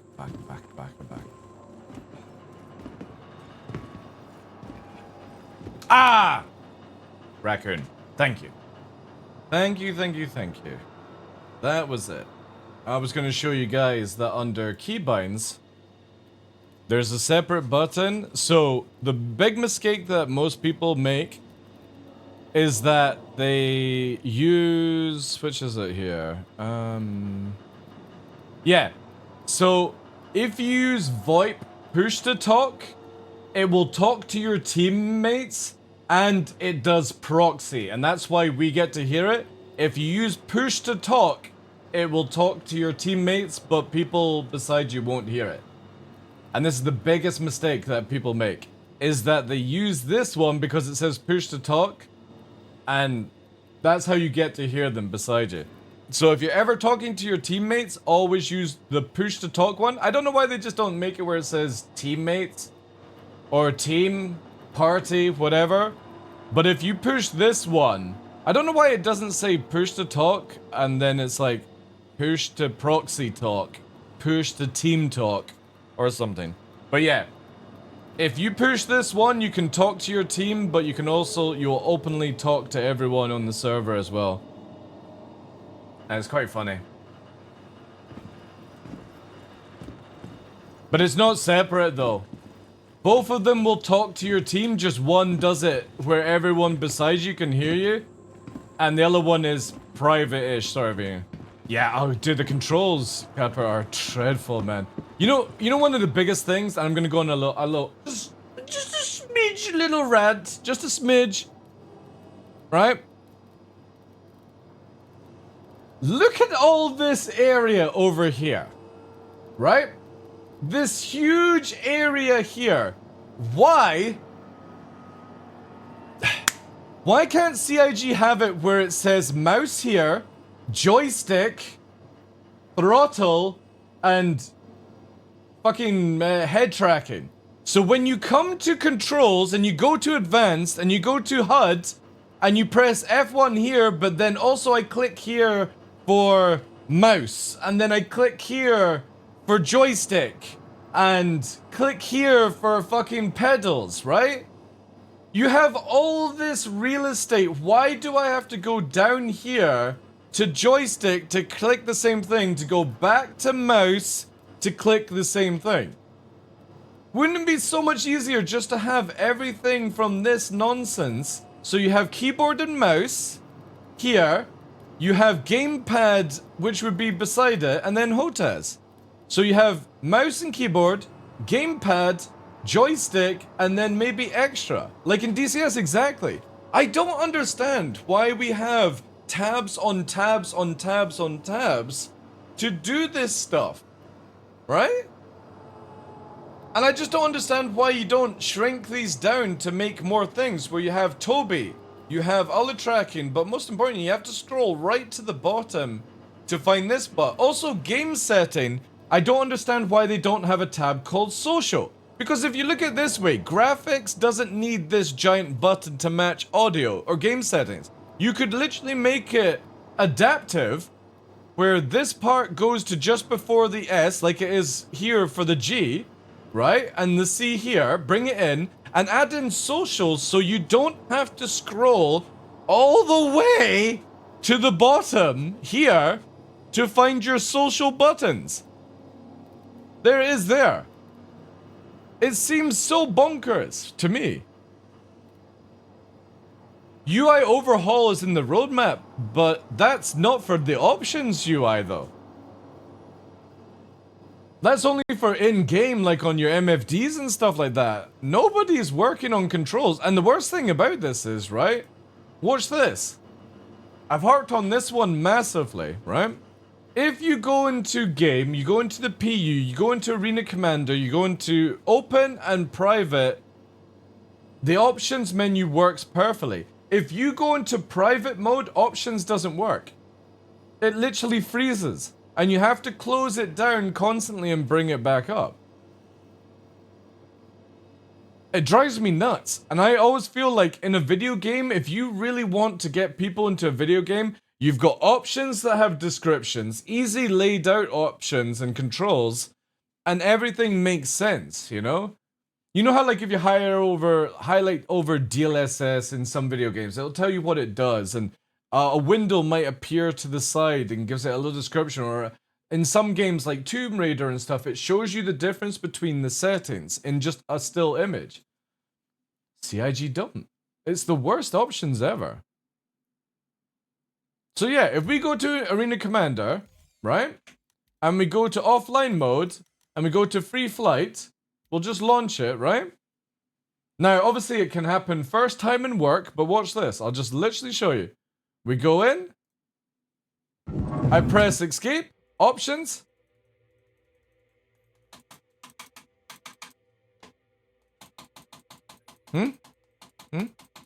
Nothing. Doesn't work. Options again. Now it works. You've got to close the options down. Now it doesn't work now. Clicking on it like a madman. Look. Just so you can see, because well, oh, this is actually a bit. Nothing. Close it down. Nothing. Nothing. Nothing. Nothing. And you can't even scroll either. It's crazy. I don't understand how you can let this happen when most people will want to go into private mode to test things out. Alt-tabbing. I can easily alt-tab. There we go. Back in. Nothing. It's only in private mode, because if we go back to the menu here, right? Actually, I can't launch private because I need somebody with me. But if we go to Arena Commander and we'll do free flight, we have it set to online. So we're on online mode, and let's go to a map that everyone hates just so it'll be empty, right? We go in here. We'll spawn our ship.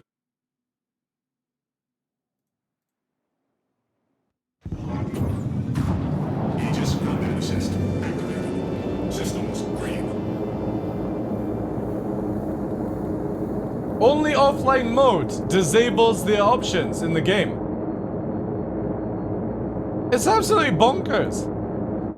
And we've had this for 2 years, by the way. And I don't know how many reports have been in the game, how many reports have been about it, and nobody fixes it. Nobody at CIG can fix an offline system. Where if you go to offline and you go into wherever you want, same map, for example, just to prove the point, and it might work the first time. We're in private mode, where maybe you want to test out your stuff and change your options. Nah. Options? Nah. Close it down? Nah.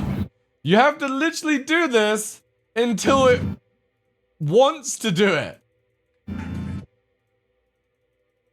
So when you're trying to change your settings and like try and dial it in, you can't do it unless somebody's shooting at you or you're in a private lobby or you have to go back to the menu. See, it's still not working. It's just pure luck if this thing works or not. Do you feel they will ever fix the issues or they just... Dude, I'm at the stage now where I feel that they just ignore it. Because I don't know how many times you have to report or add to somebody's issue council or tell CIG directly to a developer that this is broken and... Like, it has to be an easy fix, right? If it works in every other system but it doesn't work in private mode, it should be an easy fix. But I come into private mode to test out settings. I don't want to go into an area where I'm getting shot at. Now I've got... Because I can't do this, so I would have to go back to the menu. And I have to go here and press it to click it. Because even when you're moving it, see how it highlights it, right? So you know it's working by highlighting it. Lazy Stunner, yeah, I would agree with you on that one. It's the kind of shit that I think SE is doomed to fail. Now, obviously, I don't want it to fail. But if you can't make your options work, how the fuck are you going to make a video game work, right? Again, you go into Pirate Swarm, right? See, you're hooking up Pirate Swarm for the first time. You're like, right, I'm going to go and set up my options, dial in my controls. I'm doing it private mode so I can pause the game. Because the great thing about offline mode is, compared to the other modes, as it's going on, right? So you're like, alright, cool, let's have a shot here. Just like in any other video game, you're coming in to test. It spawns the ship, but you're then like, oh, you know what? I need to change some of my keybinds, right? So the great thing about private mode is you can pause it. When you go to the menu, you pause it. Now we go here.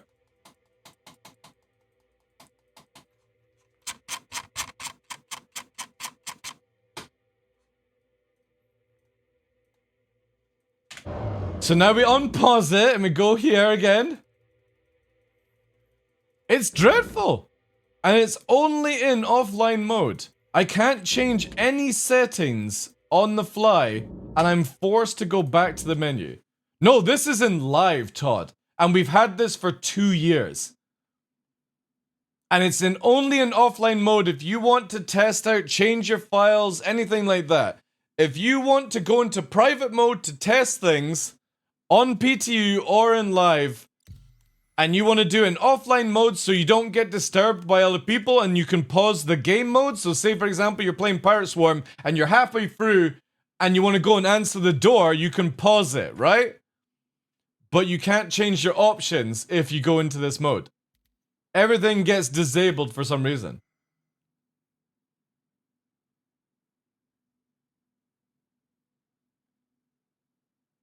You think it's not my screen sharing software, dude? Like if I disable that, it still doesn't work.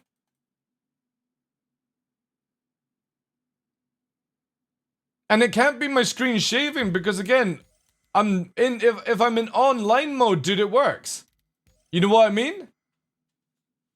If it works in online and I'm using the same screen share, how does it work by just going to this system? How would this change my graphics capture card? This little button here, that would make no sense. You're just lucky that you obviously have a resolution that works. Looks like the menu is paused when that could be it. And go out and go back in? How many times? Because I'm on 4K board listed.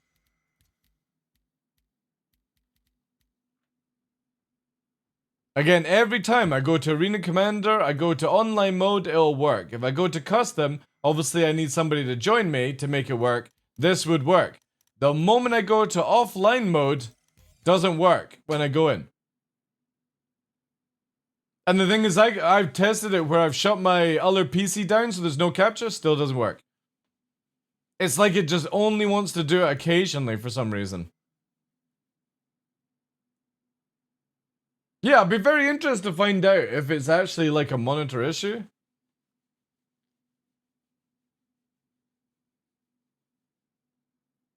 Because again, I can easily show you for screen capturing, right? Watch this. There's my screen capture. Now I've turned it off. So you can't see my screen now, right? So I can't really prove it to you. I need to get a shoulder camera. Now I need to load it back up again. Do I have a mouse on the other PC? Nope.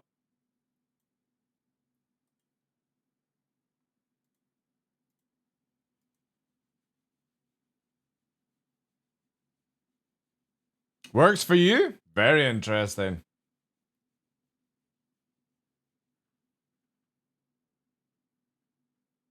I've only got one mouse, dude, on this PC. But again, why would it work in online mode and it doesn't work in private mode? Offline mode. But why would I need... Why do I... Like, why would I care about the mouse on another PC? Like, how is the other PC's mouse affecting this PC's mouse? Again, I can turn the stream off, turn that whole PC off, and it still does the same thing. It works in online mode and it works in private mode, but when I go into private, it doesn't work. That's the biggest mystery. And obviously this is why they don't fix it, because obviously people don't have the same issue. But how would this, just doing this, affect your options? You're definitely doing offline mode, by the way. Not online, not custom, offline.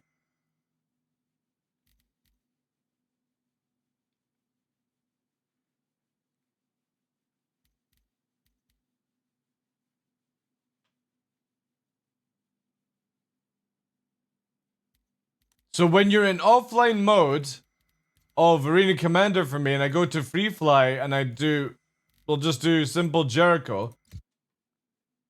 We launch up, and I can't literally activate my options. See? Can't do it. I can't press on these things, and I can't scroll. The moment I press escape, it seems to just pause it for me. I go in again, options. But eventually it will work, by the way. Like sometimes when I click on it, it will work.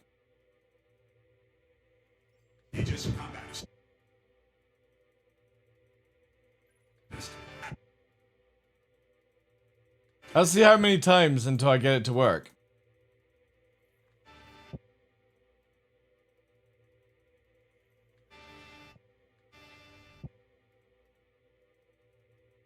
See, maybe move the ship around. Maybe it's a mouse issue, I don't know.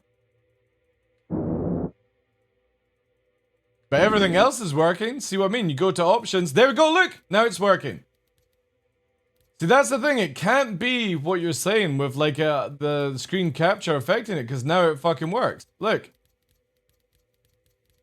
I'm in offline mode. I've not changed screen, not done anything. I'm just literally doing it. Now see, it doesn't work again.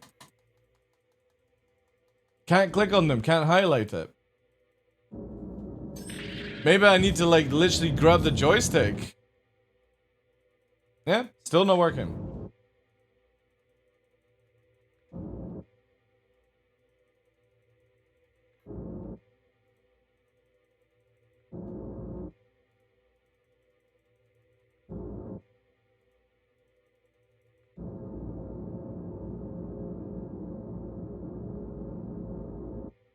Randomly over the screen? That's actually a good point. You're saying that could be...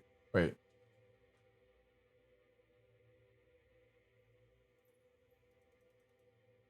No, I'm not hearing anything like it would suggest it's hidden.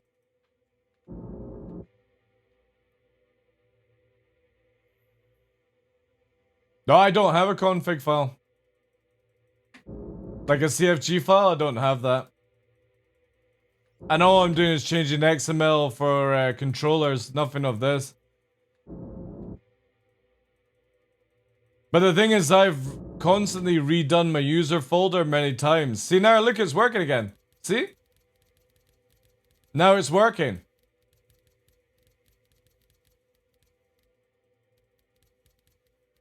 And it's only in private mode does it do this.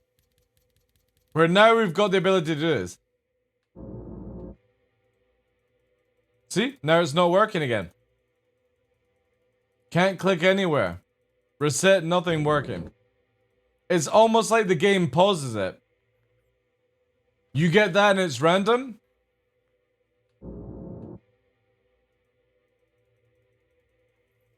Too hard to reproduce? Well, I can do it every fucking session. I can do it every session. For CIG, I suppose, yeah. Yeah, it still doesn't work.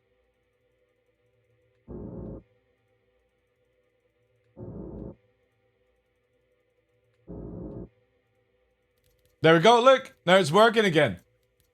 How bonkers is that? And it's only in private mode for me. You never get this bug in online and what's it called? Private lobby. Maybe, yeah. Oh, dude, I've reinstalled this game all the time. Bonker stuff. No, watch, it freezes. Look. Oh, interesting. Oh, you're right. But it doesn't fix it. It's literally the mouse then. It's a mouse issue. But the thing is though, I still can't move these around. I would have to do it manually like this then. But I can't move this anyway. Oh no, I can. It's a mouse focus problem? But why would it do it randomly though?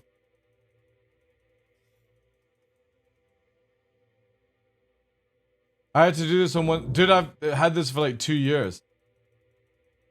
Every time I've reinstalled new things, everything.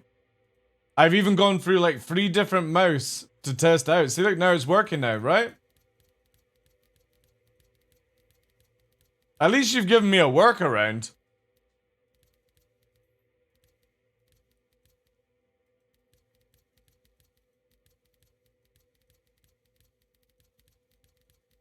Very interesting. I wonder if there's a way we can unlock it, basically.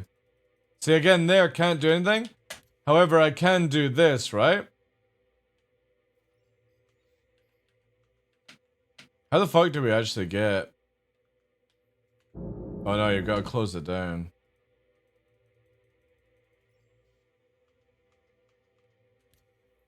I've talked to them many times about it, dude. I've sent a video showcasing it where it doesn't work, it does work.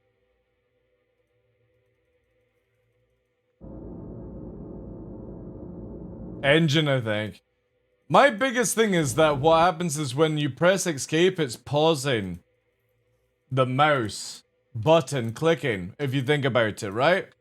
So, because we're pausing the game, it's pausing the ability to click with the mouse. That's what I think is happening. Because the keyboard works fine, right? Keyboard works fine. We can bring this up. We can move around. We can do... like, the thing is, though, how would we even get into here?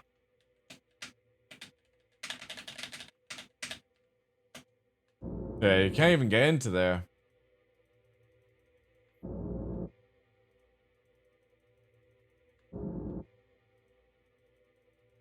Yeah, nothing. Wonder if maybe you do return to game and then options? No. It's a weird one, it's just so frustrating. And I really wish CIG would just allow you to do private lobby for one person. That's the biggest worry for me, is if this is how it's set up for private mode for Squad 42, I'm never going to be able to fucking play it. Because I won't be able to go into the options. And if everyone doesn't have the issue, it's weird.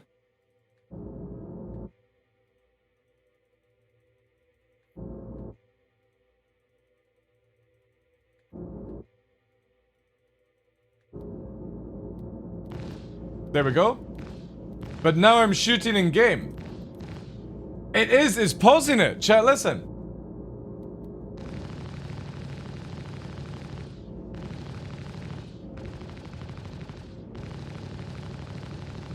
It's pausing the menu.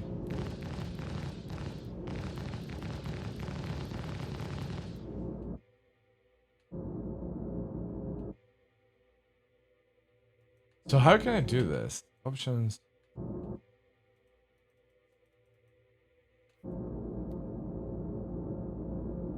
Chat, I found a workaround.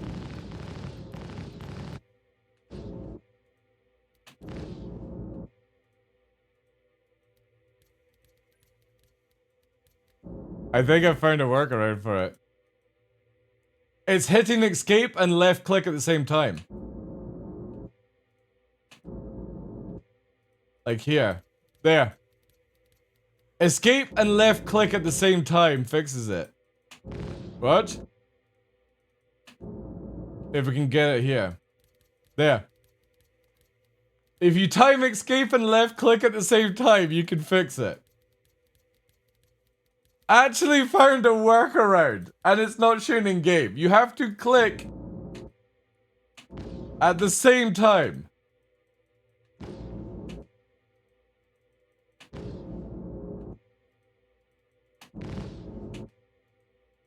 There. If you get it exactly as... Oh, I need to make a macro.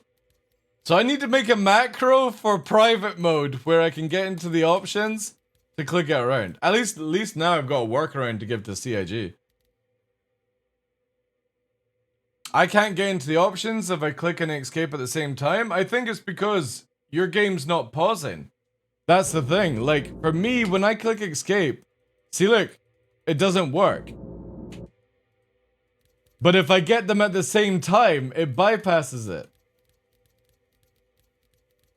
So I'm left, like at this part here, I'm clicking left click and escape at the same time, and it fixes it. For me anyway, like if you guys are not having the issue, there we go. Game dev is a headache? It's funny how like I'm always able to find a workaround for though.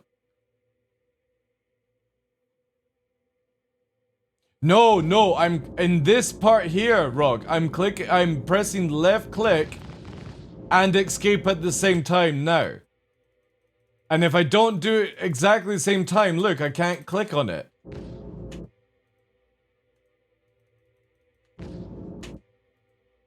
See? And if I do it, it works. I got that escape plus kick options. Now I have the game running and the game options open. So you're able to fire whilst in the options. Yeah, see look, if I get the timing right, it's perfect. At least I found a workaround now, chat. This is amazing. We're having a discovery after 2 years by people actually giving me ideas at the time. Yeah, man, I've never had a game where I've had to press left click on the mouse and escape at the same time to access, and if I don't have it literally at the same point, it won't work.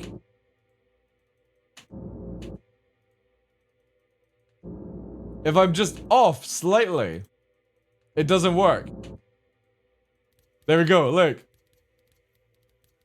How bizarre is that? I wonder if right click would be better. No. It's left click you gotta do. Man, that timing is insane.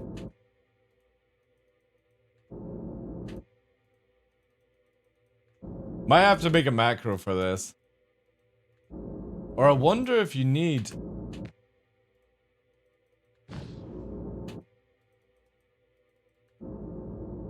Now it's not doing it ever since I tried to do the right click. which is weird. Have a mechanical keyboard? Suppose you could call it mechanical keyboard. See, now it's not doing it. Or I'm really off on the timing.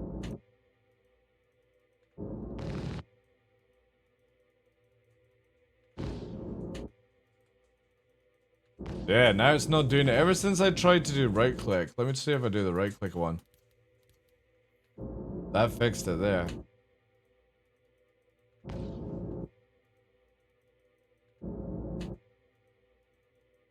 Interesting.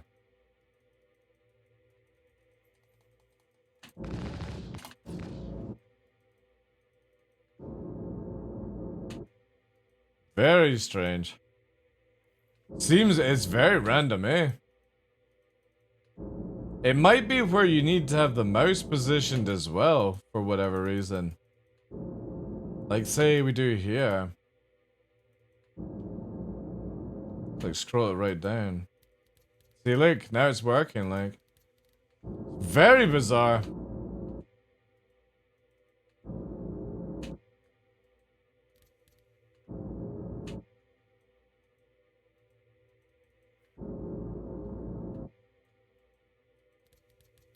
It seems to work the best when you hold it. So you hold the two buttons together, seems to have a much better effect. No, it's not doing it.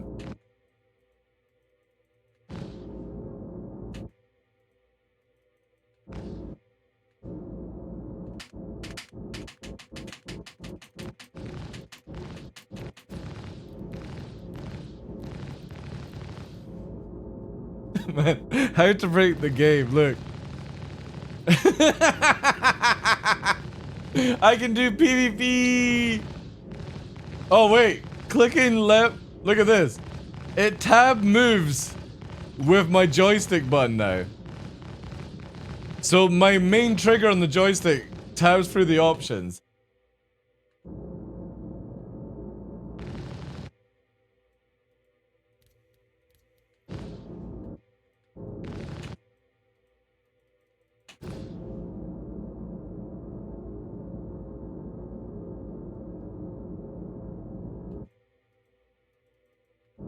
It's weird that this is always off like here.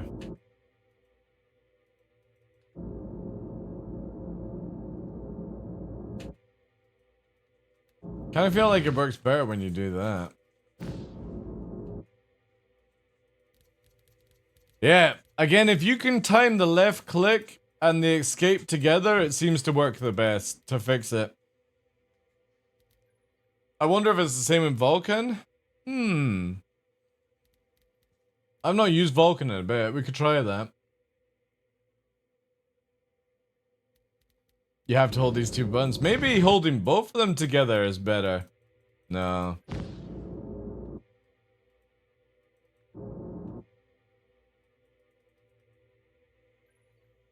Maybe if you wait?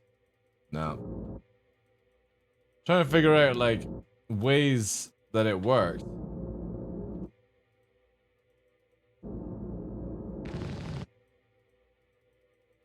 Yeah, sometimes it just doesn't want to do it.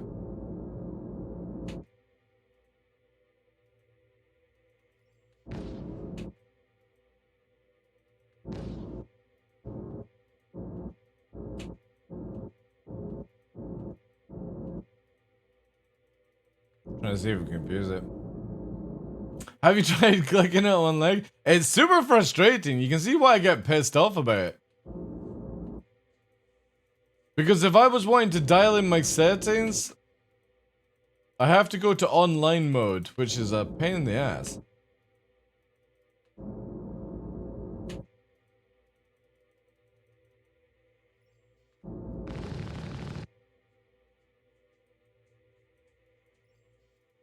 No. Now here's what we could try. No mouse.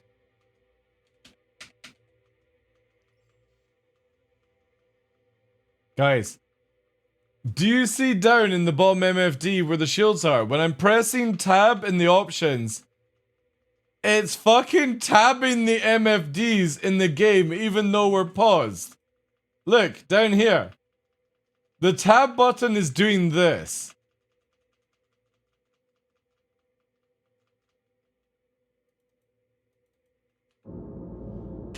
God, it's so bad, man.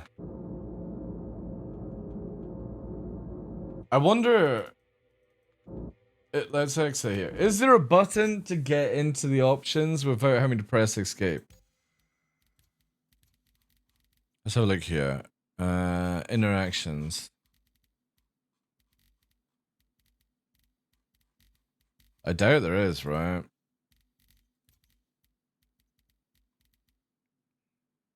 Chat focus return? Maybe that's what fucks up.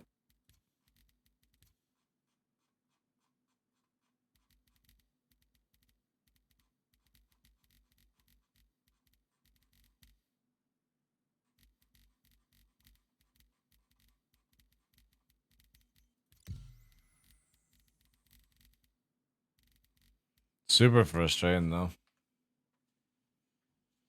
Stop time. It's bad. It is very bad, yeah. Because again, I only have this issue in private mode. In online mode and private lobby, no problem. In the PU, no problem. Never had an issue on the PTU. It's only when you do Arena Commander, offline mode, free flight, or whatever it is. Because obviously you can't even, like, options here. It works fine, right? So the moment that you go offline and you launch, even if we don't spawn our ship, right? It can fuck up. See, like, there, now it's gone. So I wonder... Nah.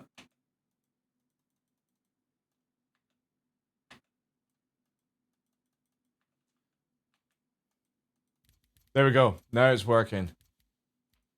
It definitely seems to work a lot more if you try and left click at the same time for me. Like, it'll still fuck up, but it seems to allow you to have control back on the mouse. I would have thought I'd have less problems, yeah. At least I seem to have a much better workaround than just fucking spamming this, right? This is what I've been doing for ages, where I would just do it this way. But definitely trying to left click fixes it a lot faster.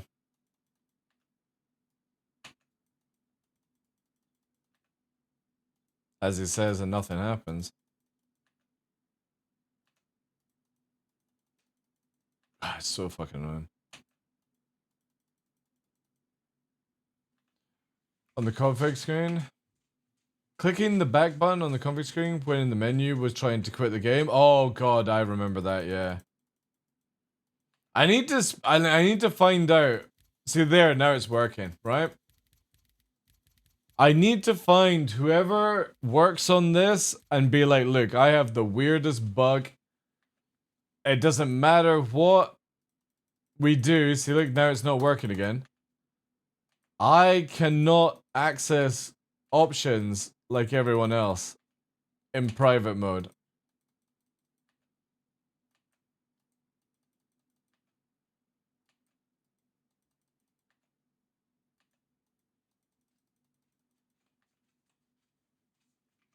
It does, yeah.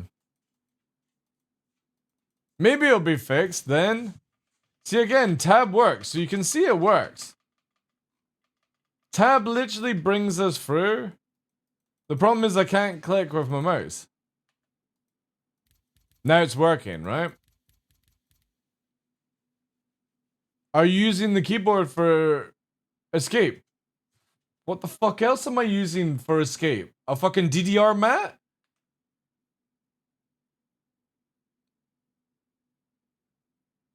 Appreciate the advice. What else do you, what wallet system do you have that presses escape? When will it be fixed? 4.0? Oof, don't know. I doubt this is gonna change in 4.0, to be honest. You don't get the problem, I know. It's annoying.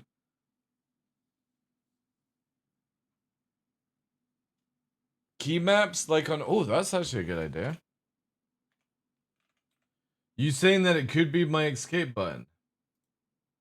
I wonder if it's actually Gremlin. Let's close Gremlin down. Why is it fucking... There we go.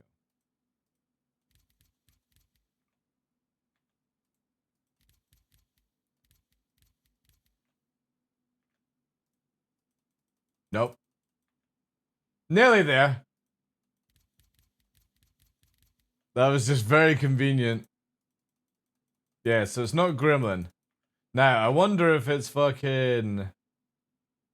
where is it?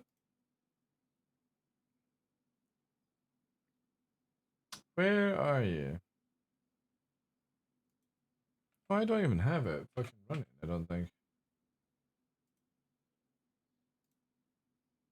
Yeah, that wasn't even running. That's a different thing. Yeah. Slow this back.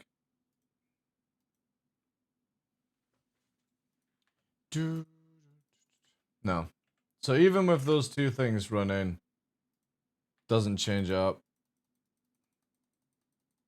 Man, that's good that we weren't figuring that one out. If this splinter hadn't been set up, the VPC shift, when I was trying to eject, or like if I was fighting people and I tried to do other buttons, see now it's working, right? Ah, if only I could find like a guaranteed workaround. Maybe shift escape? No. Control escape? Alt F4?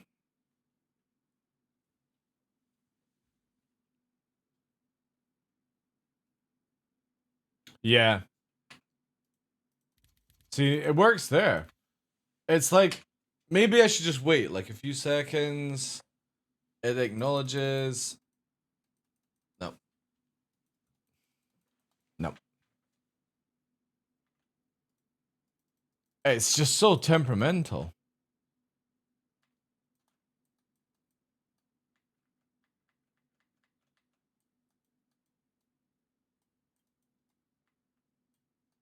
Question is, how did I get to like fire in the background?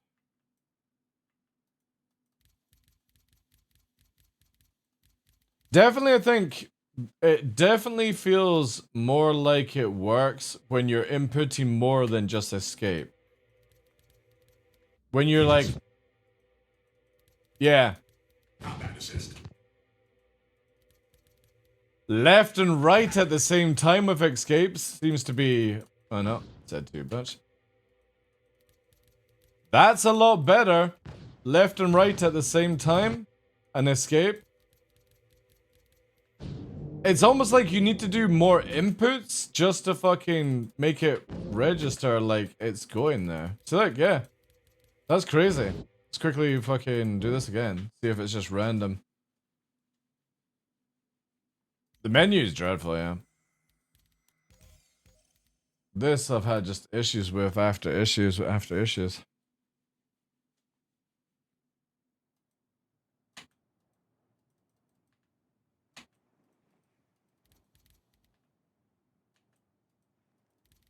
Yeah. Left and right click and escape at the same time seems to be a really fast way of clearing it. Yeah. Right, let's just do escape. See? Just escape. Doesn't do it. Doesn't do it. 3 times. Now it does it. 4. Nope.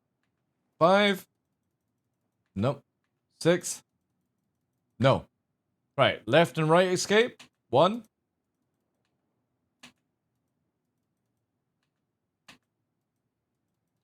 Ooh, this actually might even not do it.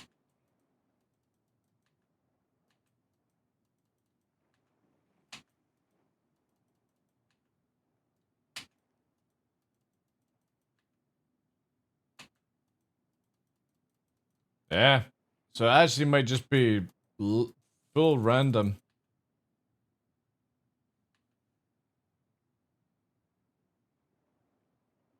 So I wonder if I do...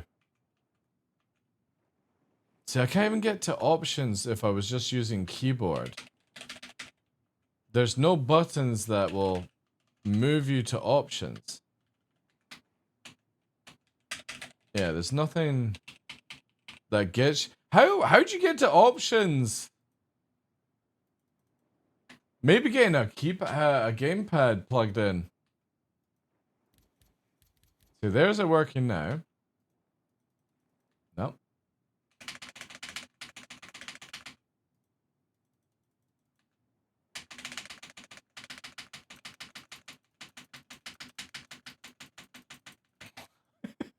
Just fucking smash it until it works.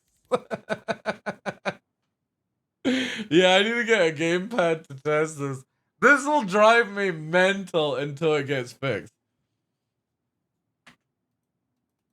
I just want to be able to go into the options and have it like this every single time. That's all I ask for from the options, dude. Just fix this for me, please. Fix this. It'd be amazing. Alright. Anyway, chap. That's my time. I've got fucking things to do. Hopefully the rain is finished and I can get some outside work done. Oh. Oh. The stress. So like here we have rolling it. Zersty wins today. Congratulations, Zersty, on the daily. There we go. Lovely jubbly. It'll be another 1 or 2 years. Long as it's fixed for Squadron 42. If it's fixed for Squadron 42, I'll be happy. It'll be amazing. Sati. We'll send you on to Cutlet. Cutlet seems to be watching the Avenger video. And he's also ranted the same thing and stuff. Anyway, guys, thank you so much for today. I appreciate it. Thank you very much for all the gifted subs, the donations, the bits. It goes all towards the goal. Thank you very much for getting us just short of 10 hours today. Appreciate it. Go and check out Cutlet stream, !! Raid 1, Raid 2 in chat. I do appreciate it massively. Drop all the love over on Cutlet. He's an awesome dude. And we'll be back tomorrow for hopefully some more PvP and smashing some more options and stuff. I might be able to do a bit longer, but obviously today was raining. And it's like, I gotta get this job done before the end of June, guys. Or it'll do my nothing. So, appreciate it. Thank you for being here, Malter. Everyone. Thank you, guys. Take care, Devs, Roadrunner, Pox, Glitch, Sideways. Thank you for all the love today, guys. Appreciate it. Have a good one. Send all the love. And all that jazz. Thank you, guys.